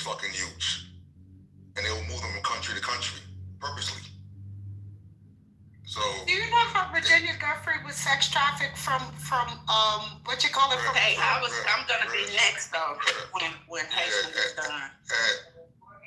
You're talking about that one person. I'm not talking about this one story. I'm talking about the whole shit that happens, the issue that happens in this country. Okay, actually around the world. So I don't really give a fuck how that happened. But the facts are, sex trafficking is not done at some small level. That's it. Who said it was done at a small level? Nobody did. But we're discussing this situation. We're discussing, this is my problem with you. We're discussing this situation and you want to generalize. Hold up. Rez, you literally... I was discussing this situation. I'm not no, you were you're having not a whole going to twist my argument words. going back and forth with JD about it. He was saying it was on a larger scale and you were saying it wasn't. In this situation, it wasn't. Okay. That was what I was discussing. Let's move. So I just wanted to say, because I'm going to say it. Hold on. Let me just say what I need to say. Okay, go ahead. Gaslit up in here, okay? Because y'all got gaslit the shit out of me. What you did say in this situation, and you were not listening to me. Do you want to have a conversation or not? Let us know if you want to run a podcast. We let you speak. Come on, have it back and forth. Y'all kept gaslighting me. They interrupt you though. Yes, you have. You can play the. They're not gaslighting you. They just disagreeing with you, and at some point, this shit got to end.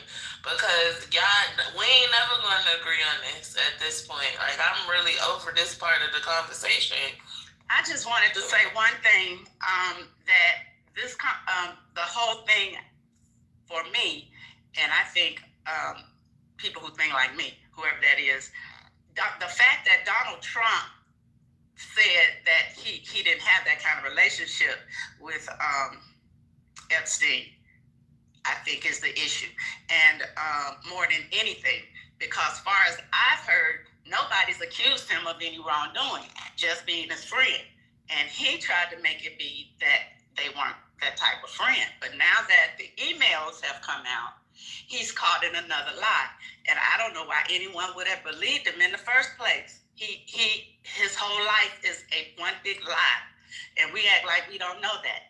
So it was never about, right now, it's not about what Epstein did. We know what he did. We know what him and Gasoline did.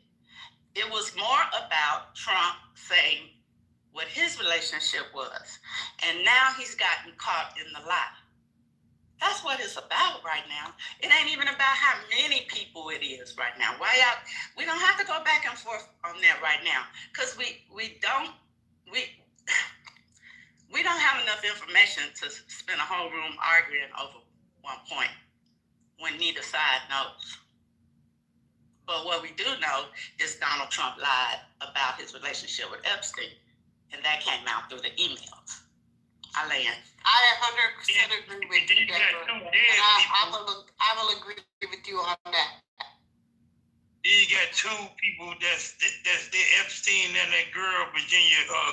So if they got a live deposition from that girl about anything dealing with Trump, then that's something that can stick on the ORAD. Okay. Other than that, they don't have nothing, right?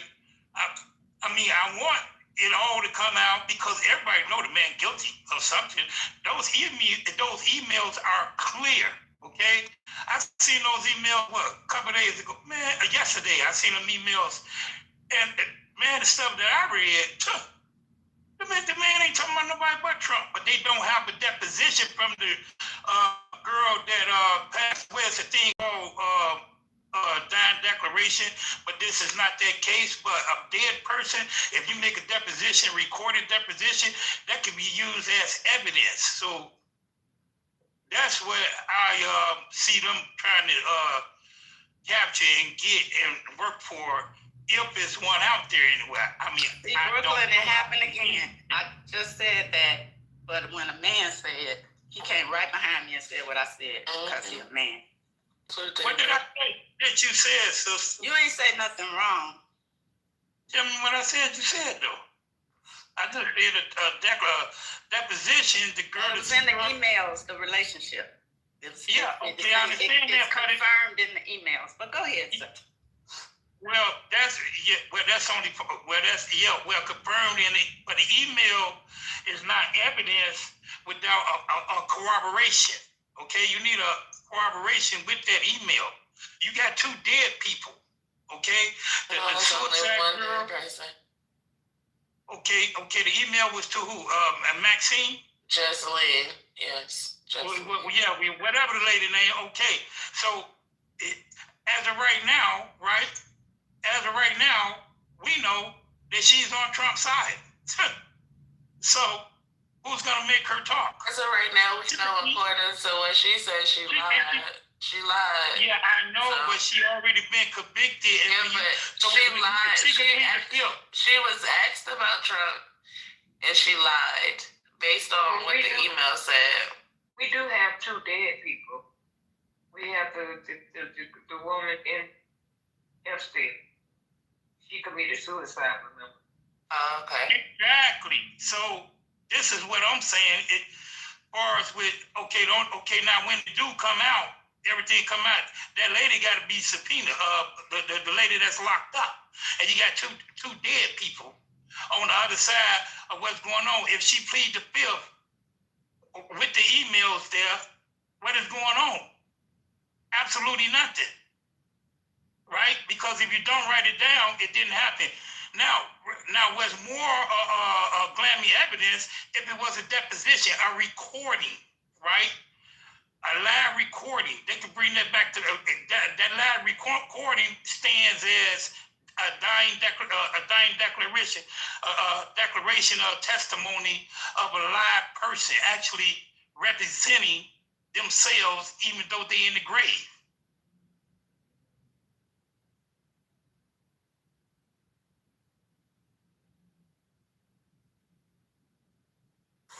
Hallelujah.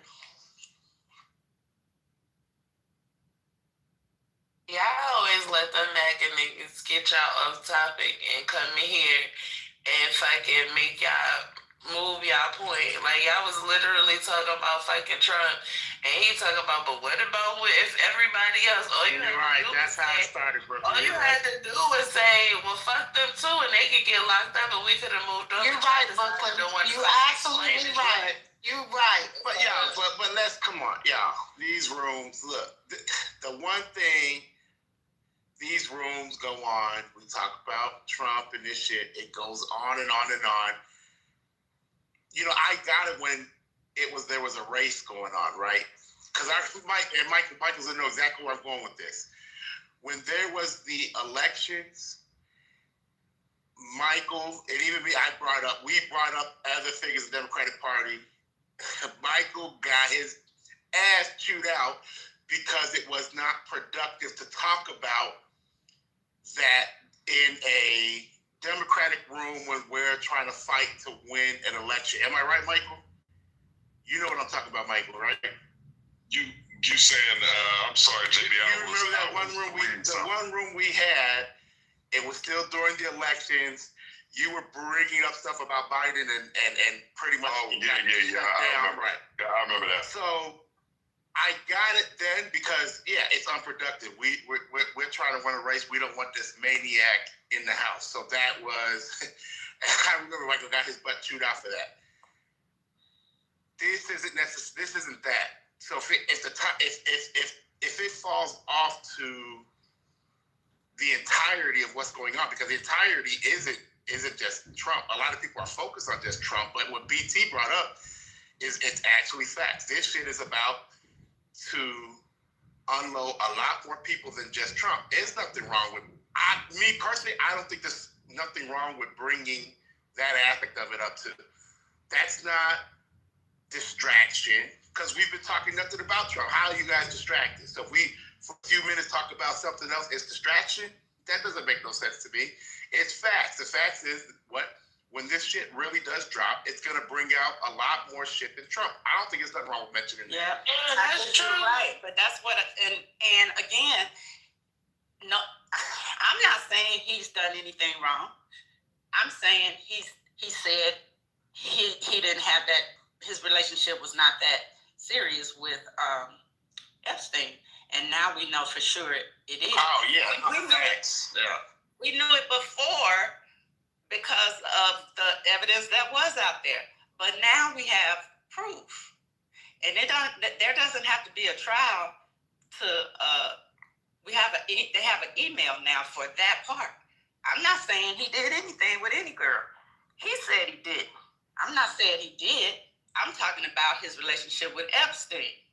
That's it. And that's the only part I'm saying. My whole thing about it was, and I said it at first, whosoever is involved needs to go to prison. They need to be held accountable. And they act like this. We need to see what's going to happen. But I just feel like it's a deflection tactic because then we start to imagine it. I think the only two people that probably was talked about the most was the Prince and Bill Clinton outside of Donald Trump. Everybody else was just mentioned, for other various flight log reasons. So we don't really know a lot of nothing. And then Alexandria even said it yesterday. Democrats been kicking their own people out of Congress for years. Yeah, we don't need the Republicans to do it. We do it exactly. So yesterday, we eat our own. Exactly. That's what I be saying. Like, so to make the assumption that we just gonna let them rock because they Democrats and we don't want to talk about that. That's not true either. Because we can see in prior years, the party does not play when it comes to things of this nature in particular. The Democrats would have never ran to Donald Trump ever. That wouldn't have never happened. Just from them fucking the allegations alone, they wouldn't have ran him. So knowing that, I don't understand what the point of contention is, to be honest with you. Like, and I don't think, as far as I know, I wouldn't think that Pam Bondi had anything to do with the Epstein stuff. So why is she so willing to cover it up for her boys? That's weird. But the thing of it is, everybody, if this thing comes to like we're thinking it would, everybody gonna go to prison except for Trump, like they did before. Here we go again. He escapes everything. So, if they're not gonna get him and send his ass to prison, I'm throwing my hands up. Right, but what kind of female would be willing? I mean, do you need to be the attorney general that bad? Yes. Look, hey, don't y'all find it funny that okay, you got 100 senators, 50 Republicans, we know that, and then you got maybe 45 to 47 Democrats and some independents on the Senate side. Don't y'all find it real funny that all of the 100% of the Democrats will vote in the Senate, right, to release those discharge from files. But the Republicans, they need at least 4 of them or 5 of them, and only 4 of them out of 50 Republicans. That's 4%, right? Is on board to release. Now the other what? My gosh, 46 Republicans? They don't want the files released. Don't y'all find that real? No, that's not real funny at all. No. That's not shocking. That's not funny. It's not ironic in any way, shape, or form. Because it's not as simple as that. It's not as simple, and it's nuanced. It's literally nuanced. Hold on for a second, Atlanta. It's nuanced. It's not that simple. It's not even funny. Bro, your mic is terrible. Eddie, it's nuanced. So it's not that funny. Because simply, Orlando, bro, your mic is terrible. Hold on for us. Trying to cut it off. Okay. Just cut it off. Go ahead. But it's those people, they're not just voting because they're either involved or they're on the list or blah, blah, blah, or da-da-da. Those people, some of those people, they want to get reelected. Some of those people owe people that got them elected. Some of those people have got, they have monetary interest, either third, fourth, fifth, sixth, seventh, eighth, removed away from companies that are invested with people that are involved in that. They're so nuanced, bro. There's so many different layers into that. So you can't just say, oh no, they must be on the list. That's funny. No. I ain't never said that. Into that. Man. No, I'm saying, no. I'm just saying. You attack my character, man, right? I judge a man by his character. I never said, right, I never said your character. I just said, they on the list, man. I never said that. You gotta I didn't say that you said that. Jack. Right. You gotta speak facts with me, Jack. I did not never say that. I didn't attack your character. I just attacked the point. Why you getting so sensitive, bro? No, I just attacked the point. No, I'm a whole man, Jack. Hey, partner, I'm a whole man. You got a whole man right here, so you know you can start okay, y'all got it. I can't do it. No, I'm just saying, man. I never said that. I said I find it funny, right? And the reason why I find it funny is this here, man. If you in the car with me and you doing something that you're not supposed to be doing, and I'm not going down, I'm not agreeing to no bullshit. That's just me. Period. If I see it's funny, I'm not riding with it, man. All right? Have they had the vote? I'm not going to say Have they done the vote? You said y'all find it funny. So they don't need to be representing the people, right? Taking people money, taxpayers' money, sitting up there protecting pedophiles, man. That's where I look at it. Did you hear what you said? You said, don't y'all find it funny. Now you said, I find it funny. Bro, all I did was say, no, we don't find it funny. Because it's subtly nuanced. And there's a lot of layers to this, and it has nothing to do with just the fact that, ooh, I know he's a pedophile, so I'm going to protect him. We don't find it. You said, don't y'all find it funny. And I was telling you, y'all do not. I respect the fact that you find it funny, but that wasn't your question, bro. So don't get silly about that. I was just attacking your point. So, well, look, if you don't agree with the list being released, right? Period. I know what I'm saying. You is Democrat, Republican, Senate, whoever the hell you is. If you don't agree with the list being released, you are protecting pedophiles. Nobody said I don't agree with that. That wasn't your point. I was attacking his point. Okay, well, whoever know where the senators, I don't even know that. I don't speak to it. Is this it? If they don't agree, whoever on there don't agree with the list being released, they protect the pedophile shit. It's just that simple, man. I mean, I don't care. We agree with that. I agree with you on that. I agree with you on that. Hey, I just want to get into for what Eddie was saying. It's the same thing that Jay was saying, right? As far as to what you say, Eddie, about the 46 or the people that's doing that, it's the problem is career politicians. That's all I was gonna say. Is that it wasn't the political system. If you look at it was one setup to beat us. When you have career politicians, people that don't want to lose their job, don't want to lose their place, it's just they get beholden to stuff to where they just trying to support power. If the wind shifts and if Trump is no longer seen as the way for them to stay in office, then they'll move away from him. All they doing is just staying close to power because they don't want to, if they've been there for 20 years, in the sense, they don't want to lose that seat or whatever. And so that's what you're watching now is just everybody wants to stay close to power. Once Trump can be sort of a chink in his armor and where he's not the way to power, you see people start to move away from him. Well, will it be too late? I'm sorry, Eddie.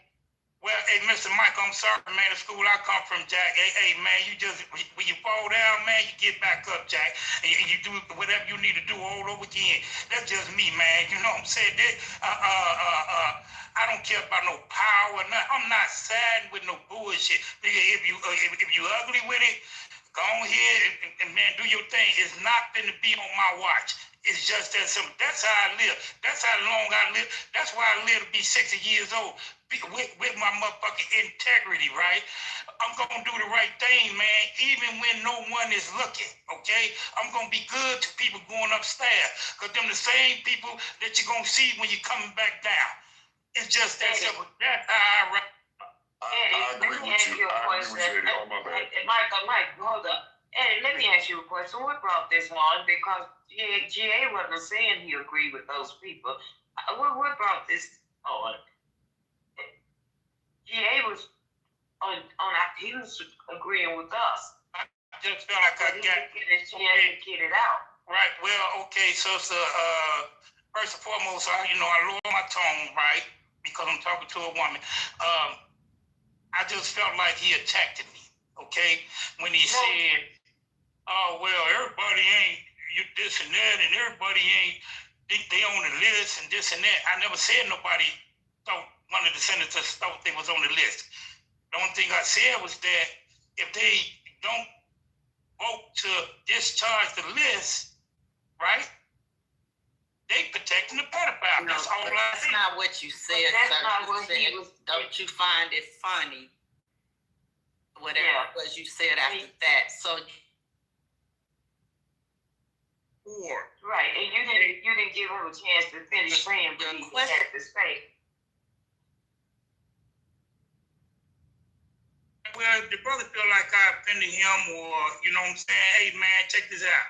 I apologize. All right, I apologize to you too, Susie. If you took it wrong, I'm That's just nice, Eddie. That's just how I am. So sweet, There's no Eddie. in between with me. It's either you do or That's you so don't. rare on Clubhouse. I'm gonna leave the replays on. Don't do that, Lisa. Hey, Lisa.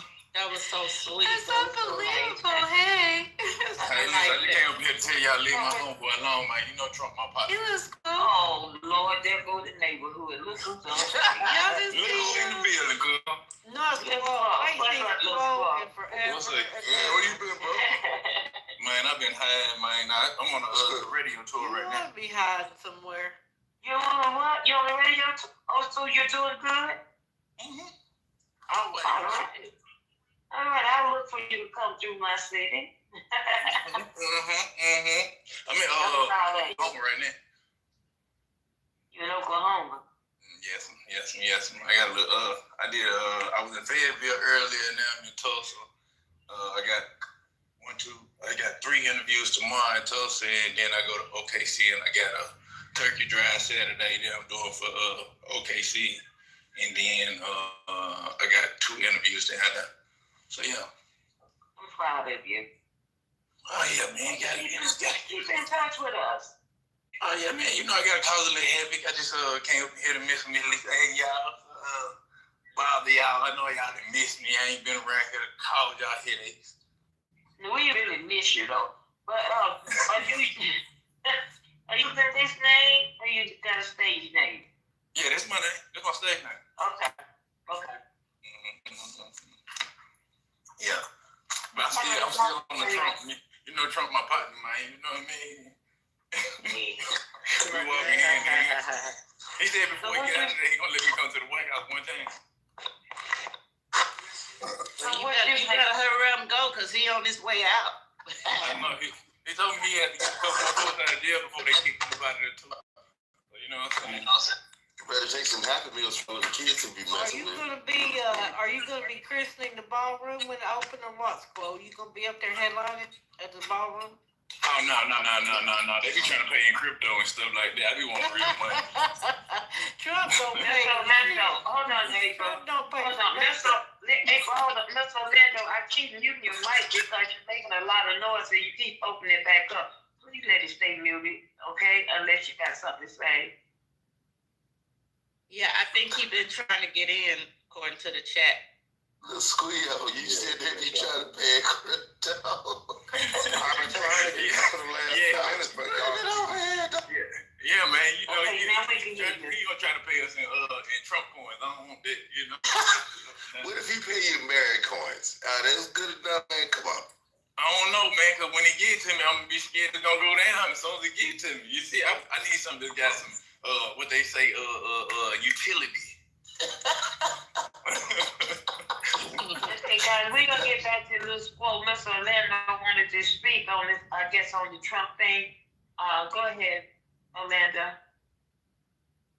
I think one of the problems that we're experiencing is that we forget that at one time this was on the desk or within the preview of the Democratic Party.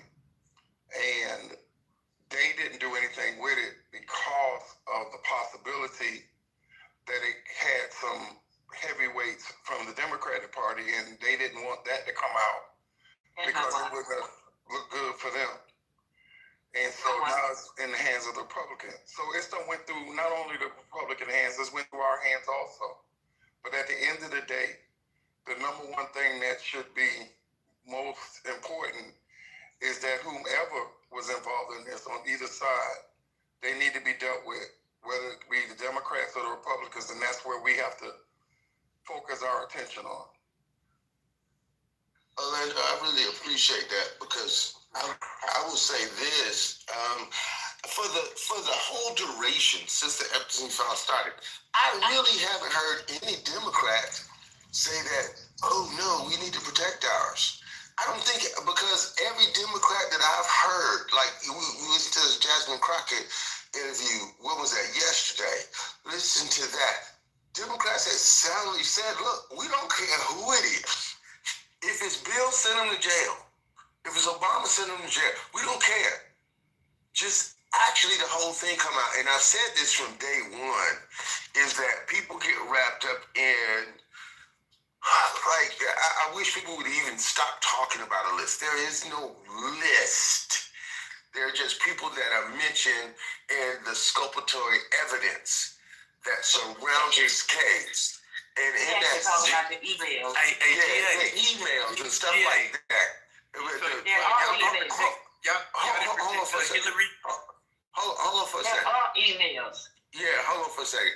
My point is, there's emails, but I hear a lot of people talking about a list, a client list, in that sense. And my point is, the thing that I've been saying for the longest, again and again and again and again, I am still not convinced that anybody is going to jail.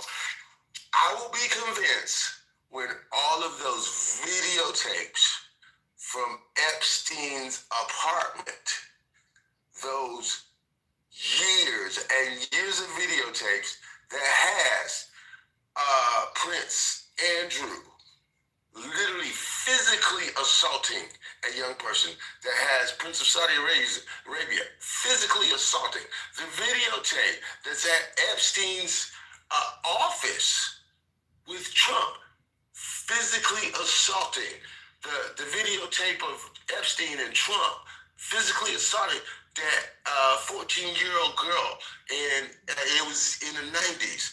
When those tapes come to light, then I believe people want to put people in jail. But they're still keeping those. They're leaking emails. But there is so much more damning evidence of so many other people. Y'all do realize there was a camera in every single room of his New York apartment, and that's where more stuff happened in that apartment than ever happened at Epstein Island. And there was a bank of videos. Yeah, in his house. I said, you know that how? Because it's been leaked. Yeah, he was there. He was at the party. What are you talking about? He went to Florida too. Yeah, what are you talking about? That was actually in the evidence when they actually raided the apartment. That there's cameras and everything. Yeah, but you don't know if they had more. They had that what was on the table. On the island. Oh, scroll. They didn't have the guy who did all of the security. They said the same thing about Diddy's house, so we haven't seen one minute of film. You know. I mean, go ahead, Lisa. No, I'm just saying, it's So like they ain't gonna put underage children of people beating and having sex with them out into the public. That's even if they were, it's evidence. But yeah, even it's still evidence. But I'm just saying, I don't think that really exists, where would the tapes be? Would the CIA have them? FBI have them? Who has the tapes? Somebody would have it. If they ain't gonna show it, they would at least have it. What they say, scripted, saying As what record. happened in the video. As record. As record, yeah. As evidence. But y'all think they're gonna show it to us? I don't want them to show it to us. I want them to say that they have it. Y'all keep messing that up. Nobody wants it leaked to the public. Are there? I didn't say anybody wanted leaked to the public. It'll be a script, like how you do in court. I don't understand what the argument is about the. I don't understand the argument about the audio, the videos. What? I'm just saying that they're there. I don't know what the argument is either, but if they have them, it'll be a note of record that they do exist. I don't know why they would try to hide that. That's kind of weird. You're not gonna tell us. No, they exist. I didn't say telling us. I just said in the actual documentation. It say that they have. There's a lot of evidence that they do have that we don't have a privy to. But they would say what it is. They would say we have a video of such and such and such and such. They don't. We've never heard that. All I've heard is. Depends on because what happens is it depends on who's the custodian of the records. When you have somebody that's custodian of the records that does not want to release what they have, such as Pam Bondi, who, if she has the custodian of the records, she's not going to tell you that I have the videotapes because she's beholden to Trump. Whoever's the custodian of the records, if they're beholden to a person, they're not going to tell you what I exactly have. They're not going to do that. Okay, so if Jeffrey Epstein actually made it to his trial, you mean to tell me that they would withhold that evidence because they're trying to be beholden to Trump, that they are a government entity that is withholding evidence because they're beholden to Trump? Is this how deep we gonna go? Have you not seen that happen already? No. Are you talking to me? I'm saying that's what they've been doing. To who? Government agencies. They do that all the time. Hold on. The FBI investigation with the money they took from overseas, from Saudi Arabia, that the cash that came from Saudi Arabia, that Barnes said not to fuck with, remember? Well, how do you know about it then? Gosh. Hello? You just said if it was such a secret, how you didn't found out about it? My man told me. She said my man told me. My man told me. If they ain't told nobody, it would be a secret nobody knows about, but we talking about it. My man told me. Okay. They told 10 people, now you know it. Now I know you know it now. Patty, what were you gonna say? About the records? Oh, nothing. I'm just listening to you. I'm like, oh my God. So now we're saying government agencies are truthful and they don't cover stuff up. I'm not saying that they're not, but how do you know? Since you're saying it's been covered up, it's actually not all covered then, because you're talking about it. Well, it's covered up to the extent where the FBI said to ignore it. Lisa, did they not cover it with the Iran-Contra scandal, the arms for sale? I mean, we have a history. How they cover it up if we know about it? I mean, because now they covered it up until they actually got it. They covered it up until the truth was actually told much later. They covered it up. The truth was told. Stuff is coming out. Do y'all have any reasoning ability here? She's coming out now. Right. People that have been literally unpaid for weeks, and when I been up here and said shit all night. Go ahead, April. No, fuck it. I'm not doing it. When I worked in the courtroom. Go ahead, April. You have a group of people who have been unpaid for weeks. Okay, how are they going to lie to you, sir? Why would they lie to you? Why would they lie? Can I for a second? Well, no. I'm speaking to. Can we let Ms. April finish first? I'm just saying, stuff is coming out. Stuff that people didn't know before. It's coming out like a damn breaking now. Okay, these emails, that's some shit in those emails. not a how do you know, or I don't know, or they know, or who knows, and it's a secret now we all know. This sort of evidence, okay, we know the prince was involved with it, who's no longer, he had all his titles knocked out. So how do we know about him? We know because Virginia Jeffrey. Secret. Okay, never mind, fucking. I'm serious. Look, you guys talk over me every day, all day, all night. Go ahead. Wait, no, Victoria, what were you saying? No, I was basically just trying to refute what was said, because the vast majority of people that are working in government aren't trying to cover something up. There is no cover up. I don't think The nobody vast said majority of people are just trying to. No one said that. Hold on. When I worked in the hold on, Orlando. When I worked in the hold on, Orlando. So, Victoria, I understand federal employees aren't getting paid. There's no reason to get all offended, right? But we both know that a lot of shit is covered up in government. If you are in government, then you know that. No. I worked in government for many, many years. So have I. So then you know what I'm saying. There wasn't a lot of shit getting covered up. Okay.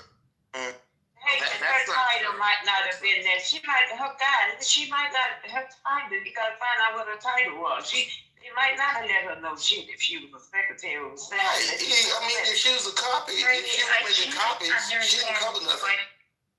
I couldn't hear what was said. What was said? I said, depending on your job title, you probably didn't know. I was in intelligence. So we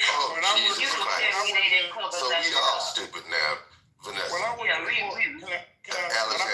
all stupid. Can I dialogue it, or is that impossible? Please let us know. That's more of a reason. I've actually seen this happen. Holy shit. When I worked in a courtroom.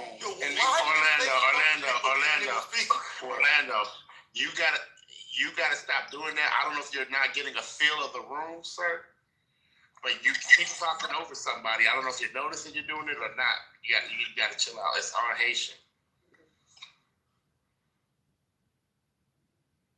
I remember when I worked at the White House one time. Haitian, go ahead. I'm good. Well, put me in queue, please. Go ahead tonight. Haitian, go ahead. I'm good. See, this is what kills me. Go ahead, Orlando. Wait, hold up for one fucking minute. Now, listen, everybody's been talking over everybody all night long, and I've been listening and not saying a goddamn thing. Can we just allow people to land? Everybody's going to get a chance to talk, but then if you come off the mic and go, never mind, and get mad, I don't know what's wrong. That just really gets me. If you already got the mic and you're talking, but they talk. Haitian, I've been quiet for like 2 hours, not saying anything. There's the same fucking people who do the same shit every time, who have to go over the fucking. So why don't you just mute them and go ahead and talk? Nah, that's cool. Because clearly they're bored in life, so they need to fucking talk. No, we're missing the information because you keep going nah. And then April goes, nah, then you leave. I don't understand because it's that. aggravating. The same fucking people do you this think every time. I'm not aggravated? Okay, then, I don't know. Give them a fucking training course before they come in the room. Give them a fucking booklet when they come in the room. How to fucking stay on mute when someone's speaking. Okay, so somebody was supposed to be making the rules of the room, but when someone else is speaking, can you just allow them to land, at least finish their thought and their sentence? Because now, I don't know what April was talking. I interrupted April, and she left the whole room. Now Haitian is being interrupted. I don't know, Orlando. Orlando, let's you and I go on mute and let them land so we can get their point, because we're missing their information by interrupting. And then we can come off a mic after they're done, okay? So let me and you, we're going on mute. Go ahead. I did the rules of the room, Lisa.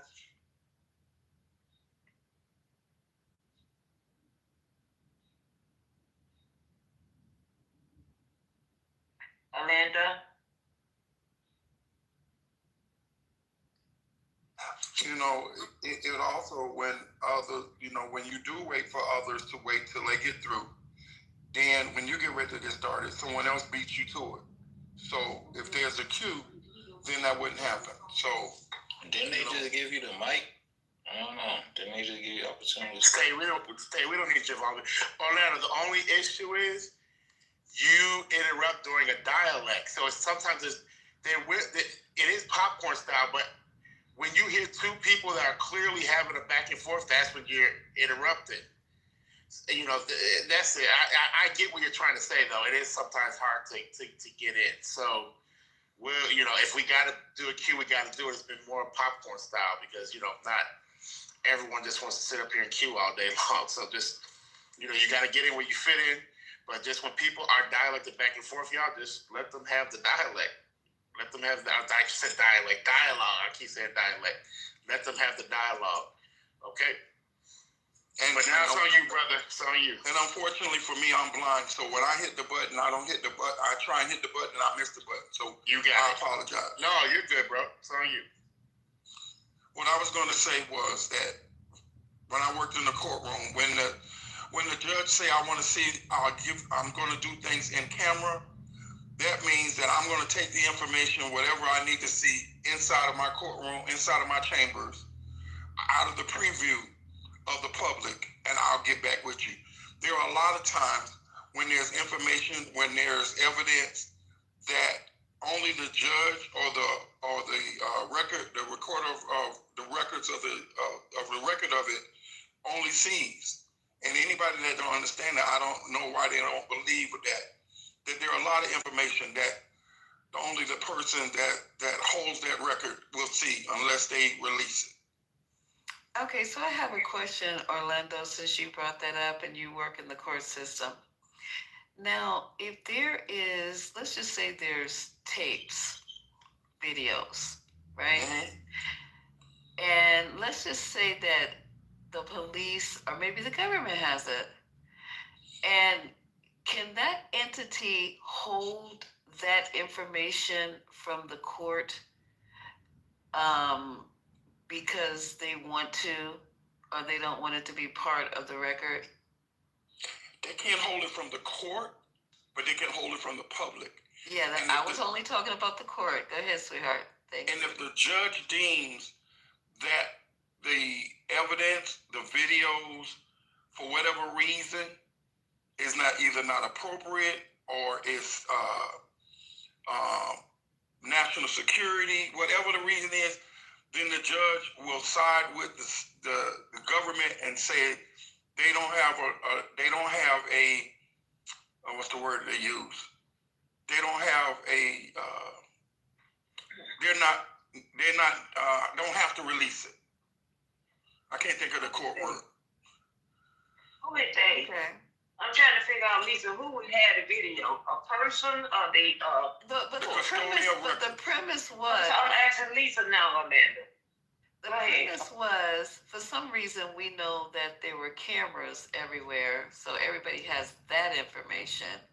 But as far as the tapes, I'm being understood that the tapes are a secret.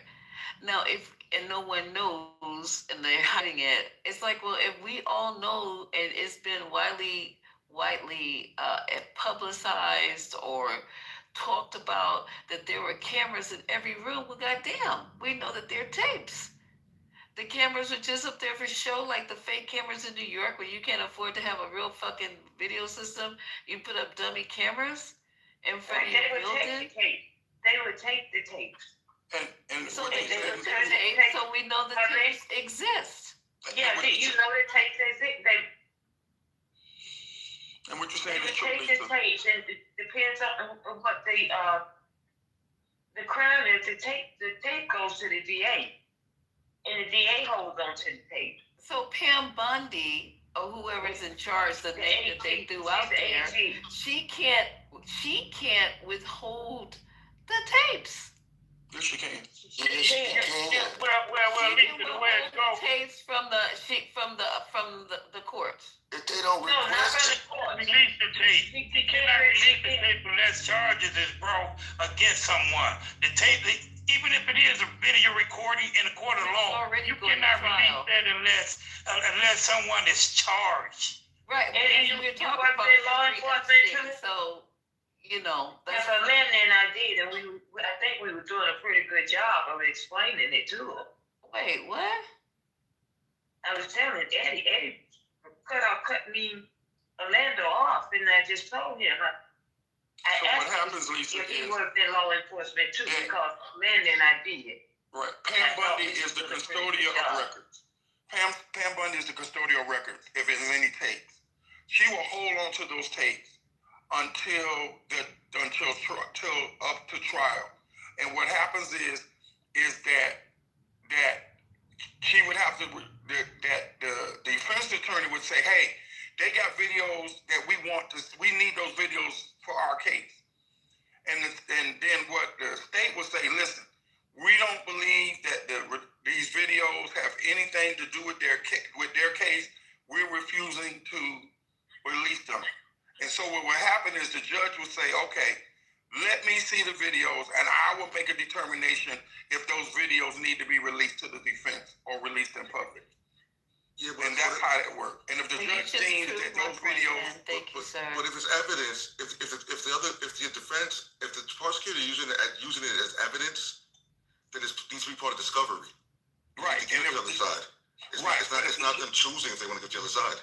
Right. But if they use it as evidence, they have to give it to the other side. No, if they don't, the other side can file a motion. That's not true. Okay. It is true. That is true. They have to release it to the defense. Okay? Yeah, that's what I said. That's what I said. Yeah. But if the state says that they feel that the tapes are not appropriate in discovery, they don't have a reason to have them for whatever reason, then the judge will say, come use it in trial. Can I finish? Well, I wasn't saying when you told me I was incorrect, but go ahead.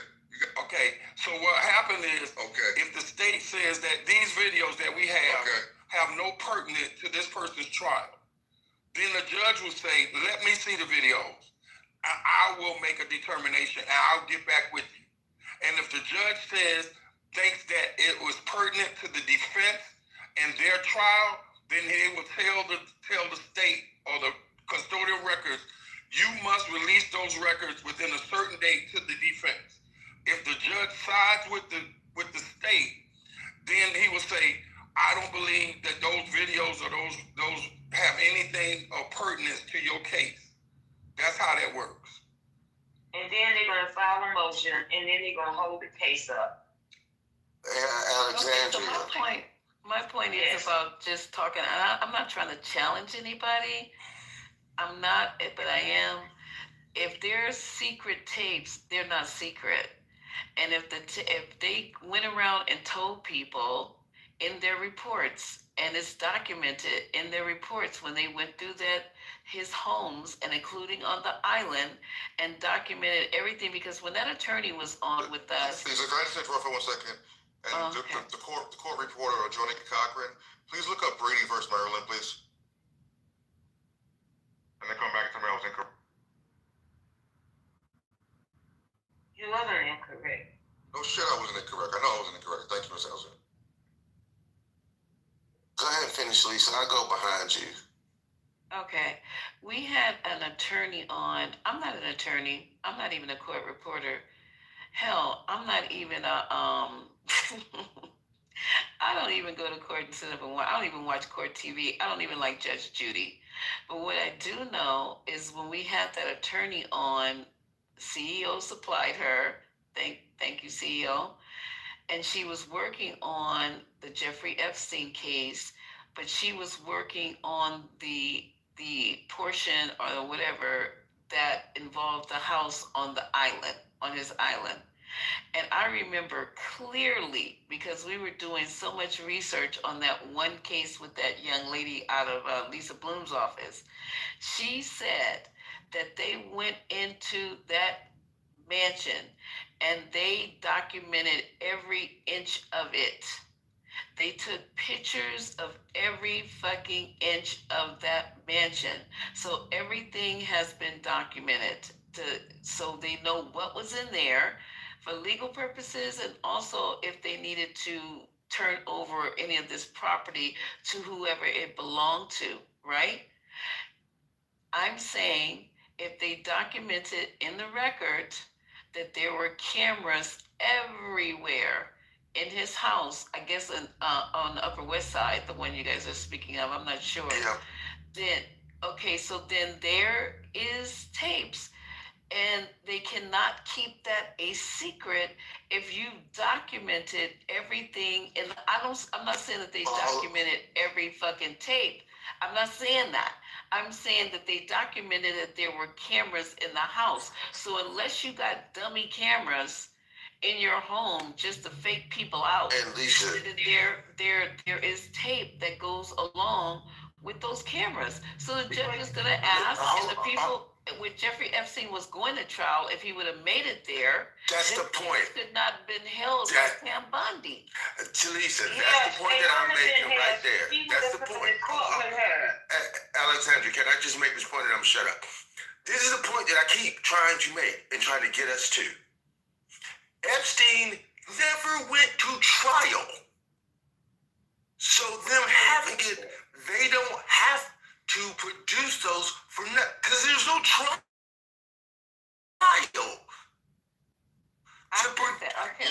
There's no trial, there's no discovery to share with the trial starts. Well, what I'm saying is, there's no trial that started, is my point. So us arguing the point, I need us to focus in, because we're focusing on the wrong thing. This is about, hold on for a second, bro. I promise you, y'all, I'm not gonna be long. This is the point that I keep trying to make. Epstein never went to trial. No reason to share that. Nowhere. Okay? They gathered all of that evidence, and Pam Bondi has it.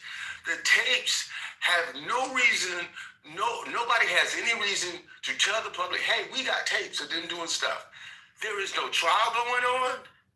That didn't affect or have anything to do with Maxwell's case whatsoever. There was plenty enough evidence to actually put her away. There was no need to talk about any tapes whatsoever. They had enough evidence to put her away. They knew that. So it was not in, I'm talking from their side, it's not even in their interest, as far as they're concerned, it's not in the public's interest to talk about tapes that they may have that has physical evidence of people actually having, doing criminal activity with minors. When they already have all the evidence they need to put Maxwell away, Epstein's dead, and guess what? Nobody's prosecuting Trump. Now, when they start to prosecute these people on this tape, those tapes may show up one by one. But there is on no situation on God's green earth is somebody gonna run up and say, hey, we have no case, we don't have any charges yet, and we haven't talked about charging anybody, but we have a bag full of tapes that these people, nobody's doing that on the planet, and we need to quit with that thought process. Okay. No, hold on. So I haven't talked, and I think this is where we need to stop, right? Here's the problem with all of this. We have a Congress. We have a problem, Houston, okay? And we have a judicial committee. And the judicial committee can review, and they are literally currently, they just signed off on on the docket to ask for the release for the emails, right? And they can literally hold hearings for evidence to be released to them so we can have public conversations about this. And anything that is exposed in these public conversations, you do know that witnesses can be called. They can subpoena witnesses, and any witnesses that are called and any conversations that are had in these witnesses, they can, as this happens, they can bring criminal charges and ask for criminal charges to be brought to the DOJ. Will it happen? Probably not likely, because we don't have a DOJ that's on the up and up currently that is willing to work with Congress to actually allow something like that to happen, because we're not in normal times, and this is not a normal situation. That's all I want to say. And who does the judicial system? Who do they work under? Who? The DOJ? Yeah, they work for the executive currently. Who is the executive? That's what I'm asking. Trump. Yeah. Okay. And see, they're not gonna have a trial. No, I know that. That's why I said. Right. Yeah. So at this particular time, Pam Bundy is the one that will look at all the tapes. She will hold on to the tape, and she 100%. 100%. And that's the same thing. That's all we said. We made it short. Pam Bundy got the tape, and she will hold on to the tape. But I'm saying that Congress will still request things. They can still do certain things. Do I think that we're going to go through hell? Yes. But here's the thing. Yes. But what I'm saying is that if we're able to get a majority during the midterms, we can definitely get at least a possibility where we could have a public conversation and we could get some public things to the front water and expose this for what it is and make this shit look as bad as what it really is. That's what I am saying. Stuff I'm reading in here saying that the reason a lot of these tapes and stuff wasn't released and it's still in FBI custody because there's still an active investigation. Just because Epstein is dead and Gasoline, or however you say her name, is already convicted in a minimum security prison now, that doesn't mean the investigation is still not going on, because they're still now investigating other people that are involved.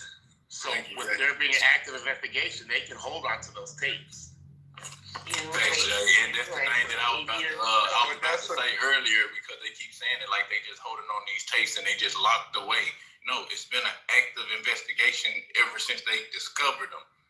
They didn't just sit there and just start watching them like it was an R. Kelly tape. So they finding everybody and building up the case to actually be able. Not with the law enforcement part of the legal, but the public they are seeing. No, but that was my argument. I wasn't saying anything about public.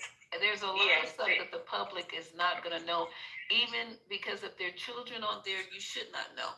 But I'm just saying that these tapes are not secret like the Contra. Somebody put up the Contras, whatever the fuck happened. No, but the secret part is the contents. So when you say go public, of course you're not gonna actually give out the actual videos. Just let people watch kids being abused. The actual part that is secret is what are the contents of these videos. Right, and that I can deal with, but I'm just repeating, right? I'm just saying we can't compare it to the Contra, because that was something that had to do with whatever was going on with the government war in another whole fucking country. We're talking about. You're talking about Iran Contra. That was gun running. That was gun running. They were selling guns. Whatever it was not children. But Lisa, the reason why I brought it up was because of the same reason that I bring up the Martin Luther King issue. Years later, when they had the trial All of that stuff wasn't, the real story wasn't actually told at that point. Now Reagan's passed away, and all of that stuff is, now we know the truth of actually what was happening. They were covering at the time. Ollie North fell on the sword at the time. The same thing with Martin Luther King. When he died, nobody was telling the fact that the CIA was secretly taping him for years and years and years. But decades later, now we know the truth. And I say it, I say it goes down that when I turn 80 years old, then the truth will be told. Oh, miraculously, these tapes actually showed up from somewhere, and posthumously, now we're going to charge Trump with this, and we're going to charge this person with that, and we're going to charge people with that when I turn 80 years old. That's the point that I brought up. It's not always told during the actual thing. The full story is never told. And the tapes are going to stay secret because nobody's going to be prosecuted. Nobody's going to be prosecuted. They're not. The truth of the matter is they're not going to be prosecuted, and it'll be unclassified. But no one should ever see the tape. This not. I'm not saying see them. Why y'all focused on seeing them? Wait, but you know, wait, hold on, guys. They already know they exist. Everybody knows that. That's just what I'm trying to say. People know. No, the government has not admitted that. Is my point. Yeah, hold on.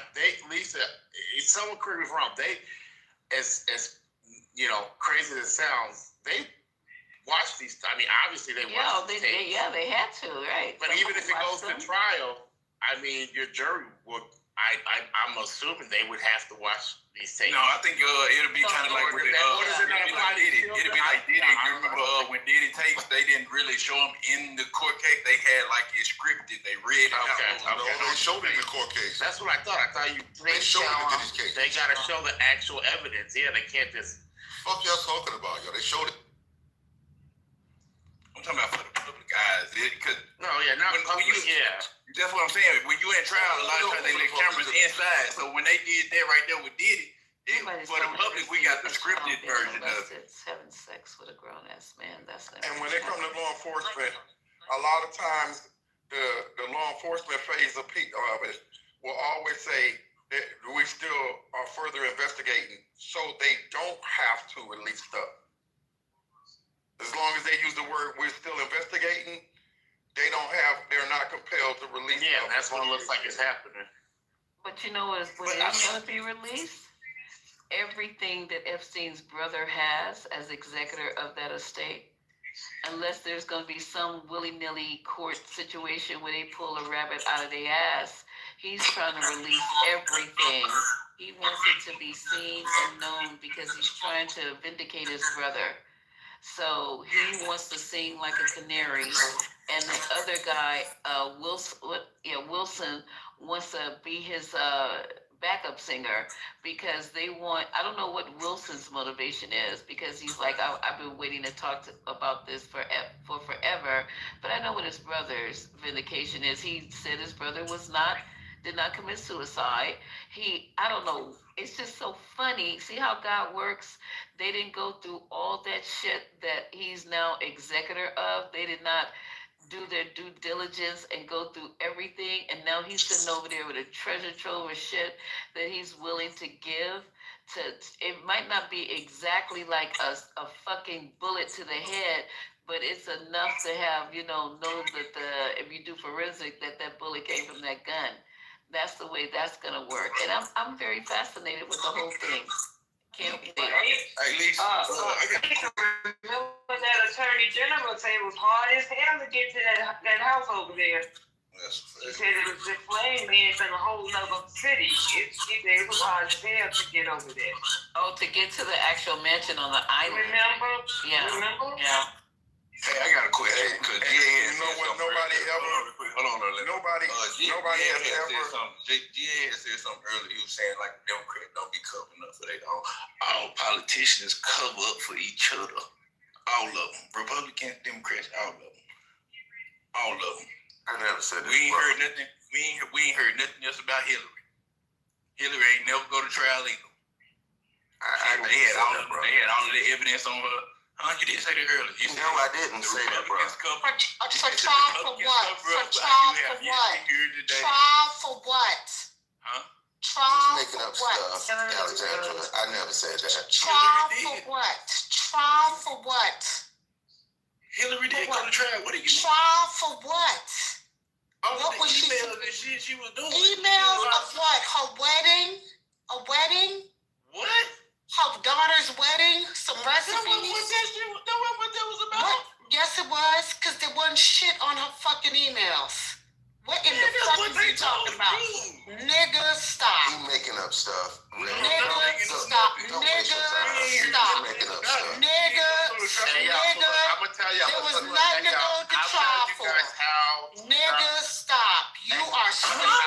You are It's dumb. amazing how y'all can come up with y'all fucking delusions of dumb. grandeur with anybody else. No, I'm really not. wasn't shit I'm really on not them Miss Red. emails. And please, refrain There from was calling me nothing dumb, on them ignorant, or emails. stupid, ma'am. There was nothing on those emails. There was a nothing burger. You need to stop being. If I'm being You can't convict. There was nothing. In the room. Well, I'm gonna tell you. Because it's been There a lot was of nothing to on a lot of convict her stuff. of. Because if Nobody there was has something, asked me. if there was something to have convicted her of, she would have been convicted. There was nothing. What are you saying? Sir, They did the same thing y'all said they did to Trump. young man. No, There was I'm not young man. First off, You're a young man to me. You don't even know me, ma'am. Sir, I just you are say, a ma'am, young so don't man respect to me. I'm being respectful of you. You are a young man to me. You don't know that. You don't even know You me. are a young man You don't even to know me. me, ma'am. I know Sir. we're not arguing right He's now in middle who's school, young and who's 65. old. Okay, so what time? Taking up everybody with that. I'm going to bed. This my last statement to you. You don't have to make any You to me, can't ma'am. be You don't have to. convicted. You ain't got to make nothing to me, There ma'am. was nothing to be convicted That's of. your opinion. Just like everything else that we've been doing. I'm gonna say it again. It's so sad that you believe all the conspiracy theories, but guess what? There was nothing to be But convicted ma'am, of. So you're speaking on keep conspiracy. being delusional. Okay, Keep so living in your delusion. Okay, so let him go ahead and finish this. I don't need to talking about.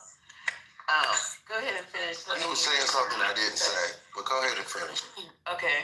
You did say that. I did not, man. Stop it. I mean, you free. Give your opinion, but stop saying stuff that I didn't say, because I didn't say it. So give your opinion, and I'm gonna go. I said all politicians do it. They all lie to us. And they all hide shit.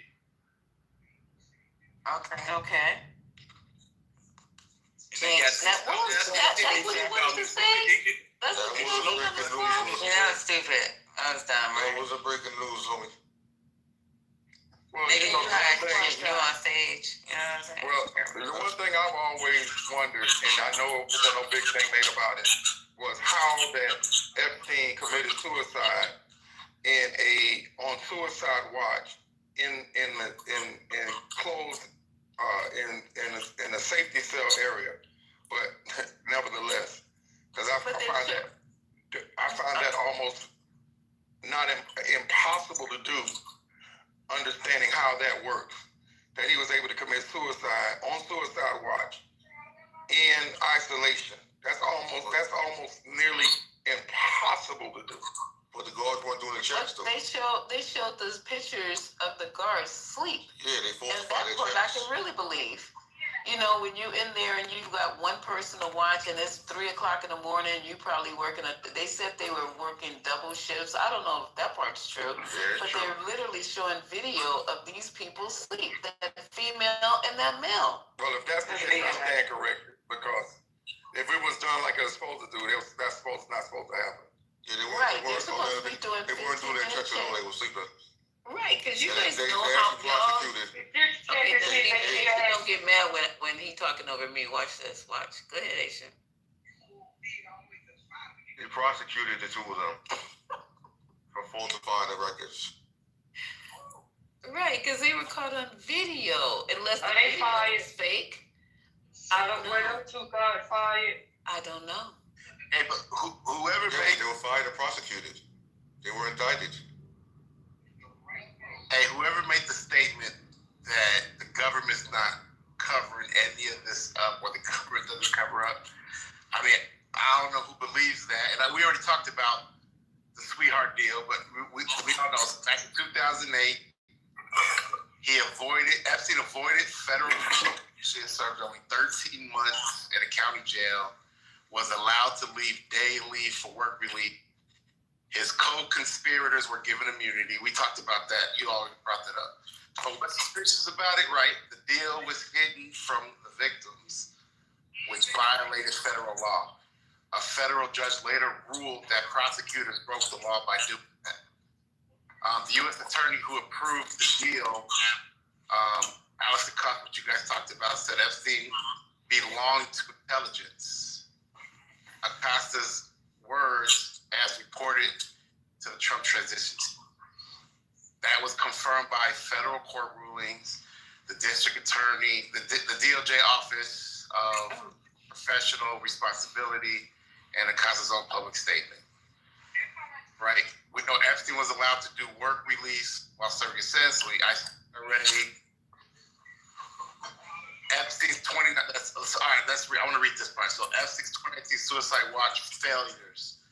On the night Epstein died, the two guards fell asleep and falsified records, which you got. Haitian just said that. Cameras in the hallway reportedly malfunctioned. Epstein was removed from suicide watch after only 6 days.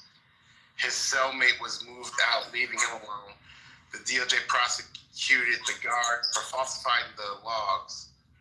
Charges were later dropped after a deferred prosecution agreement. So even former Attorney General William Barr admitted that the situation was full of serious irregularities. So these facts are confirmed. The FBI seized of Epstein's tapes. So this is not proof of a cover-up by itself, but it feeds suspicion because there's a large amount of media that were seized from Epstein's properties, New York and the Virgin Islands. The FBI has kept all the content sealed. No public explanation has been given. Even Maxwell's trial did not use or reveal the contents of these recordings. Legally, they must protect evidence involving minors, but the total blackout has created a vacuum filled with speculation. I mean, there's more and more. The government's covering this shit up. That's what we're gonna do. This whole thing. It's already today. God dang. It's already today. I'll get ready to go to bed because okay. That man, they coming on in a few minutes, ain't they? Did you say a few minutes? No, not a few minutes. We got a few hours, but I thought you said 4 o'clock Eastern and 7 o'clock California. I did say that. No, it's the opposite way. New York is ahead of California. So 7 o'clock, they'll be on. Right. So, but what I did want to say to Disingenuous, because we hear this all the time, he said, so he hung himself off of a 5-foot bunk. Now, I'm 5'6" and close to 5'7". There's no bunk that is 5 foot tall, unless you're a child. No, you just hang your legs down. No, I'm just. Let's be serious here. Anybody in the room who's 5 foot even? Anybody? It's a double bunk. It's a double. No, he said okay. So, but it's still not 5 feet. But you have to be 5 foot. You don't need 5 feet. The only bunk 5 feet is 5 feet. What the hell y'all talking about? 5 feet is 5 feet. I'm saying you don't need 5 feet to hang yourself. You can put the thing in just. You don't need to hold your legs up. You're not trying to stand up. How tall was Epstein? How tall was Epstein? I don't even know what's going on here right now. But can I just finish what I'm trying to say? Because this has been going on. People throw this shit all in there. And if we going to do crime and solving these murder mysteries and shit, I have never seen a bunk bed that consists of 2 beds, one on top of the other, that's 5 feet. you would have to be, what is it for, 2 midgets or 2 dolls or something like that? This is for men inside of a prison, so we got to know that it's taller than 5 feet. Not really. You got to start off with, oh God, here we go. Somebody actually had the nerve to say not really. Okay, you go ahead. Right, go ahead. What they do is they put the bottom bunk low. Mm-hmm. They put the bottom bunk maybe 2-3 feet, 2 feet off the ground. That's the one that sleep on the bottom. So that's 2 feet right there. Right. Right. And then, So you only got 3 other feet left. And the other person, the other bunk will only go as high as the person that sit on the bottom. He can sit on the bottom, and the other bunk will just be above his head. yeah. So you think that's 5 feet? Yes. Just be about 5 feet. real. Yeah, it's about 5 feet. Yes. Yeah, That's about 5 feet. It's about 5 Okay, feet. I'm gonna do some measurements today too, because this is crazy. A prison bunk bed ain't like A prison. Okay, and I'm gonna Google it too. See, but if you wanted to do that, let's just say the guards who sleep, they're on video being asleep.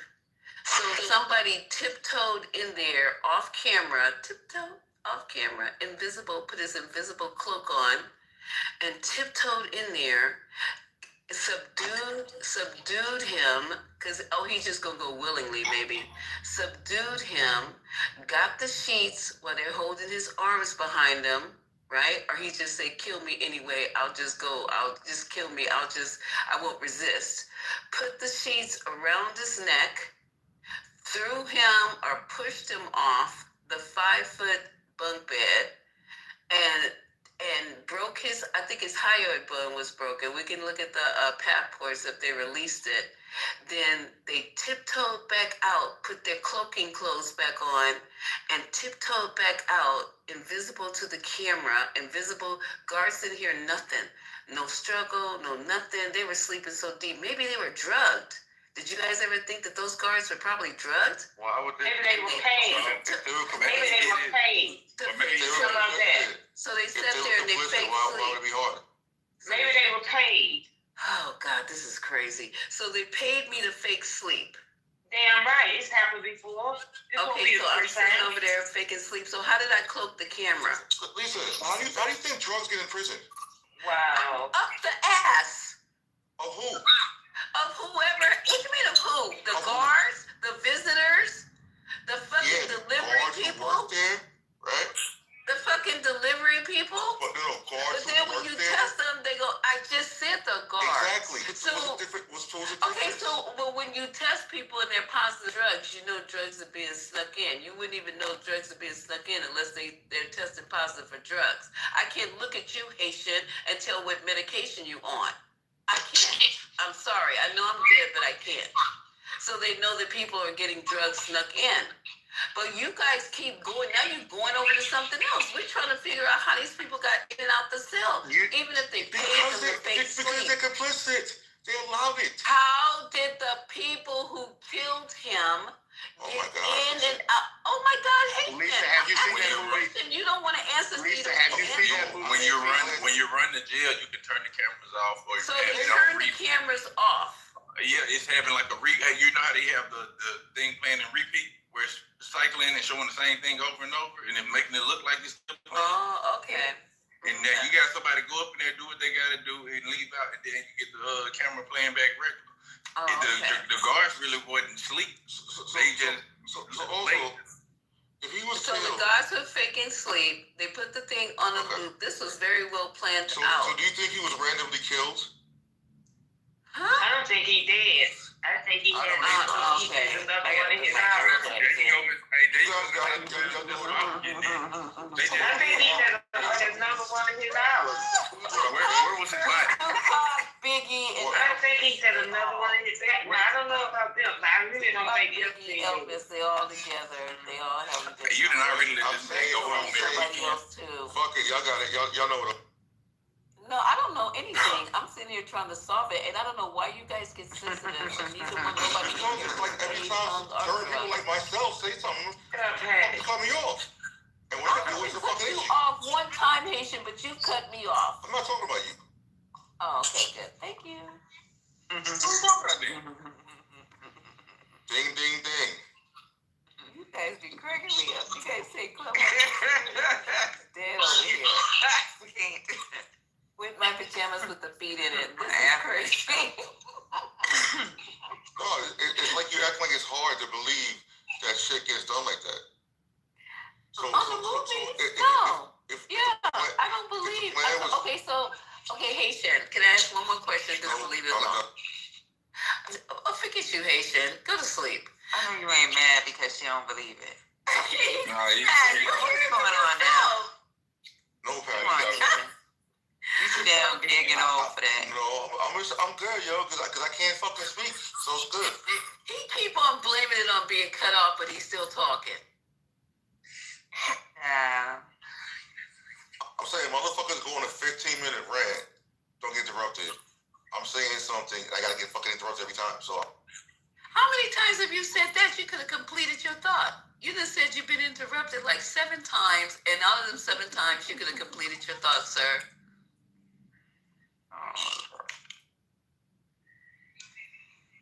Look, see how they act?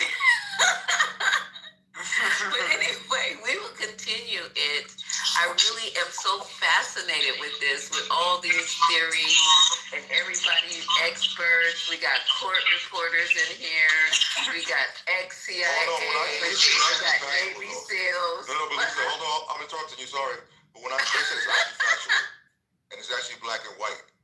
So even if I stutter or talk funny to certain motherfuckers, when I say shit, it's fucking factual. Talking funny. Unlike some people who talk out their asses. Say what you gonna say.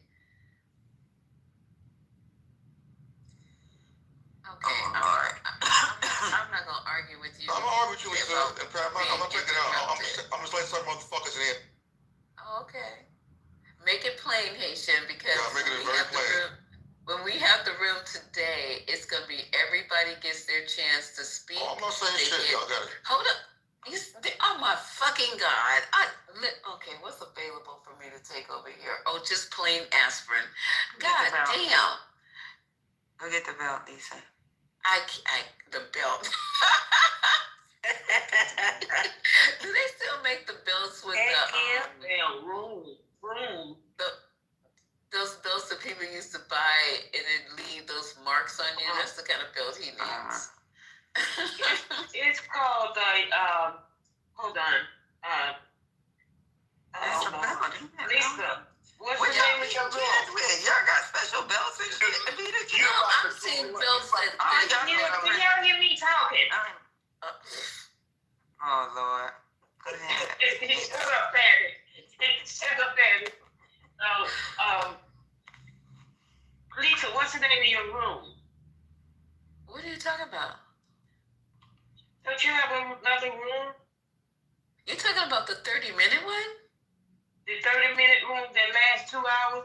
What's the name of it? Whatever. It's only supposed to last 30 minutes, but if it was good, why would I cut off the content? Well, what's the name of it? It's called 30-minute commute. Okay, Rachel, it's called 30-minute commute. It's at 7 o'clock. Oh, somebody was listening. Oh, well, yeah, yes. Let's advertise it. I don't want a big room, so all you she wanted to know. Rachel is, she's been coming in for a while. Oh, hi, Rachel. I'll put it in the chat. Rachel, don't tell nobody else, okay? Because I just want it to be serious people, and none of this was going on in 420 now. Do I ever want to happen in the 30-minute commute with Dr. Carr? We just want to go in and get fed in the morning early, get information that we can use in our battle through the day, like the ones we have now with all this misinformation. So come on in. It's like I said, it's New York 7 a.m. If you're on the West Coast, it's unfortunately 4. Come on in and get fed and just knowledge, just straight up knowledge. Because today in the 420 clubhouse room, like the one we're having now, we're gonna have a whole bunch of foolishness like we had tonight go on, because we're gonna do the Jeffrey Epstein. It's just Jeffrey Epstein. We're going to start from the beginning when that nigga was in diapers all the way until the mysterious cloaking device happened and the Navy SEALs went in there and hung him from a 5-inch cot and killed him So we're going to go all the way there. And then whatever is left over is gasoline. Because gasoline is the one, to me, this is a walking pedophilepedia.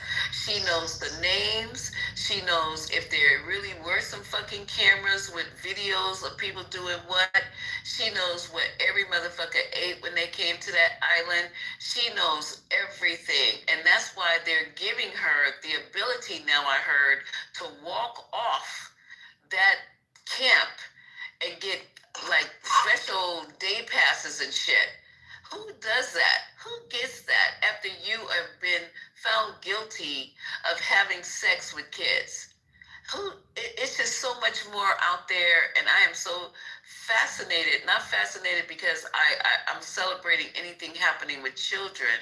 It's just the fact of the matter where all this went down the way it did, and we got people saying that Jeffrey Epstein's still alive, and then we got people saying that gasoline does not have a list. She might not have a physical list, and I've said this a million times, but she has a fucking mental list. And if you guys don't believe it, then yeah, I got some other shit I can sell you. But yeah, it's been a great room. You know, I appreciate you guys for coming in here and sharing your expertise. The Navy SEALs, the court reporters, the judges. The forensic experts, the coroners, and all y'all. Oh no, this room's been fire. Absolutely. Yeah, Navy SEALs and court reporters and judges. Man, you know this goddamn clubhouse. Everybody goddamn me as an expert of every expertise of the expertise. And be broke as hell. How y'all broke experts? But go ahead. Hey man, they millionaires in here for all of them. It's a few billionaires. I'm a billionaire. Yeah. Oh, let's go.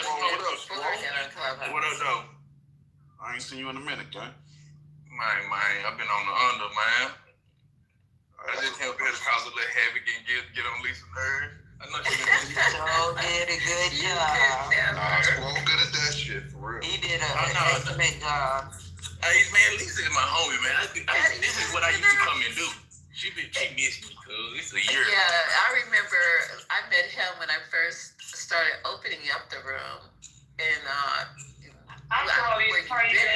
saw this crazy ass in here. I still let me tell you where he was. I thought he was in lockup. I mean, on vacation.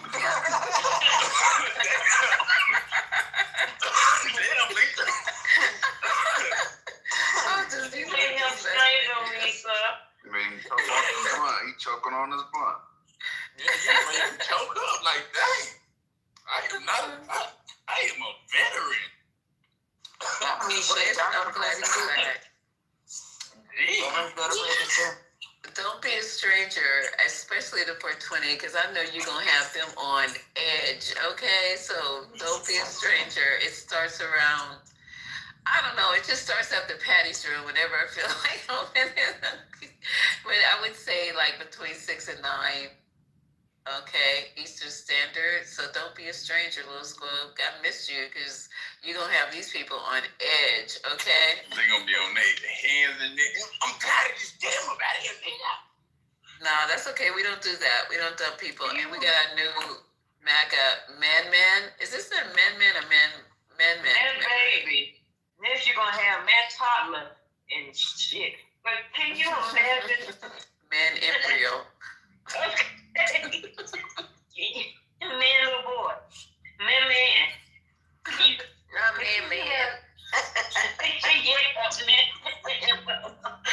Hey, Lisa. There went to the man in Florida yesterday. He took his little son, gave him a Narcan, told him that if his dad said, I'm finna get high on heroin, said that if I pass out or whatever, right, give me the shot that I showed you how to use it. The daddy OD'd on the heroin. The son gave him the Narcan, and when the police came, they arrested the daddy for child abuse. Child abuse. I would have too. And the kid was a child, right? Was a child. And he should have. And Narcan, they give Narcan away actually everywhere. You can get Narcan at any emergency room. Just walk in there and tell them that you need Narcan. You don't have to say nothing else, and they give it. I know at one particular hospital in New York, they have it outside in a vending machine, and you can press all the buttons and take all of it if you want to. They do not care. They just don't want you to OD. But if you go to the pharmacy, they will charge you for it. But I'm just letting you guys know it's in a lot of places, and you can get that free. You should have it in your house. Just have it around. But that right there is disgusting, and that's child abuse. Kids can't even grow up normally anymore. You got parents who just should not be parents. What you mean having in your house, Lisa? I don't hang around nobody that I need to have that in my house. Patty, you never know what people are doing.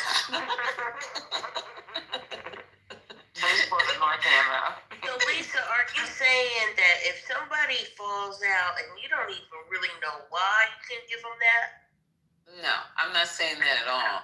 I'm saying that they give those out to people who are known or suspected, because it's not going to do nothing to you if you think that this person has OD. It's better to give it to them than not sitting there going, well, let me call and get a sample of your blood before. No, just give it to them. You know what I'm saying? If you see needles and you just stuck one in your foot or in your hand, chances are. And most of you can see them big ass veins they got on their arms and shit. And the scars and the tracks, and and they got that. Like, you remember when what's his name used to do that skit? What's his name? And he had white stuff around his lips. I'm just on the floor with that. Tommy. Dave Chappelle? No, Dave Chappelle. Wasn't it? No, Tommy. It was Tommy. Dave Chappelle used to do it too, right? Yeah, Dave Chappelle. I like Dave Chappelle. It was Dave. It was white Dave. powdery lips. It was one. That shit was funny as hell. So I would definitely have Narcan around him. Just like, for real though. Now, JD. Huh? Did you stop at White Castle? JD, I'm talking JD. Right now, JD crazy. Wait, I'm like, did he Stop at White Castle? Did he fall? He got 3 cheeseburgers. Got 3 cheeseburgers now, JD. And just how on it. I wish you could. Y'all don't remember that skit from what movie was that? Oh shit! Well, it was reenacted on Don't Be a Menace. Remember, I got these cheeseburgers, and he had all that white stuff all over. It was the crackhead. Come on, y'all got it. Come on, Minister Society. Don't be it was on Miss Society, but they reenacted it on Don't Be a Menace. Remember? Yeah, I really remember that on the I got some cheeseburgers, man. JD, send me something down to Florida. Send me a sack to Florida. Kind of crackhead cheeseburger. What you want for it, man? What you want for it? What he said? Some gas burgers. Well, we had to go to. We already know what he said, nigga. He had that white shit all over his mouth. He said, he did say that weird ass shit. He said, what you say? Come back here. He said it too. Come back here. I was on tape today. We need to have classes. You guys let me talk about no crackheads because they get the job done. And y'all can take some, y'all can take some math classes. The only job they get done is crack. They get the job done. Definitely did. They have no money. They have no revenue, but by the end of the day, they got enough money to get that hit. So y'all have to figure that out. I'll take a chance on the Mexicans. I'll take a chance on the damn Mexicans. 2 for $5 ain't that much either, though, Lisa. Lisa, I saw a crackhead bring a whole washing machine to a house without a truck. I said, man, where you get that from? See what I mean? See what I mean? And y'all are here soft and can't get nothing done. Can't figure out a way to make $1 out of 50. Well, was it his washing machine? it wasn't his washing machine. He lifted it up out somebody's house and carried it from it. I said, man, I don't need no wash. He said, what you need? I said, I really need another bed. He came right back with it. Oh my God. Yeah. I know a crackhead that used to at night she would put Noxzema on her. She had the most beautiful skin. She was religious about putting Noxzema on her face every night. And when she died with Noxzema on her face. Holy cow. Yeah. You didn't rub it in? No, you don't rub it in. You rinse it off. You let it sit. That's right. I remember Noxzema. Yeah, you don't rub Noxzema in. I remember that. Yeah. No, I rubbed it in and then took a white cloth and went in and wiped it off. No, okay. She didn't read the directions. Once again, she was a crackhead. So I was like, what? Lisa, don't add those two sentences together, goddamn. Patty, she told me she didn't watch it all. Once again, she was a crackhead. Don't add that shit together. I'm just saying. I used to rub it in. Well, y'all need to get some crackhead tendencies. I don't want them. You can have know them. how to work and get shit done and maybe they changed it. That's not crackhead tendencies. What's crackhead tendencies? Like you Crackhead tendencies is you now we tend to got a smoke crackhead crack. expert on the stage. Yeah, you for sure gonna. Tendencies just means you tend to smoke crack. That's it. Yeah, you for sure gonna do that. That's gonna But be your you gotta first be fault. able to get you missing the point. You just so you smoke it, right? But you gotta be able to get it. And how is that done? A lot of them sucking dick to get it, Lisa. You're not drinking That's true. That's very true. I wasn't even visualizing that, but go ahead. Gemini's like the teeth is already out there now. Right. What's the problem then? And a lot of them go up. Do you know how a lot of people get jackets and shit? You know? They're getting that from a crackhead. Wait, exactly. Let's not ask people how they know this stuff. Yeah, I want to know. Right. Well, I grew up in the hood. They'd come up and ask. They ain't care. That's why I got the best of the best stuff. I got PlayStations, I got TVs, I got jackets, I got clothes, I had food. They wouldn't. Do you know they food? I ain't taking no food from a crackhead. Now I don't do the TV. No, you know they get you what you want. They'll ask you what you need, and then they go to the store and get it for you. I'm telling you, they going to get all the meat, the best of the best meat. Yeah, you can place an order like it. They was Instacart before Instacart. Come on, I'm proving my point 100%. Man, they gonna come back with 5 packs of ribs. Yeah, wow. You gonna have 5 slabs of ribs. You gonna have about 4 packs of goddamn steaks. And then they gonna fix your car on the way out. I got a friend that still does that. To this day, he'll call me, hey, you need something from the store? My guy's about to go shopping. I'm like, what the hell? Shit. Yeah. For $50, you can get $300 worth of groceries from a crack. Hell no, I can't go, but yeah, they do it. They some of the best boosters you ever want to meet. They motivated. They are motivated. I give Lisa that. They are motivated. That's what my whole point I was saying, because just seeing them move and how they get shit done. They really do. They be out there doing the hustle. And we got people who can't even figure out how to get, how to put 2 pennies together, rub 2 pennies together. You got to pay your light bill. You got to pay your car note. You need extra money because you got to, whatever the case may be. And all we do is hear them bitch and complain. Get some crackhead tendencies. Look, get out there and figure that shit out. Wait, so you said give them some crack? No, I said tendencies. I didn't say no. I'm not. I'm talking about just people who are not drug addicted. I'm not saying get addicted. Don't get me wrong. I just said get some tendencies to where you get off your ass and go make things happen. Lisa, your new room in the morning need to be "Don't let a crackhead outwork you today." That should be your title. Hey, it's hard to do right there. Crackhead is up right now, stealing copper from under somebody's house right now.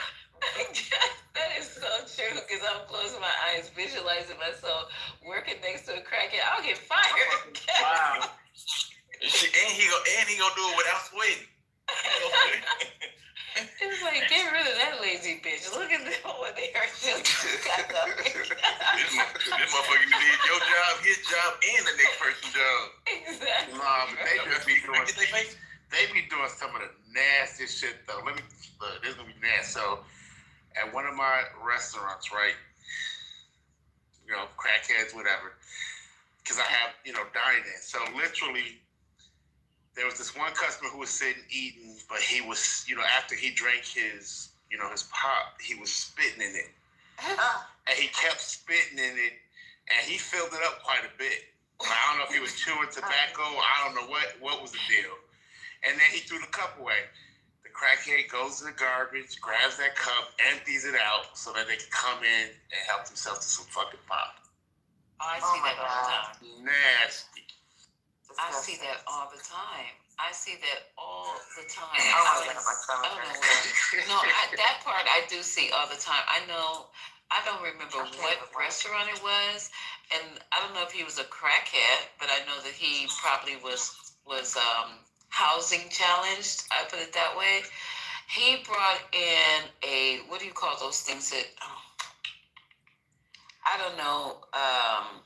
The thing that you use to pour. Like when you pour your oil, like those, it was an oil. A funnel.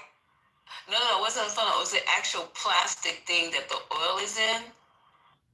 I don't know if he rinsed it out. I don't know what. But you know how Vaseline sells it in the plastic looking thing? Yes. It's the oil bottle. Okay, yeah, go ahead. Right. He walked right, and I'm standing there like looking, and I was just frozen because I was like, no, he's not. My brain kept going, no, he's not. He's just probably over there, happen to have this bottle. But it all made sense. He just hit that little metal thing that releases the soda and fill that shit up. And fill the whole, and had the nerve to use the cap too. I was like, I am so fucking done. If you need a container, you can find a container. Right? I was wondering if he washed it out. I was wondering if he was just going to drink the fucking oil with it. But he walked in, all stooped over and kind of like disheveled and dirty. And they have those ones outside where you can do your own.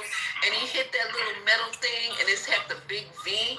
And I said, that can't be the oil. Oh, no, that was antifreeze right there. That was antifreeze. That's worse. Yeah, you could die from antifreeze. Right, yeah. I'd rather drink the oil. That nigga said, fuck that shit, nigga. We're gonna get high today. Oh, Lisa, tell her about the man that was bent over for 8 hours. Oh, my God. I have never with my own eyes seen any shit like that in my fucking life. I told this story, I think, maybe a few times. Just having to do a 23-hour recovery for a patient, I volunteered. I said, oh yeah, I'm gonna make this easy money.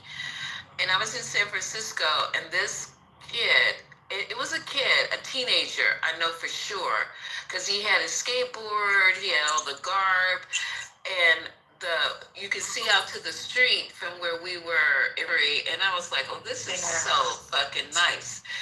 They went out over to the corner, and there were a whole bunch of other kids in the corner too, people, I would say. And I don't know what they were taking. I don't know. But after he came from over there with the people in the corner, he had a skateboard. I was looking out the window, recovering the patient, looking at vitals. And I was like, he bent over. I noticed that. I thought he was either going to put the skateboard down or tie a shoe. It had to be either one. So he bent over. So that was like maybe at about, I'm just saying, let's just say that was like at about 11:30. So I'm doing everything else, not really staring out the window. I'm doing my job. So I go back and I'm facing the window again, and it's 1:45, and he's still there, bent over like that, in that same position. So I started to get curious then. I said, what the fuck? And so I said, okay, eventually he gonna stand up and go about his business. So night goes on, many other nurses are talking, we all doing what we do. Go back at the window at 3 a.m. Now this is at 11 it started. He's still bent over at the waist, literally. And he's a white kid, so his hair was like dangling, like on the sidewalk. So I got concerned, just like, fuck, what am I supposed to do something with this? So then come back 5 a.m. He's still bent over with his hair dangling, okay? Just catatonic. So by 7, the only reason this kid moved is because the police come by in San Francisco and they say, get the fuck out of here, because it's a business district, on the loudspeaker. So they all just start slowly dispersing, you know, like, oh, okay, let's get out of here. Here they come. We'll fuck it. But this kid, no. So the cop got out, went over there, bent down, and kind of looked at him, and went back and got in the police car. So the next thing that came behind him was the actual spray. You know how they come and they clean the sidewalks? That's the only thing that moved that kid. From 11 to 7, that's what he did. Bent over. What the fuck was that? Was they taken? I don't know. But until that power washer came and that guy. That's that fentanyl. Is that fentanyl? Come on now. I can show you some videos, Lisa. We doing that shit. Lisa, I can show you some videos right now of dudes leaning in the most impossible. Like, I don't understand how they can contort their body in that way and still be upright. And they do that for hours on LA streets. Like hours and hours. That's that trait though, too, that we do that shit. Well, I don't know about nothing about that, but I know out here it's the Fent. Like, it's that Fenty. Like, everybody know that. But like that. Fenty should they all downtown with them homeless, they be doing a Fenty lean. Like, let me find a video. I'll just show you. I do want to see the Fenty lean, because I know Fenty, that must be a lot of Fenty, because Fenty puts you to sleep, and the more you take, the more you are at risk of not breathing. So I'm just trying to figure out why the Fenty lean instead of them just being completely like laying down and unconscious. That's like them 3 guys. See that? Send it to me. That's like them 3 guys in Kansas City like 2 or 3 years ago. After the football heroin lane. It's not they went outside and they heroin lane. What is it? It's a heroin lane. They not off the H, but it's different than not off the H. If you go to Baltimore, the Bronx, the city, even like some places in Atlanta and cities where the heroin hit hard, you can see them doing that. In the Bronx, it's legendary because what they do is they lean all the way to the ground and they just hold.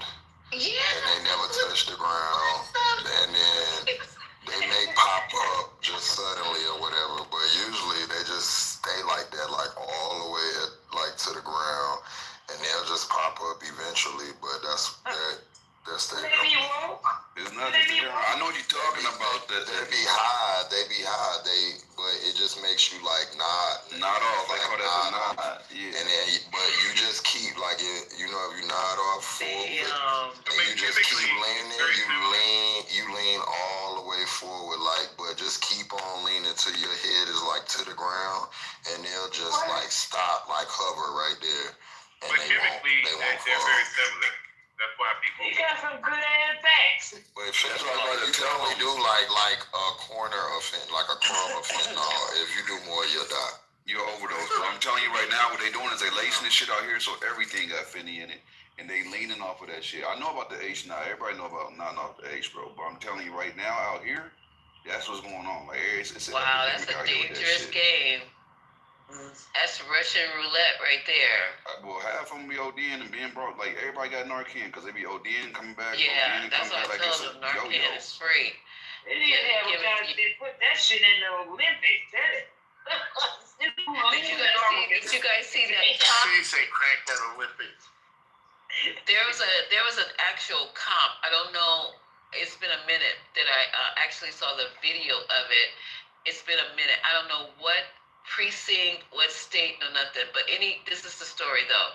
He pulled over or whatever he did and found these drugs on somebody he was supposed to be arresting for some reason, and now when he knew the reason, he allowed that person to go on about his life, but he kept the drugs. Oh, I seen that video. I heard the video. Video? Well, yeah, I heard it. When he called in the 911 thinking he was dying. Yeah, and he was at the substation, and he called in or some kind of way notified because he was in the substation by himself. Huh? Are you talking about the one that died in the bathroom that fell out? The one in the bathroom. Yeah, okay, I know what you're talking about. There's two of them. I know what you're talking about. Yeah. Yeah, they went through a whole fucking crate of Narcan trying to revive him. Did he end up dying? Because they came and found him with the drugs in the bathroom. Like, that was in Cali. I'm pretty sure that was NorCal. Wow. He was doing it and didn't know the strength, like what we're talking about, laced or whatever the fuck. And he was in the middle of it and went down. One cop, I think the video, because they have video, one cop came and found him. They were trying, all them motherfuckers, he started calling everybody, were trying to revive him.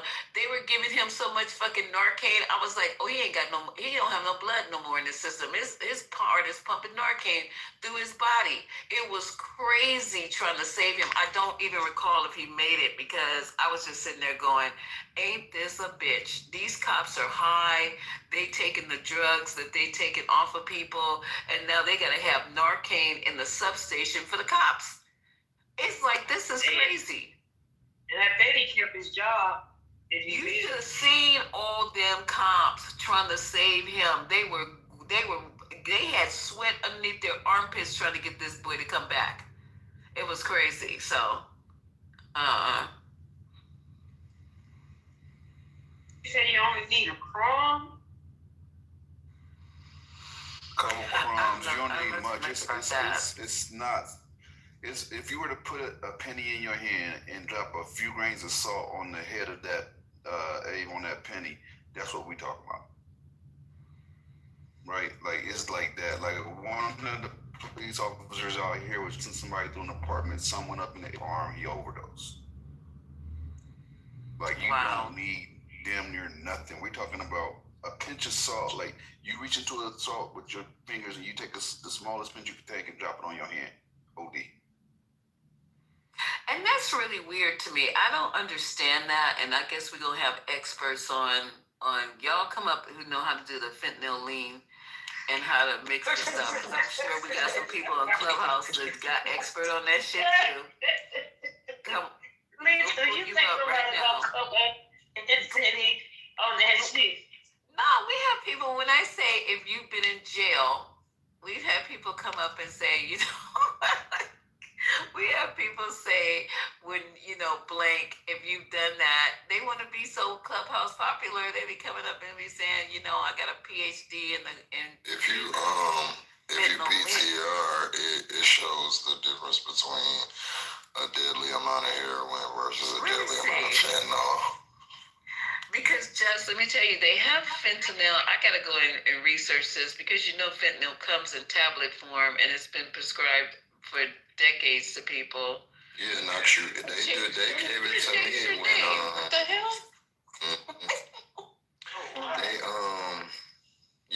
They give it to people like during surgery and stuff sometimes. And they also give it to you.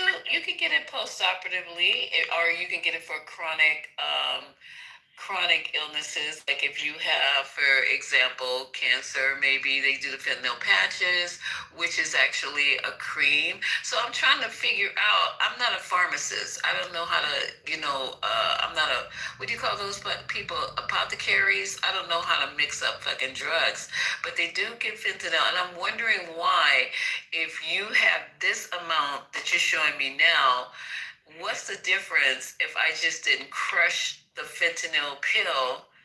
Would it still have the same effects?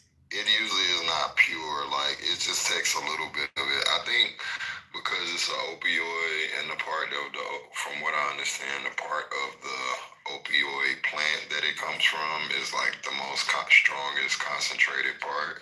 Mm-hmm. So it only takes a very, very little bit. Like, even when they measure it out, like, medically, it's like usually like super, like a very, very low amount. It goes a long way.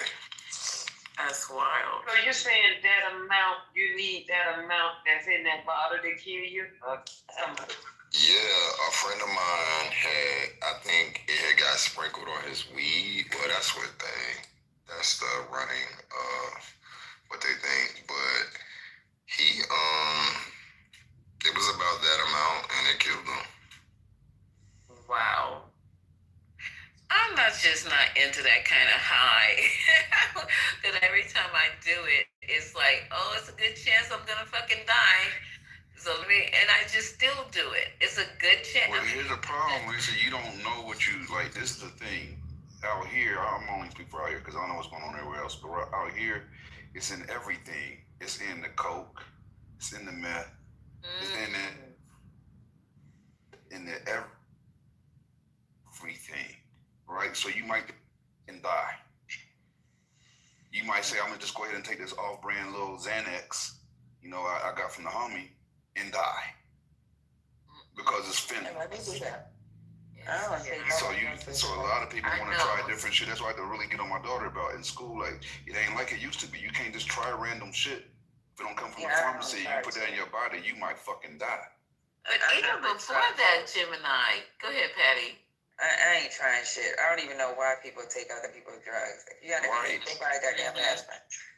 Don't get somebody's prescription. Hey, Patty, you want to hear something even crazier? The RAs are required to have Narcan in the dorms now.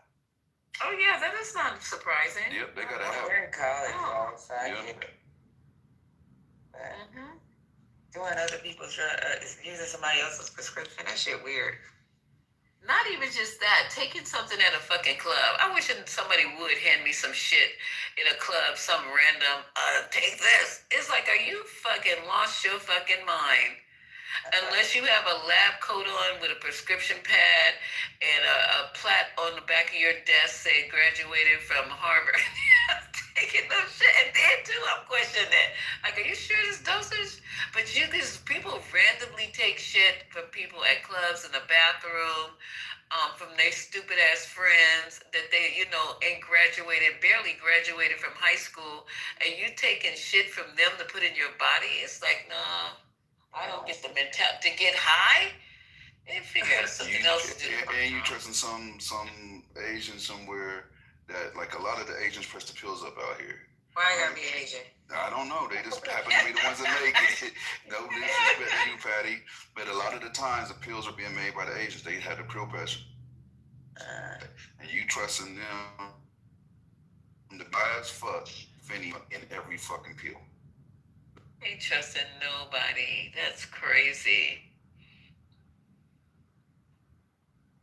Gemini, if I was at your house and I had a headache and you offered me whatever, you wanna Percocet? I was like, Gemini, you lost your fucking mind? Take a little Percocet from you. I don't have no perk, so you'll be out of luck. You avoided that one, but you know about them crackheads with no teeth. I don't deal with no crackheads. My life is way too valuable. If anybody out there doing something with a crackhead, they don't care about life at all. Like, they just rolling the life dice. Right? I know, but they have clientele. I don't understand how hand sanitizer in my car for after I pump gas. I do too, right about your thing. I'm not fucking with no. I still got gloves. It all depends on what gas station I'm at. If I go to a gas station in the hood and that shit, put up to a gas station and the pump is dirty, I see that all the time. It's looking grimy and got fingerprints on the place where you press the button and shit. I'd be like, oh, hell, I'm getting ready to get botulism up in this bitch. The thing is dirty, the handle is dirty, where you put your PIN code in, got smears of every fucking 50,000 people's fingers. I'm sitting there literally shaking, going, you're about to die. Some disease. I cannot wait. I pull out the gloves when I go to the gas stations in the hood. Because, excuse me, I didn't mean that. I mean, when I go to any gas station, I still have gloves in my door because I'm scared I'm going to get something. And the first thing I do is put my hand in my face. It is just a bad habit. My hands are always in my face for some reason. Well, I'm a millionaire, so I don't have to. You don't have to pump your fucking gas. I mean, if I have a driver, yeah. Oh, well, you in the back anyway, and you have a driver. Yeah, I got a driver, and I got a spaceship. And, Oh, speaking of spaceship, and this is my last topic because I gotta get some sleep before Dr. Carr is gonna be on in like 2 minutes.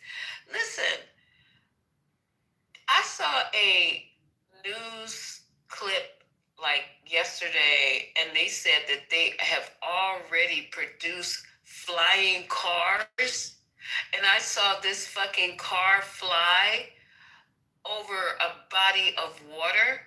Is that true that they are literally already in production, already out flying cars? I don't know nothing about that shit.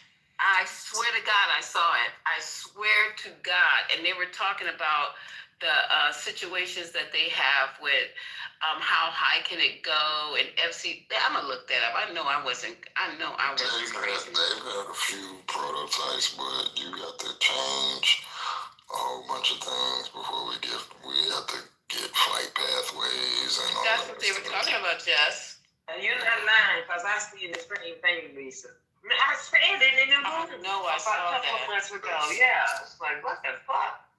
There's prototypes they keep talking about it. They say in LA they trying to do it by 2026, and they definitely want to have it en route by the time the Olympics hit here in 2028.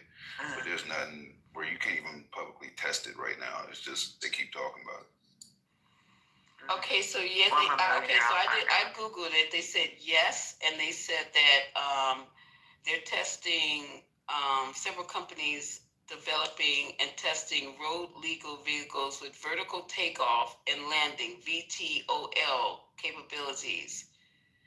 While a few are available for pre-order, widespread use is still limited by factors like cost, regulatory hurdles, and infrastructure. I knew I wasn't the H word because I literally sat up in the bed and go, you can pre-order.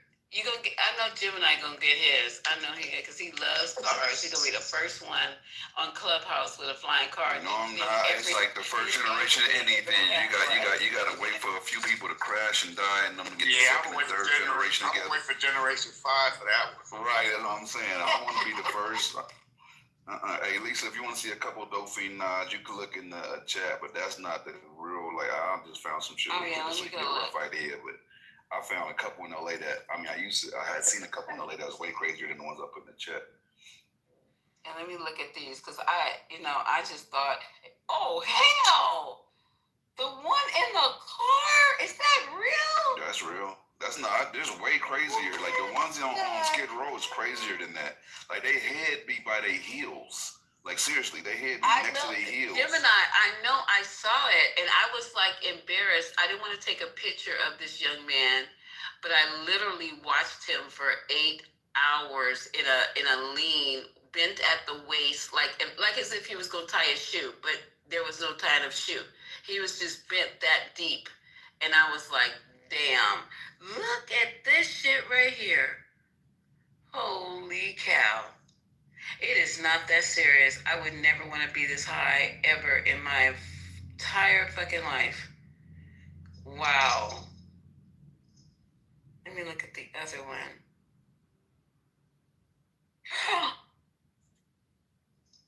Oh, this is crazy.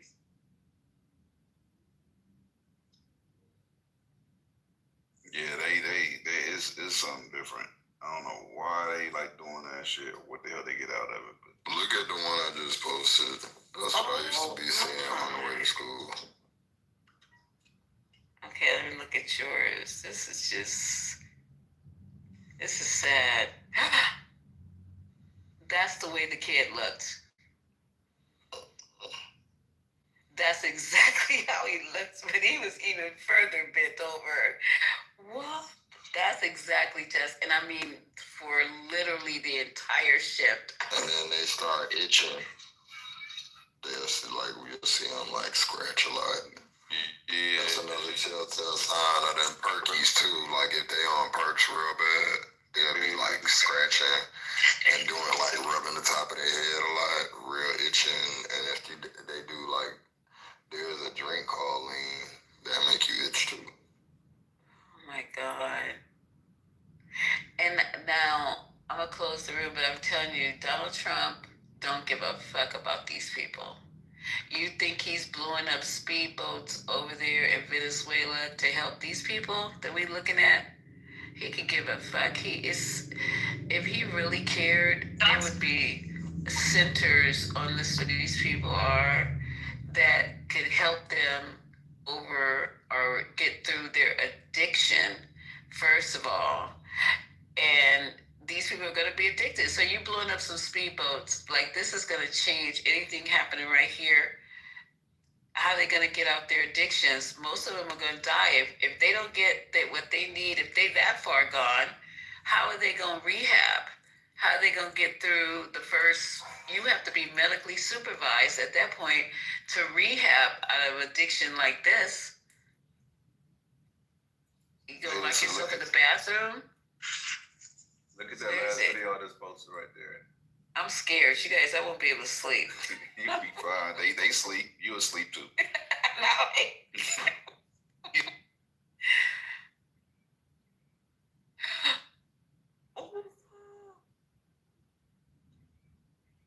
Oh my God.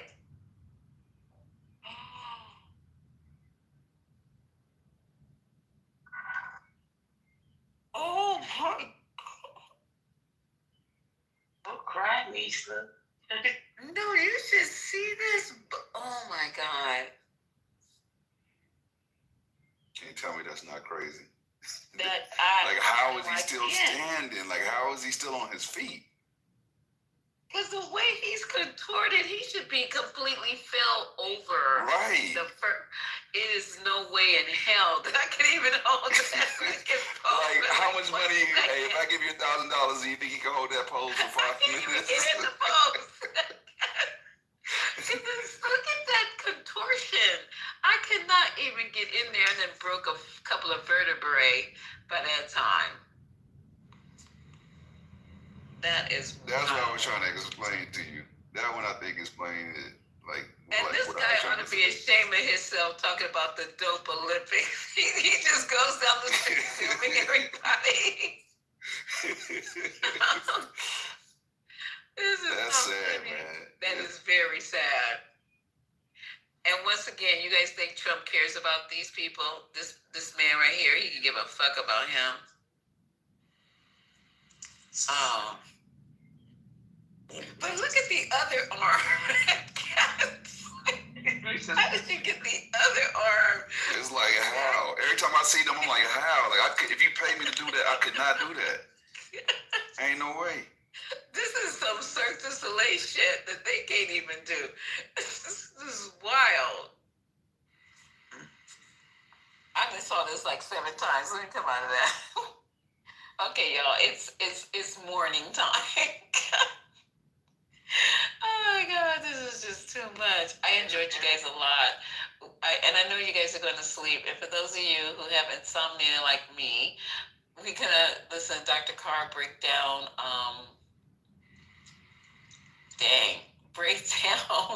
the Epstein files this morning, and also finishing up the government shutdown. Well, no, I'm sorry. The government open up. Did they already vote? Is open? Yeah. Yeah. Right. Hey, them checks. So now y'all gonna get them big checks. Can I get a loan? Y'all get them big checks. Ty said he's getting 12 grand. Ty, where you at? Oh yeah, Ty getting. I was wondering if the people, you know what I would do? Go and get a sick doctor. If you're familiar with your doctor, some of them will do it for you. Go and get a sick note from my doctor. I wonder if they would have that. If you got that lean, if you walk in looking like this dude right here in this lean. If you know they said the ones that called in, they not getting the check. Oh. Yeah, they not giving it to all of them. Trump said they ain't got to come back.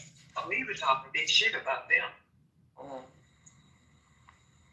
How is that gonna work? How are you gonna hire? Like, you don't hire air traffic. Well, Bush did it though, wasn't it? Who fired those air traffic? That was one of those presidents fired all those air traffic controllers. No, but that's not like that's an entry level job that you can just get people, from in front of the big box stores and Trump go say he train gonna make them. school fast. Trump say he gonna get people to school. Yeah, Oh, he really? called them some other name too, at least. I can't remember what it was, but he called them a couple of names. He said, yeah, they ain't got to come back. Stay at home. Huh. Open back up the Trump universe. He gonna take the padlock off, Patty. He gonna Trump you and take the padlock off and all the notifications from off of the doors and bust that wide open and say Trump's air traffic controller school. Get your certificate in 4 to 5 days. That's exactly what's gonna happen. He said he's reducing the school time or the What? Yeah. He was just talking. I don't know. I don't even think he's able to do that. I don't know. That's what shit that man be saying. I don't even think he know what he's saying. I think he just be talking to be fucking talking. I don't think he know what he's saying half the time. Did you guys read the email where Jeffrey Epstein said that he had dementia back in those days? What?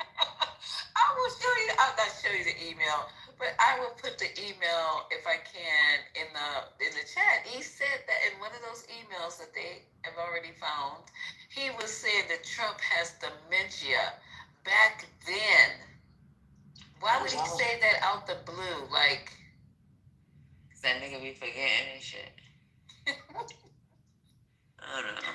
Oh my God. Okay, y'all, it's morning time, and it's almost time, which is crazy. I might be snoring through this whole thing, but y'all, peace out. That's all I gotta say. I'll see you guys at Dr. Carr and Lamont. All right. Y'all go get some coffee. Somebody order me some DoorDash. Lisa, if you don't close your eyes and let your mind rest. Well, we gotta do this because it's Friday. He's not. You don't have to do it. You are choosing. You're to right. This You're is right. an option that you are choosing to take. Okay, so Gemini, can I just say this because Gemini is my clubhouse shrink. He got many hats on Clubhouse, and then also I gotta back channel you because I have to get a firearm, but I'll back channel you for that. Well, thanks for saying that on Clubhouse, Lisa. But they do. They are legal. People in here talk about their legal things all the time. But they don't talk about violence on no person. I'm not saying to buy it from G. I'm not saying that G. I'm not even saying that. I'm just. I knew that. You have small hands? Particular models, exactly. You have small hands? I would consider my hands small. Yeah. Gotcha. I would consider them small. So I was just going to ask you about brands. That's it. Or models, or whatever you guys call them. So, no. Okay, so this is like a detox room. So I definitely want to do it because it's knowledge-based room. So no fighting, no arguing, no shooting people. And Gemini's the main one because he'll tell you in a minute, I'm going to shoot you in the face. You gotta do it. Patty had a good room earlier and somebody got a hold of a bean and boomed that bitch. I hate that shit. No, that was strange though. That was a hater, but some beans started getting passed out. I ain't giving nobody a bean, but I seen some beans going around. They shouldn't be handing out no beans. If Patty ain't say bean, I'm just especially with that topic you guys were doing. I had to leave because I was like, oh, I'm gonna need some type of anti-anxiety. Oh, that room got boomed? That room got boomed. A hater boomed that shit. Wow. And the replays are not on, right? I don't know. You had to ask Patty. I don't know. I know I did. Patty, the replay's on? I'm looking since it's on Ashton page. What do you mean? Oh, ha. Yeah, we're all on Ashton's Facebook page. So what was the name of your page? What was the name of that page? What was the name of that page? You mean the room? Yeah, the room. I don't know. I left before. Unless she changed the title, Did y'all change the title before you guys start doing that portion of it with Gotti? Did y'all change the actual title of the room? I ain't change it. The title was changed though, because it said something about. Yeah, somebody else changed it, and I ain't changed it. I had it on. What did they change it to? No, because I saw It said B Gotti Got Bodies PC Ratchet Edition. Yeah. Okay, I saw that earlier. Nope. Yeah, check Ashton's page, because I know she sends all our stuff to her Facebook page, and I saw it earlier. Facebook. You did? Mm-hmm. Child. All right. That's why I asked you what was the name. All right. Okay, so good night, everybody. People on the stage sleep. I know the whole audience is asleep down there. If you are awake and you have a pink ticket, if you're awake and you have, hold on a second. Let me just, I'm going to close out. You can have the last word. If you're awake and you have a pink ticket down there at the bottom in our VIP section, can you just go up and press that join? It's blue, it's highlighted in blue. Up by the title, so when we get ready to open up a room, you will be notified if you want to be notified. But I understand if you don't want to be notified. And no, you need to be notified. Get this work. Get this work. This room was super fun. I wanted to take the replays off, but because there was so much other stuff that was said. But this was such a great room. I think I'll leave it on for a few hours so you guys can go and listen to it. It was a good room. It really was. But after that, I'm going to have to delete it. So get it while it's hot. And then I will delete this room. So it won't be just sitting around here in perpetuity. Is that the right word, Gemini? Yeah, that's the right word. And remember, it's Friday. So do not let yeah. crack you. I will definitely look out for a crackhead. I mean, he probably can get my shit all the way together. Like, I need to get my car detailed, but I don't think it's a good idea to have a crackhead do it, right? Nah, because they're going to steal the car. I wouldn't let them in my house. They're gonna take your catalytic converter. If they can't take the car, they're going to take something. I thought they were going to rub it until it shined like gold. It's like... Oh, my God. I'm just kidding, you guys. All right, good night, you guys. We got to go because we have to open up the room in a couple of hours. Wait, what time is it? Oh, damn.